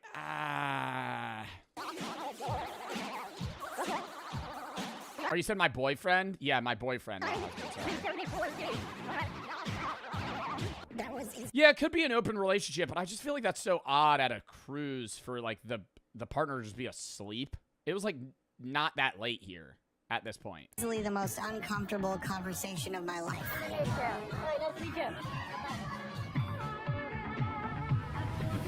Yeah, and then he made that face to me, and I'm like, what happened?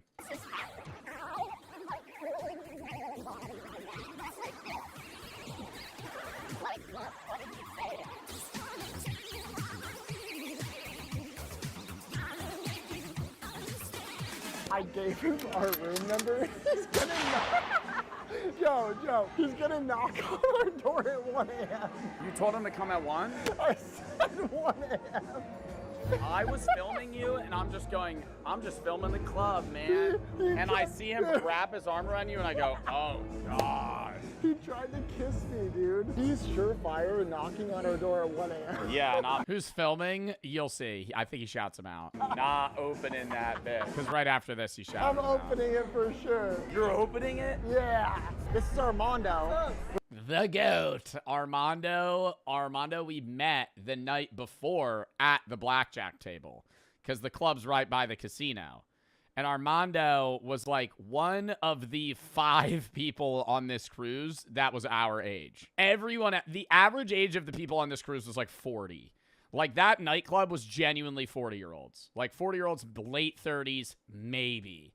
Armando was like the only other guy that was like in his 20s. We met him last night in the casino. This guy that I met in there, he's gonna knock on our door and cheat on his husband with us at 1 a.m. Wait, so that's why he was so... Oh, yeah. like grabbing you. You didn't know how to go. It was currently 12:30, and this guy claimed that he would meet us at the room at 1 a.m. The more that me and Joe went over this, the more we realized he was probably just drunk and wouldn't actually show up. No, because that chat was basically the entire conversation they had. Like, it wasn't like a 15-minute, oh, who are you? Like, I don't even think they, like, really knew. Like, did he say his name?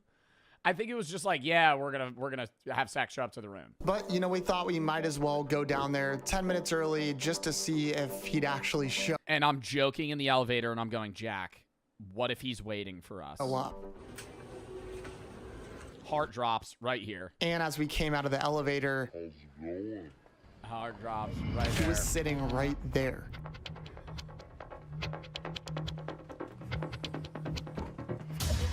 Our room was the other way. So our room was over there. I went left and I ran around the entire cruise ship because I was like, I can't just walk to my room, but if he follows us.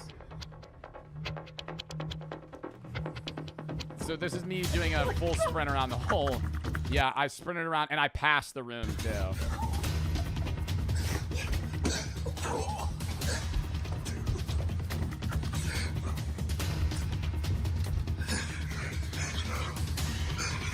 I'm like, hurry the fuck up.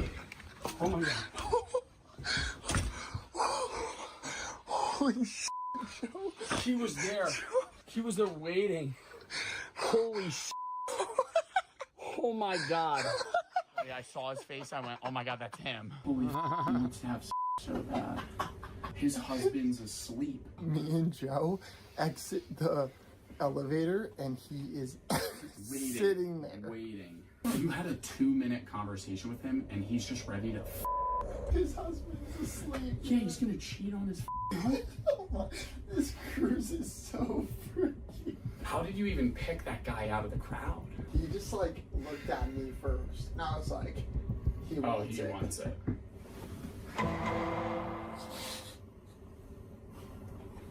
It was at this moment that he knew.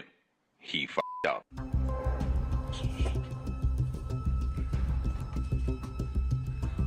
My like heart dropped. I ran outside. I sat on the balcony. I said, and he cut this part out. I said, don't let him in the room. I was like, do not let him in the room.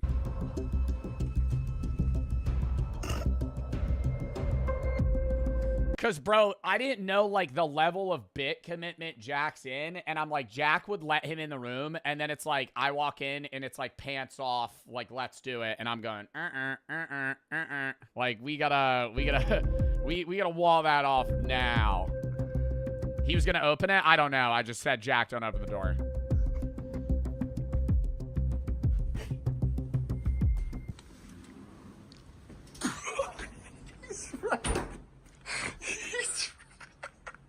We're like, what if we see him tomorrow? Oh We cannot leave the room. I looked through the people.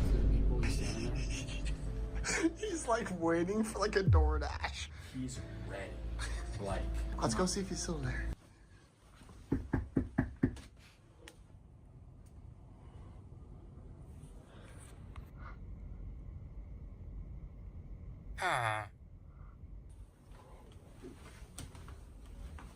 He's still there. No, he's not. We f***ed up. We f***ed up. He's in the room. No, he's not. No, he's not. I'm just kidding.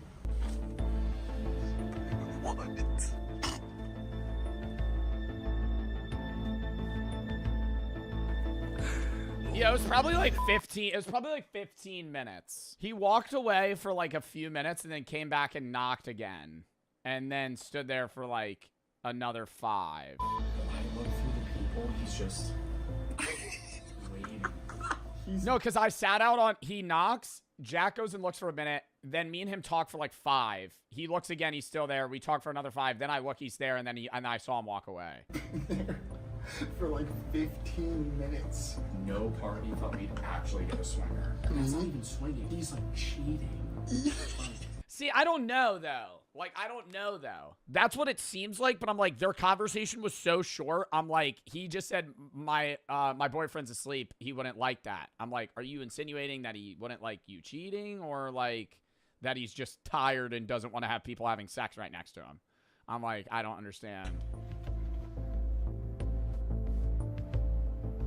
Peek your head out. You peek your head No. out. I'll film you. I can't. I love seeing you like this. The loofah. Take this Yo, right after, I was like, nah, we're done. I said, Jack, you got the bit. It's over. Joe is geeked.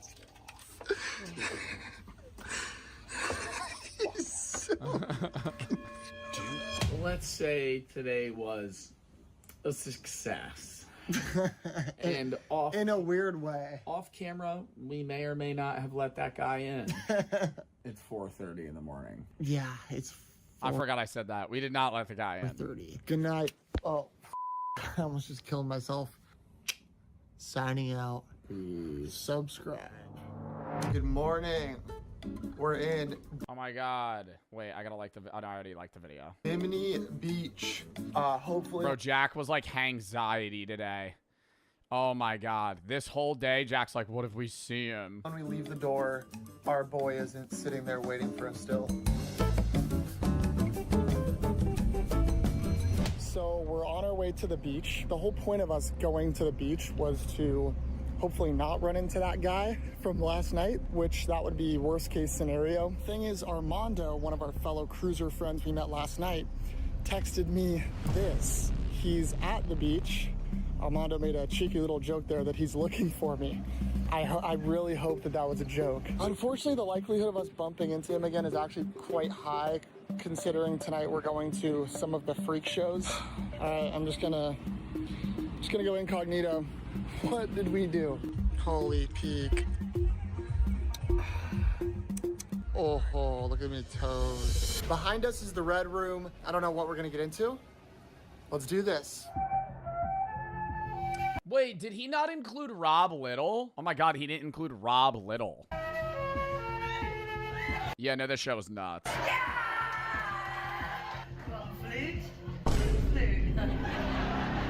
If you've been laid in the last 24 hours, sit down. If you've someone in the last 48 hours, sit down. If you've had...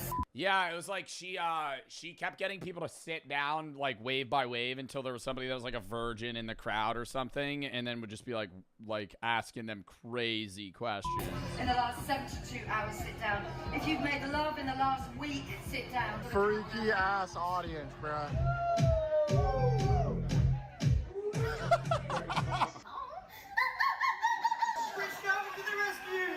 Hi, I'm Dewey. What's your name? Dewey was a goat. Dewey goes, here's this wand, turn on that light for me. And he goes, you got to say like abracadabra. And then the person goes abracadabra, and he starts like violently shaking, like there's anal beads up his ass that are like vibrating from the wand. Actually, doesn't matter. It's just gonna be a one-time thing. Oh, it's right here. Bro. Yeah. Joe's drinking, can't handle it.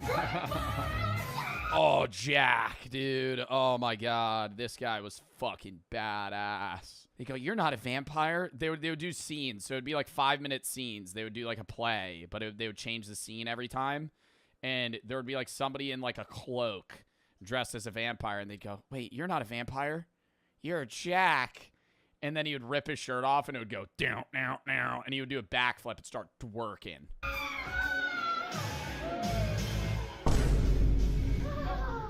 Every time it's just, oh, who's that in that weird costume? It's Jack. Down, down. No, literally what I just said. And he's just twerking the whole time.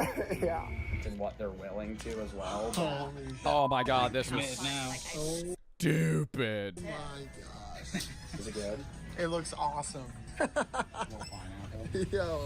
Bro, and Jack was gonna get it. I was gonna get it right side up, and the fucking tattoo artist, Cam, is like, get it upside down. And I'm like, oh, what a fucking great idea. I'll show it in a second. I'm like, what a great idea. So I get it, and Jack's supposed to get it with me. He's a fear of needles. He's about to faint while he's watching me get it. And he's like, I need to get a couple more drinks to get it. And they're like, oh, we can't give you a tattoo if you're drunk. And he's like, oh, fuck. And then they closed like right after. And so now I just have a pineapple on my ankle. Oh my God, wait, this night, he didn't include that. We watched No Country for Old Men for the first time. That was cinema. It's like 2 in the morning, and we're watching No Country for Old Men, fire fucking film. And it was like one of the 10 movies they had on this boat. And both of us were like, we've been wanting to see this. It's the movie with Anton Chigurh. The one where he goes, call it. This quarter's been traveling 21 years to see you. Call it. What do I stand to win? Everything. That was crazy. What a trip. What a trip. I think it's safe to say that's the freakiest cruise Oh my God, getting to the airport here too was crazy. in the It world. was like fucking impossible. We just stood outside for like an hour. You have fun? Yeah, we got into some shenanigans. Yeah, what's the most you've ever lost on a coin toss? Shenanigans, drank potentially too much. Yeah. If you guys want to see us run back another collab, how many likes? 150K. Woo! How many you get? 150,000 likes. We'll run it back. I freaking love you guys. You're going to transition it. I don't know what we would do. Me and him said, like, he's done so many for-profit videos, but something like that would just be so much easier to just be like, all right, let's get fucking blitzed, or like, let's do some weird, like, dumb shit. How am I transitioning? Figure it out. Just use. Can you profit from luxury buffets? There it is. Jack's just an alcoholic documenting his life. Some kid sitting at home with an upside down pineapple around his house just found out his parents are swingers. Completely different vibe from each other. I mean, yeah, mine's more like a vlog. His is like, I mean, his shit's just way better edited, bro. And he's just a better, like, cinematography, like, guy. Jack is a freak. He was so into the whole pineapple swinger stuff. Ew. I got that after the cruise. Married dude bringing back you guys a special cocktail. Watching Joe's POV felt like chaotic raw footage of bar reviews and shenanigans. Jack is much more cinematic. Yeah, it is like two different, like polar opposite, like experiences. Like you get like the raw, like his is more like I'm watching a movie. Mine's like I'm watching a vlog. Where's Rob Little? I gotta pull up Rob Little real quick. Where is it? Right there. $15. Kettle One vodka. Not a that was the deck sucking mints. 5 minutes after, that's all it is. No, but it has like chemicals in it. Yeah, mine was just a vlog, dude. Really. Like his was so much more like film. Oh, that was the button. The little buzz button.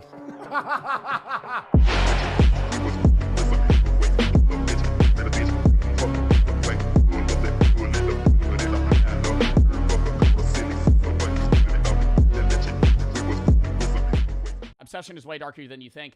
I think Obsession is the recency bias definitely included, but I think Obsession is the best horror movie that I have ever seen.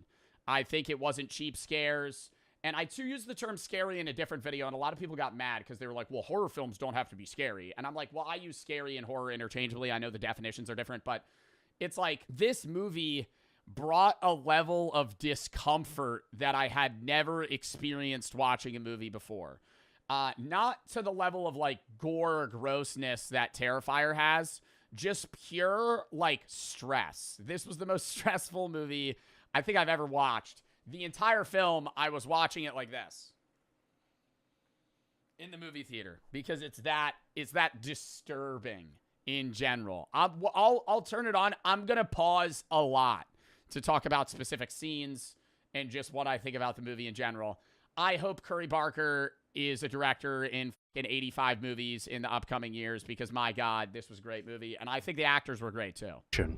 Is it gory? I wouldn't say that this movie's that gory outside of, spoiler alert, this whole thing's going to be a spoiler alert. Outside of the one scene where he's talking to Sarah in the car, in the whole scene, chat, the way they're angling it, you could tell that Nikki's just going to fucking run through the window and start smashing his head in. And that was the goriest scene. That was like Terrifier level gore, smushed her face into a million pieces into a steering wheel. That was horrible. I didn't breathe. To put it in perspective, the reason I say Obsession's one of the scariest films I've seen isn't because of jump scares. It's just the pure horror aspect left me feeling so uneasy that I think I was genuinely breathing once every 30 seconds. Brand new horror movie. In this video, we will be diving straight into its deeper themes. And I love the simpleness of the idea of the wish, right?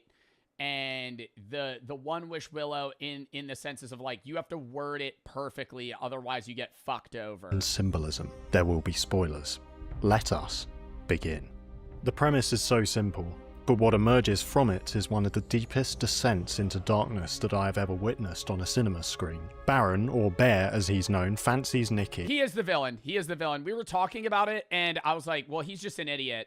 And then I was thinking back on it, and I'm like, there's multiple instances where he could have fixed it and just didn't.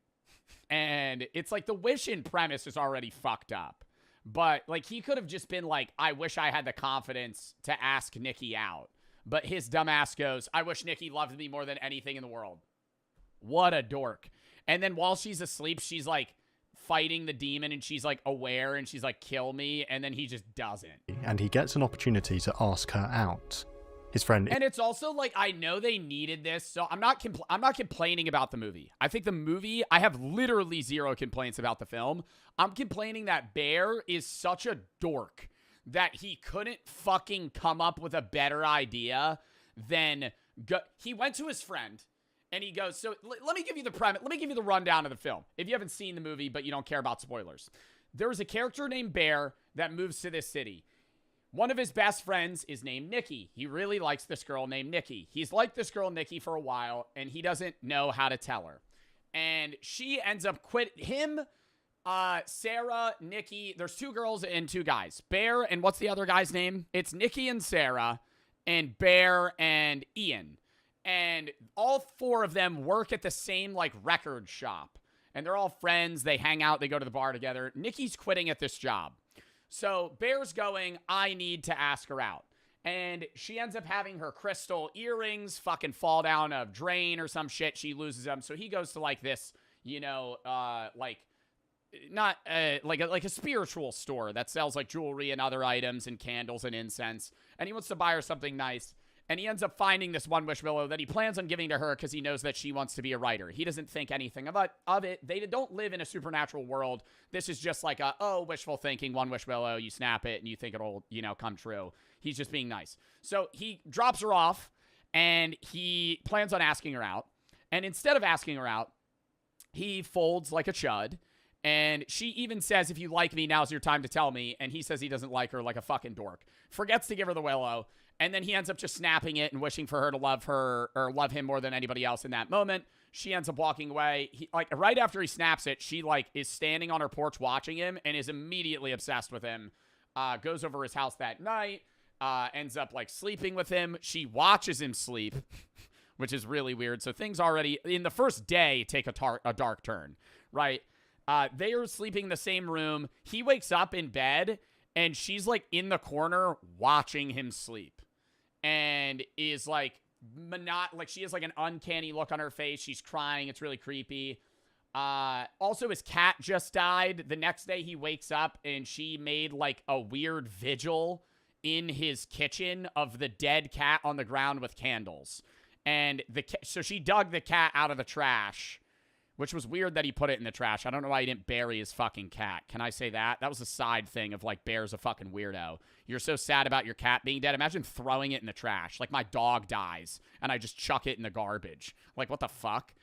Bury it. You know, get it cremated. What the fuck? Just a weird way. He puts it in a trash bag.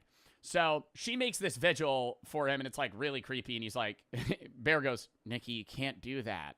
Already I'm going, this motherfucker's not realizing this girl's a psychopath because of his wish. So it takes him a while to understand. And she ends up she doesn't have work that day. It's her last week. She put in 2 weeks. Or they go to work together that day, actually. And she's really in love with him, just watching him all day. And Ian's what the fuck, man? She wasn't into you a day ago. He's I don't know, man. She just loves me now. It's I guess I did the fucking right thing. And Ian's you're taking advantage of her. She's clearly going through a drug problem or something. Because it's this woman didn't love you like that. And he just doesn't give a fuck. They end up like fucking, and it's like the weirdest sex scene you've ever seen in your entire life. No emotion. She's just making the noises, and you could tell that she's like possessed. So really creepy. I think that's the night where she actually watches him sleep. And then he tries to go to work the next day, and she's like crying and smiling and crying and smiling. Just like a really emotional person, like to a point where it's like abnormal. Like she gets angry, then sad, then happy, then loving, all in the span of like 30 seconds.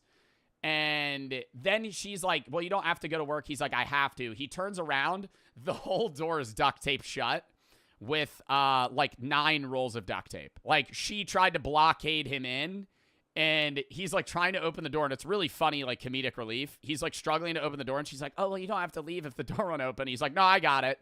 And like rips it open. I'll rant more about the story as we go on, but that's like the base premise, and then it just gets worse and worse and worse and worse and worse. Should I just do a summary of the whole movie or before we start, or no? We'll do more as we go. Ian is egging him on.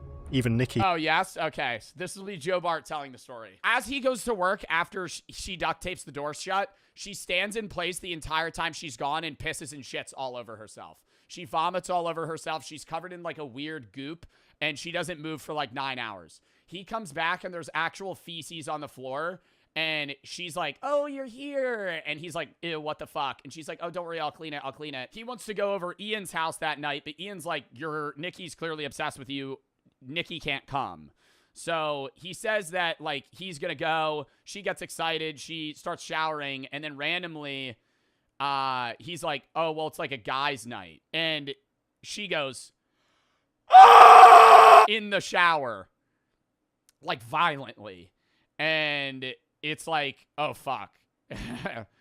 You're sitting there going, oh my God, like this girl's crazy. So she ends up going to the party, and they're playing Jenga, but it's a version of Jenga. You might have played it at a party or not. It's like Jenga, but there's like dares on the blocks. So as you pull a block, you read it, and you have to do whatever it is. And they're going around, and Sarah has a crush on Bear. Bear knows this, but Bear, for some dork-ass reasons, obsessed with Nikki. Sarah's a beautiful girl. She's very nice. She likes Bear. Bear doesn't like her. I'm Bear. Sarah's here. Sarah pulls a block, and it says, or does Bear pull the block? Bear pulls a block, and it says, like, kiss the person to your left, which would be Sarah. And that's where you see this scene of Nikki frowning, where she looks up, and she's like this. She slow walks behind Sarah on a wooden floor, pulls her chair back, like, stands in front of where Sarah was, and then kisses him. Basically says she'll like kill anybody that like wants to be with him, and everybody's uncomfortable. And then she's like, okay. She was like, I'm joking, and nobody laughs. And then she's like, okay, I'm not joking, for like, fuck you guys. Randomly snaps out of it, right? So like real Nikki comes back, starts freaking out, breaks a glass bottle, starts stabbing herself in the eye, snaps back in, goes, oh my God, I'm so sorry. And then goes to the hospital. Bear brings her back, and he's like, and everybody's like, what the fuck? And through this whole thing, Bear's telling no one any of the weird shit. Bear's like, I don't know, man. She's just going through something. Her dad died. She lied about her dad having cancer or something. And when Bear brought it up, she, in the middle of a restaurant, has like a fucking full-on meltdown. Anyways, I'm skipping some things. Fast forward, she packs him lunch one day for work. He goes, he eats it. On a sticky note, it's like, for my love, Bear, and he wants to be a food critic. On the back of the note, it says, how does cat taste? And Sarah's reading the note, and she's like, what does it mean, how does cat taste? And he's eating his own dead cat that Nikki filleted, cut up, and put into a sandwich. He throws up. It gets to a point where, God, I'm trying to remember, like, what else happens. She watches him sleep. They end up having a conversation where he's really uncomfortable, and then she does this really backwards walk, like uncanny shit.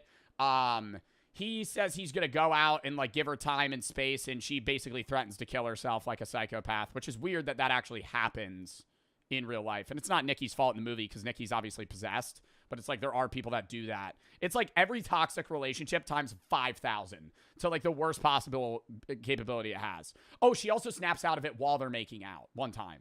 And then he just like doesn't care, which is really weird. He ends up realizing it has to do with the wish. He calls the One Wish Willow hotline, in which the guy goes, you can't undo a wish. And he goes like, well, can I get another one? And he goes, well, you get one. And so Bear goes, well, what do I do? And the guy goes, well, you could kill yourself. And he's like, what? And he's like, oh, well, the wish only lasts till you die. So then Bear's like, well, I don't want to kill myself.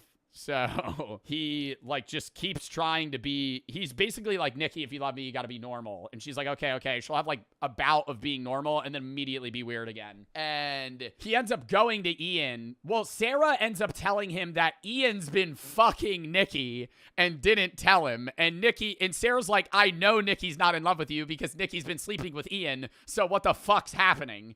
And Bear's like, well, oh, like, I didn't know that. He ends up sitting in a car with Sarah. He ends up finding out like Sarah likes him and they were going to kiss. And as they were about to kiss, Nikki runs through the windshield, smashes Nikki's head in, kills her, and then wraps around the back. And she's like, well, Bear, you did this. This is your fault. And then they hide the body. So they get rid of a body. They murder someone. They hide the body. Then, bro, you're saying spoilers. The whole movie's a spoiler, dork. They hide the body. And then Bear finally has the bright idea of going back to the store and getting another One Wish Willow and trying to get his friend to undo the wish by using their wish. So he goes to Ian, this guy, and he goes, you're not going to believe me. Nikki's possessed. I asked her for to love me more than the world, blah, blah, blah. You need to undo this wish. This is what you need to say. Ian goes, bullshit. I wish for $1 billion. Snaps it. $1 billion falls from the sky. Ian goes, fuck.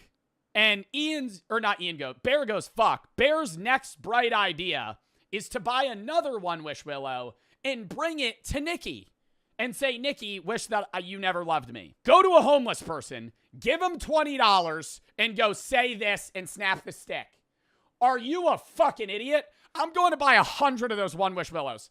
I'm walking on the side of the road and I'm saying, say this, snap it, and I'll give you $20. And a homeless guy's doing it. You're a jack off. You know, you're a jerk off. You're an idiot, right? Why did he not do that? So he ends up going back to the house, tries to get her to do it. She has a fucking revolver she got somehow. She's covered in blood. And she's like, you're going to shove this revolver up my vagina. And he's like, whoa. Ian comes in the door and goes, dude, it's $1 billion. It's real. Bang! She kills him. So now both of his friends are dead. And she like lays on him crying. And he's like, I'm going to go to the bathroom and freshen up. She tries breaking in. And then Bear has the gun. He is going to shoot himself, chickens out, ends up swallowing a bunch of pills. And as he's about to, he swallows a bunch of pills so he ODs. And he tries to gag himself to throw him up because he chickens out. But as he chickens out, you hear the One Wish Willow snap. And then he goes, and Nikki wished for him to love her more than anything in the world. So he doesn't throw up the pills. He goes, they make out, they're all demonically in love with each other, and then he ODs, as he would, because he took fucking 40 pills, and dies. And right before he, fully dies and his heart stops, Nikki has a gun in her mouth, and she's about to fucking kill herself, and then snaps out of it because he's dead, and then she just screams, and the movie ends. Did I miss anything? He herself is nudging him to I don't know. Now let's watch an analysis, and we'll get more in depth. Ask the question. Nikki, wait. I was gonna ask you, What?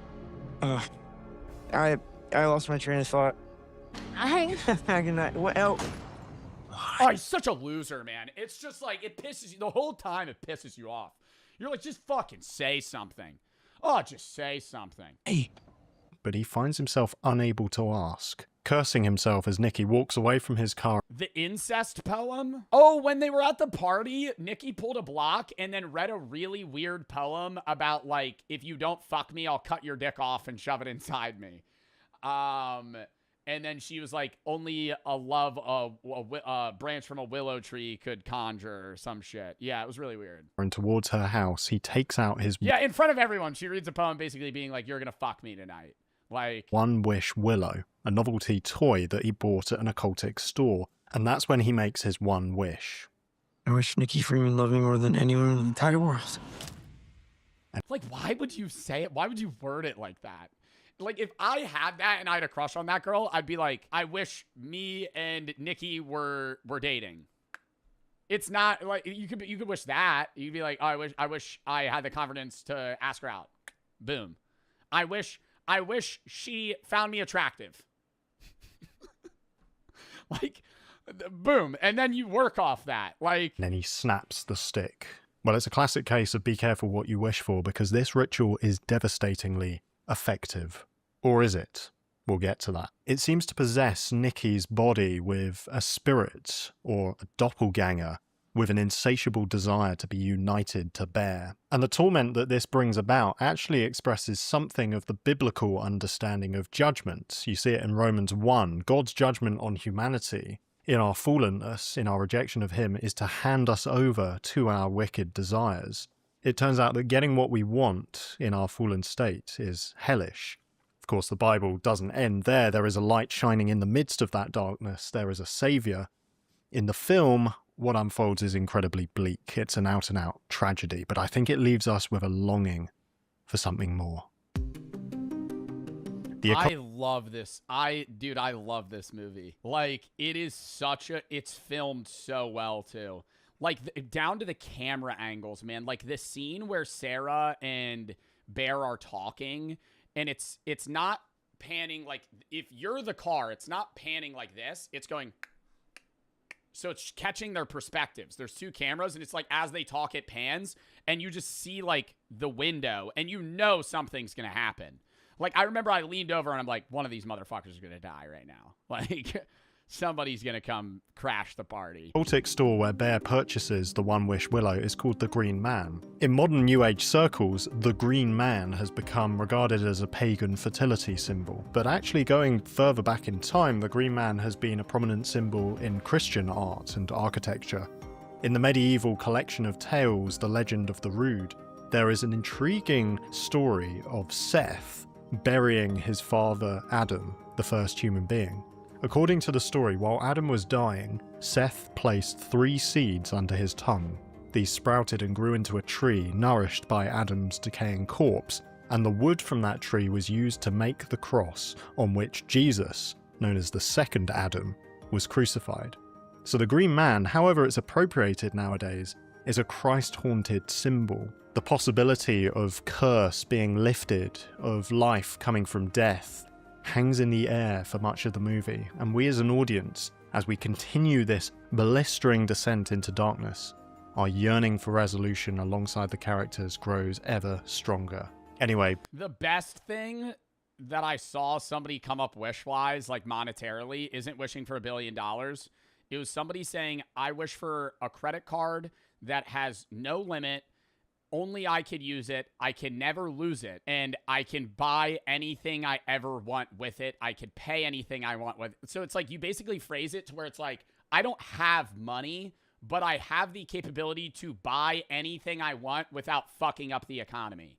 Like, you don't have to manage money. You don't have to do anything. You just have a card that's like associated with your being that you could just buy anything with. Bear visits this shop, the Green Man store, rather Isn't that more than one wish? No, not if you word it in the right way. aimlessly. At first he's looking for some crystals which might help to provide good vibes with Nikki. But then he happens to notice something else, a box of One Wish Willows. And he buys one on a whim. There's this writing on the box. The front says, One Wish Willow, amaze your friends. You only get one wish. And the back says, spark the middle and break in half. Usage, open the package to a magical jingle and a fun pop surprise. Hold the One Wish Willow gently, break it in half and state your wish clearly.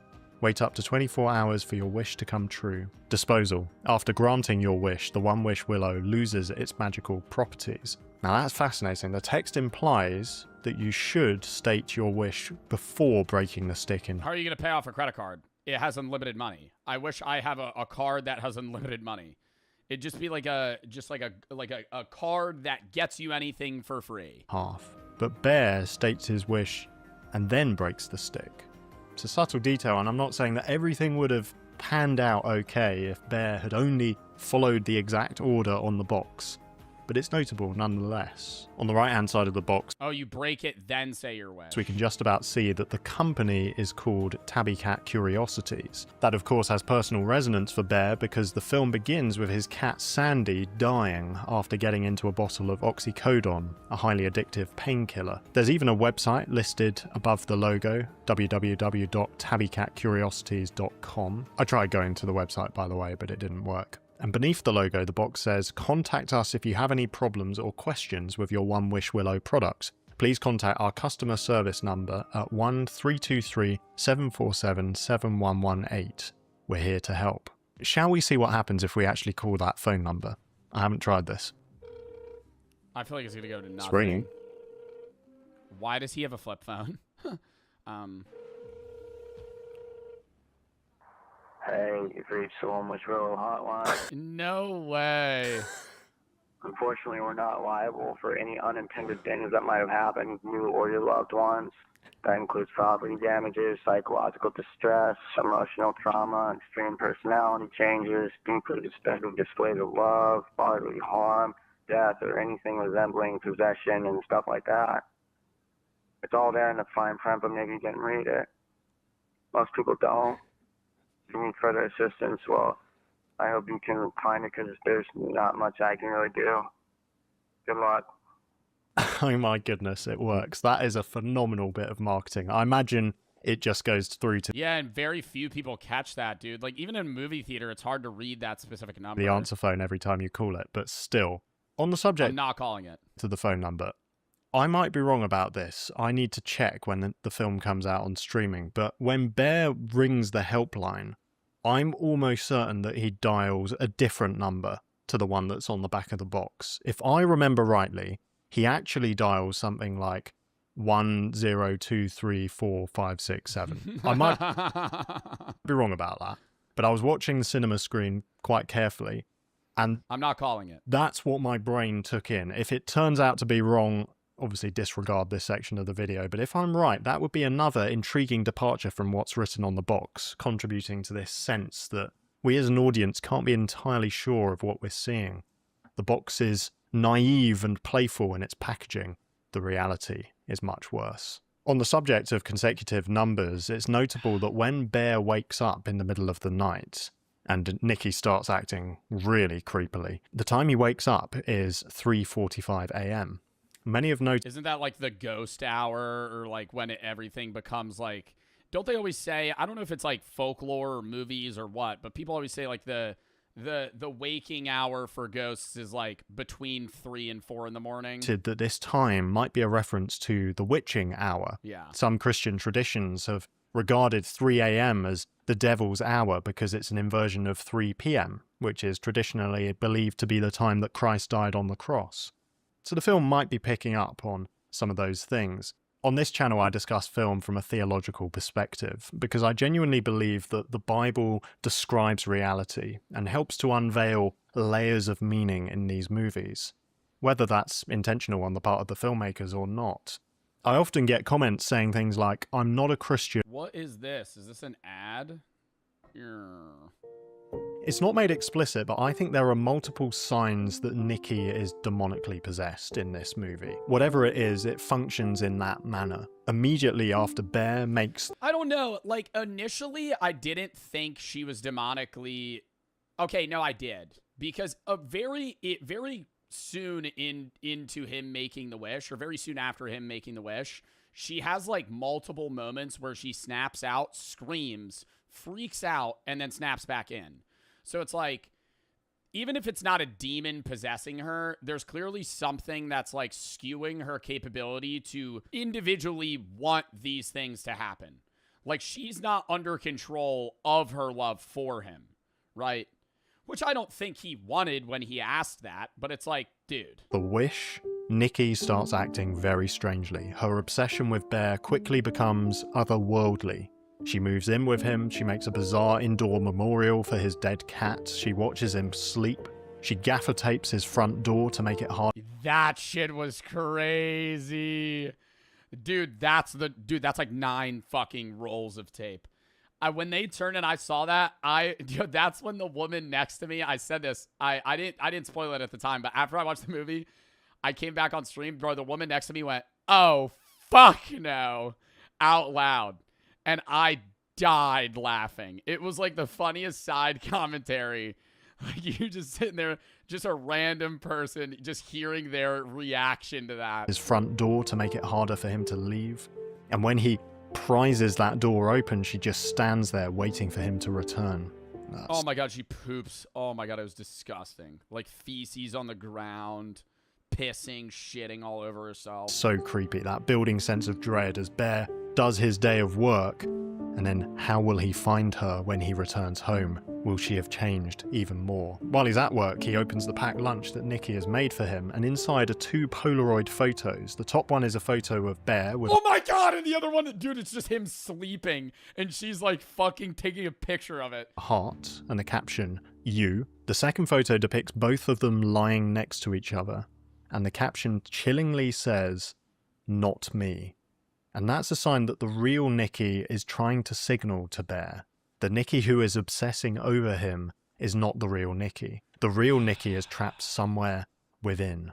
The sandwiches— I think the biggest turning point that fully submitted Bear as like a horrible person is when she was like, "Kill me," in her sleep, and then he just didn't do anything. I'm not saying he needed to kill himself. I'm not saying he needed to kill her, but he just kept trying to band-aid it, where he was like, "Oh, you know, you just have to be normal." It's like, bro, clearly she's possessed. Like, I don't think I would have killed myself, but I think I immediately, after she fucking pissed and shit all over the ground and put a sigil of the cat, I immediately would have gone to the store and started asking people to make the wish to reverse it.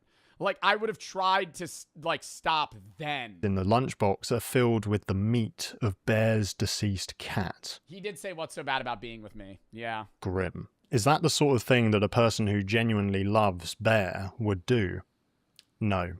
It's bizarre. It's disturbing. It's a form of torment. I think throughout this film we are seeing a demon's torment. Bro, and the shittiest part is when you think, like, the movie ends and you're like, "Oh, fuck, Nikki snapped back into it." Bro, Nikki now is going to go to jail for the rest of her life because nobody's going to believe that the One Wish Willow is real. And she already used her One Wish Willow, so she can't get out of this, right? She can't go to the store, buy One Wish Willow, and get out. She's going to be charged with triple homicide. She's going to be charged with killing 3 people. Like, It's masquerading as being in love with Bear. The demon can keep up the act to some degree, but the mask slips quite catastrophically in a lot of places. Does your dad really have cancer? No. No. No. No. What? No. No. No. No. No. No. No. Don't say that. Bear is beginning to panic, so he yo, that scene was fun. Yeah, I don't think that's my favorite scene, but that's like, oh my god, in the middle of the restaurant, everybody turning. Holy shit, the pure panic you would have. calls the helpline on Because it's not like scary, it's like, oh my god, this is like the worst thing you could do at a restaurant. the back of the box. And like the staff that we encounter at the Green Man's store, Just the like a child meltdown. person on the other end of the line is worryingly laid back. He sounds bored. What's up? I was calling to see if there's a way I can alter a wish. Like to cancel your wish? No. It's okay to keep the. I just want to know if I can. Ah, see, right there, right there, right there, bro. Yes. What? He got that, bro. You asked for a girl to fall in love with you. She stands in place for 9 hours, duct tapes your door shut, and poops all over herself. And you're like, nah, I could fix this. Whoa. Like, alter it a little. I'm sorry, we don't really do that. No? If you have any questions about how the wish... Why would you not cancel it? Well, he can't cancel it. I'm saying he just didn't say... He should have said, yeah, I want to cancel it. Either way, later on in the conversation, he goes, well, the only way you solve this is if you kill yourself. Works, if you read the back of the box. Is it even real? Yeah, it's real. No, I know that is her love real?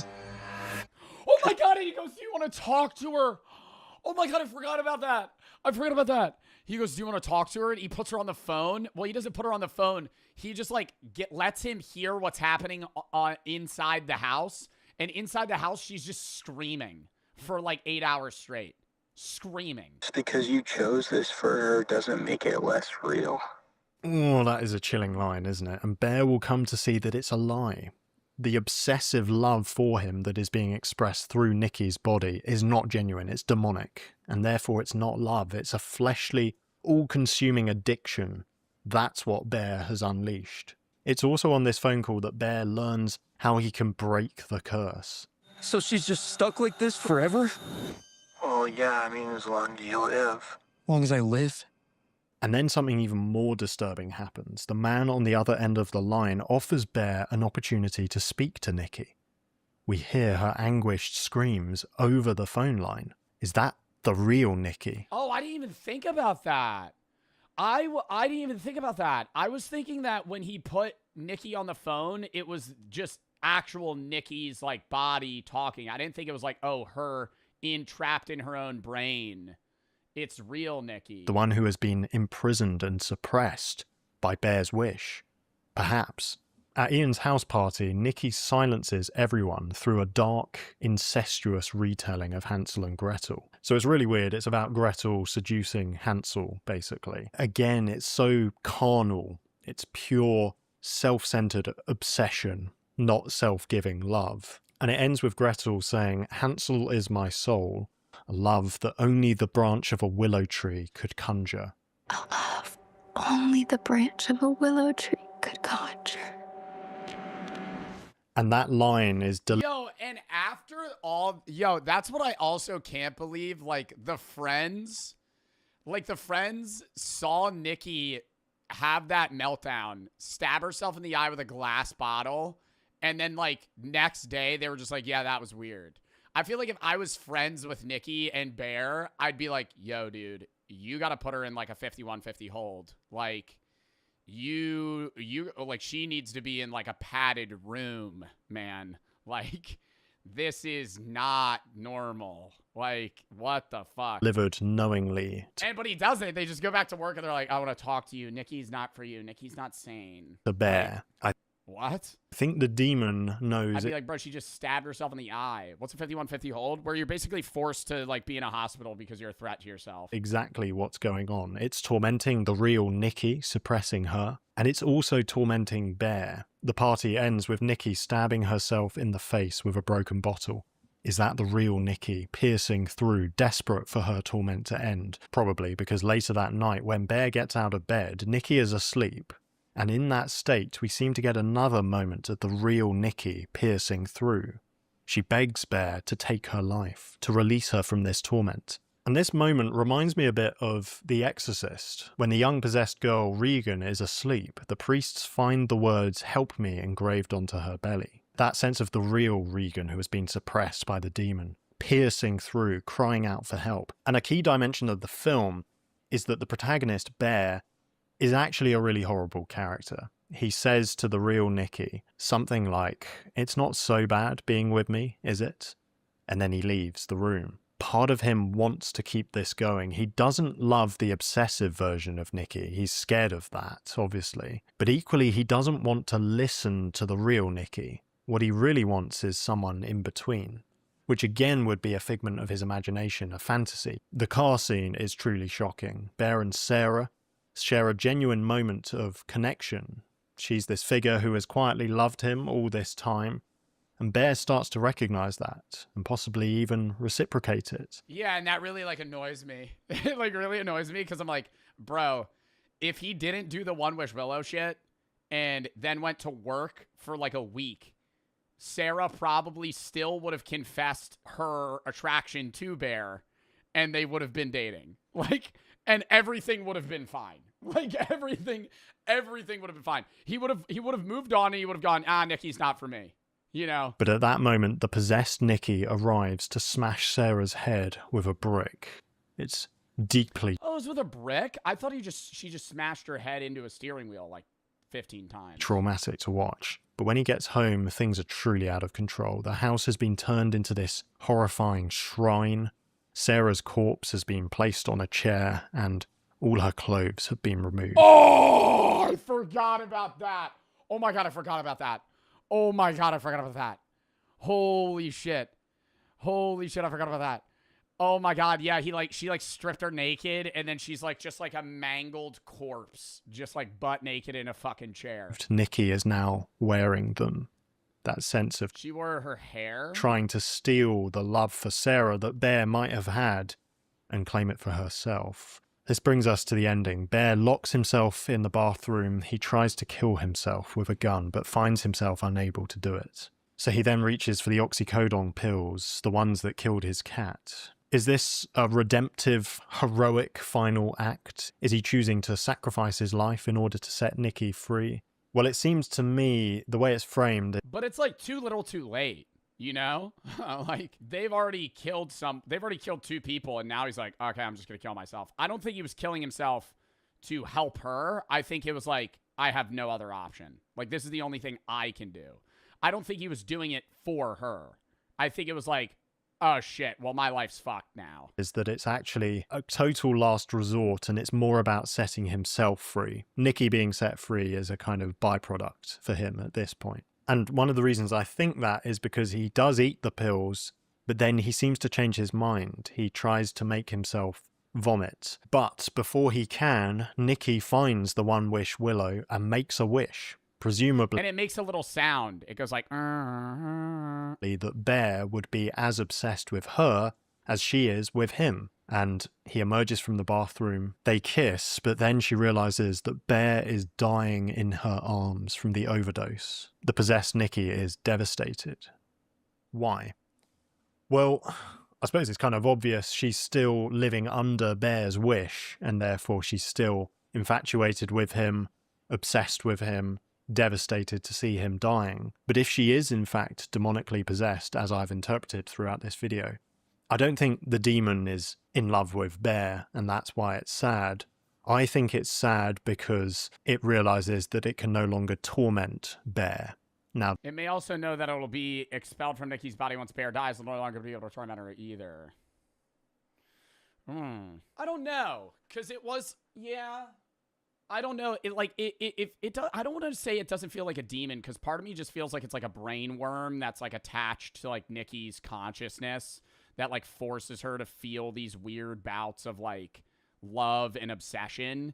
And then when she snaps out of it, it is her and she doesn't have that like attachment. But then it's also just like, well, what's making her do this weird shit? Like, because even if you were obsessively in love with someone, you wouldn't be like cooking their cat and feeding it to them, you know? Like, that's not obsession. That's just, like, demonic. Like, what is that? That he's dying. Like, that side of it makes you think that there is, like, a demon involved, because it's like, if she was just obsessively in love with him, she wouldn't do that. So anyway, Bear dies in Nikki's arms, and the possessed Nikki... Like, I could see obsessed Nikki killing women that are obsessed with Bear, like Sarah, or not obsessed, but in love with Bear. Like, that doesn't confuse me as much as, like, why are you giving, like, there's no world where, like, somebody that loves Bear that much, even more than anything, would be like, okay, he's gonna want to eat his cat. He prepares to it's like psychotic. Take her own life as a result. It's like a perverse retelling of the end of Romeo and Juliet. But at that moment, the curse is lifted. Bear's death ends the effect of his wish. And then... You know that's not how they originally wanted to end it?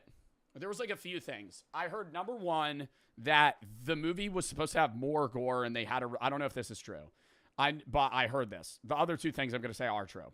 I heard that the movie originally was supposed to have more gore, but it was going to be rated NC-17, which means that it's, like, worse than rated R, and then people wouldn't be able to watch it as much, so they had to remove stuff.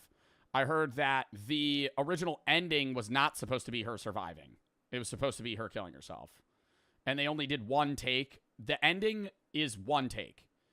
Like, they only filmed that ending once, but they liked it that much that they did it instead.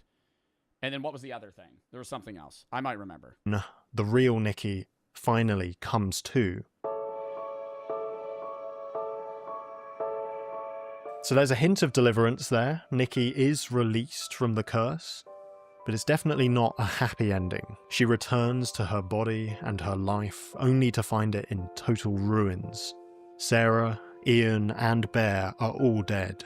This friendship group, utterly ruined by this careless wish. So to return to the title of this video, What is the real horror of obsession? Well, to me, it resides in a simple question. Did Bear get his wish? Well, I think the horror, like the fear factor of the movie, is that it's not. I think any movie where the horror resides in something that is human but off is always more scary. Like the uncanny is always more unscary or more scary than something that's like a monster, right? Like a demon or a being that's like haunting you, like the boogeyman, is not nearly as scary as something that's like Nikki, where she's snapping in and out of being like human, and the scene where she's just like uncannily staring at him at night in the corner of the room's terrifying. Where she fucking snaps in and out of it, and she's walking backwards and like poetically talking about how she's gonna kill herself and her blood's gonna go cold if fucking Bear leaves. Like that stuff, it's like it's taking like real world relationship obsession and then amplifying it to a level that's like uncannily scary, so it feels more fearful than something that's too outlandish that it's like, okay, this is, you know, it's fucking Edward Scissorhands, you know, it's a Texas Chainsaw Massacre. Like, sense, yes, his wish was very clear, that Nikki would love him more than anyone. It's realistic. Well, I don't want to say realistic because like One Wish World doesn't exist, but like the stuff that she does, someone could do, you know? Like all of the things that she does, somebody could act like that. Anyone else in the whole wide world. I wish Nikki Freeman loved me more than anyone in the entire world. Bear, I love you so much. I don't think I could live without you. You love me more than anyone in the world? Yes, more than anyone. He gets what he wants, and he doesn't like it. But then you could argue that Bear doesn't actually get his wish. Because if, and I think it's a big if what he truly wants is a mutual, meaningful connection with Nikki, that's not what he gets. The possessed Nikki is a counterfeit, a distortion, robbing her. No, she doesn't love anything about, like, she loves him, but there's no reason, right? Like, if you love somebody, you could be like, I love them because of this, and I've built this love over time. It's just like, it's not love, it's obsession. That's why it's the name of the movie. Of agents. So the wish comes true from a fleshly perspective. It produces this carnal obsession, the inevitable outworking of a selfish desire that doesn't truly value the other. But the wish doesn't come true from a spiritual perspective. It doesn't satisfy Bear's ultimate thirst for meaning and intimacy, even if he thought and wished that it would. I think this movie has a lot to say about how devastating our modern inability to define love can be. We often deify that notion of finding the ideal romantic partner, the one, where we believe that other people can satisfy our ultimate longings. That has two problems. The first is that we can end up loving someone selfishly and instrumentally, you know, not for their sake, but for what we can get out of them. That's one problem. The second problem is that it places a burden on relationships that they were never designed to carry. If I make another human being into my God, they will disappoint me, and it's very unfair on them. According to Christianity, we can only know what love actually is when we look at God. He's this eternal, loving union of Father, Son, and Spirit. And his love is most clearly revealed when it is poured out in self-sacrifice for us on the cross. True love is self-sacrificial, not self-serving. And that should then flow into our relationships with others. Christians call one another brothers and sisters in Christ. He is the basis for our love, and we are called to invite others into that love. And many Christians get married, but again, that's founded on self-sacrifice rather than selfishness, because in Christianity, marriage is this metaphor for the cosmic union. I just don't see how this has to do with the movie, if I'm being honest. Like, I'm not disagreeing with what he's saying. I myself am, you know, not religious, but it's just like, I don't think this was thought of when the movie was written. Between Christ and his bride, the church. I don't know what you make of all that, but I'm sure we can all agree that obsession is an absolutely devastating portrayal of a relationship. And I wish I could say to both Nikki and Bear that they are made for so much more than this, that there is a much greater love. And if Bear knew... I like the yap. No, I like how he's intertwining it, but it's just like, I don't think that was what the meaning of it was. That love, he would not have wished for Nikki to be compelled into loving him, because loving her would actually look like honouring her and laying down his life for her. This film really rattled me. I watched it with my friends Ethan and Sonny at the cinema, and we discussed the film at length afterwards. It was one of the only movies where I left and I thought about it for hours after in years. Like, I remember leaving that movie and I wanted to talk about it to people for like hours. Like, normally I leave a movie, talk about it for 10 minutes, and then I just move on, do something else. A lot of those thoughts actually made it into this video, so thanks so much, guys. Shout out to you. And here's the Letterboxd review I wrote of the movie. One of the most terrifying films I've ever seen. I want to recommend it. Don't at the same time. It's a phenomenal feat of horror filmmaking. Just people it's genuinely disturbing. Yeah, I would say that, like, if you're not a fan of, like, scary or horror films, this is, like, probably one of the worst movies you could ever see. That night. 5 stars. One of the most terrifying films I've ever seen. I want to recommend it. I already read it. All right. Well, that was a fucking good video, dude. I also just love that movie. I'm glad I was able to talk about it.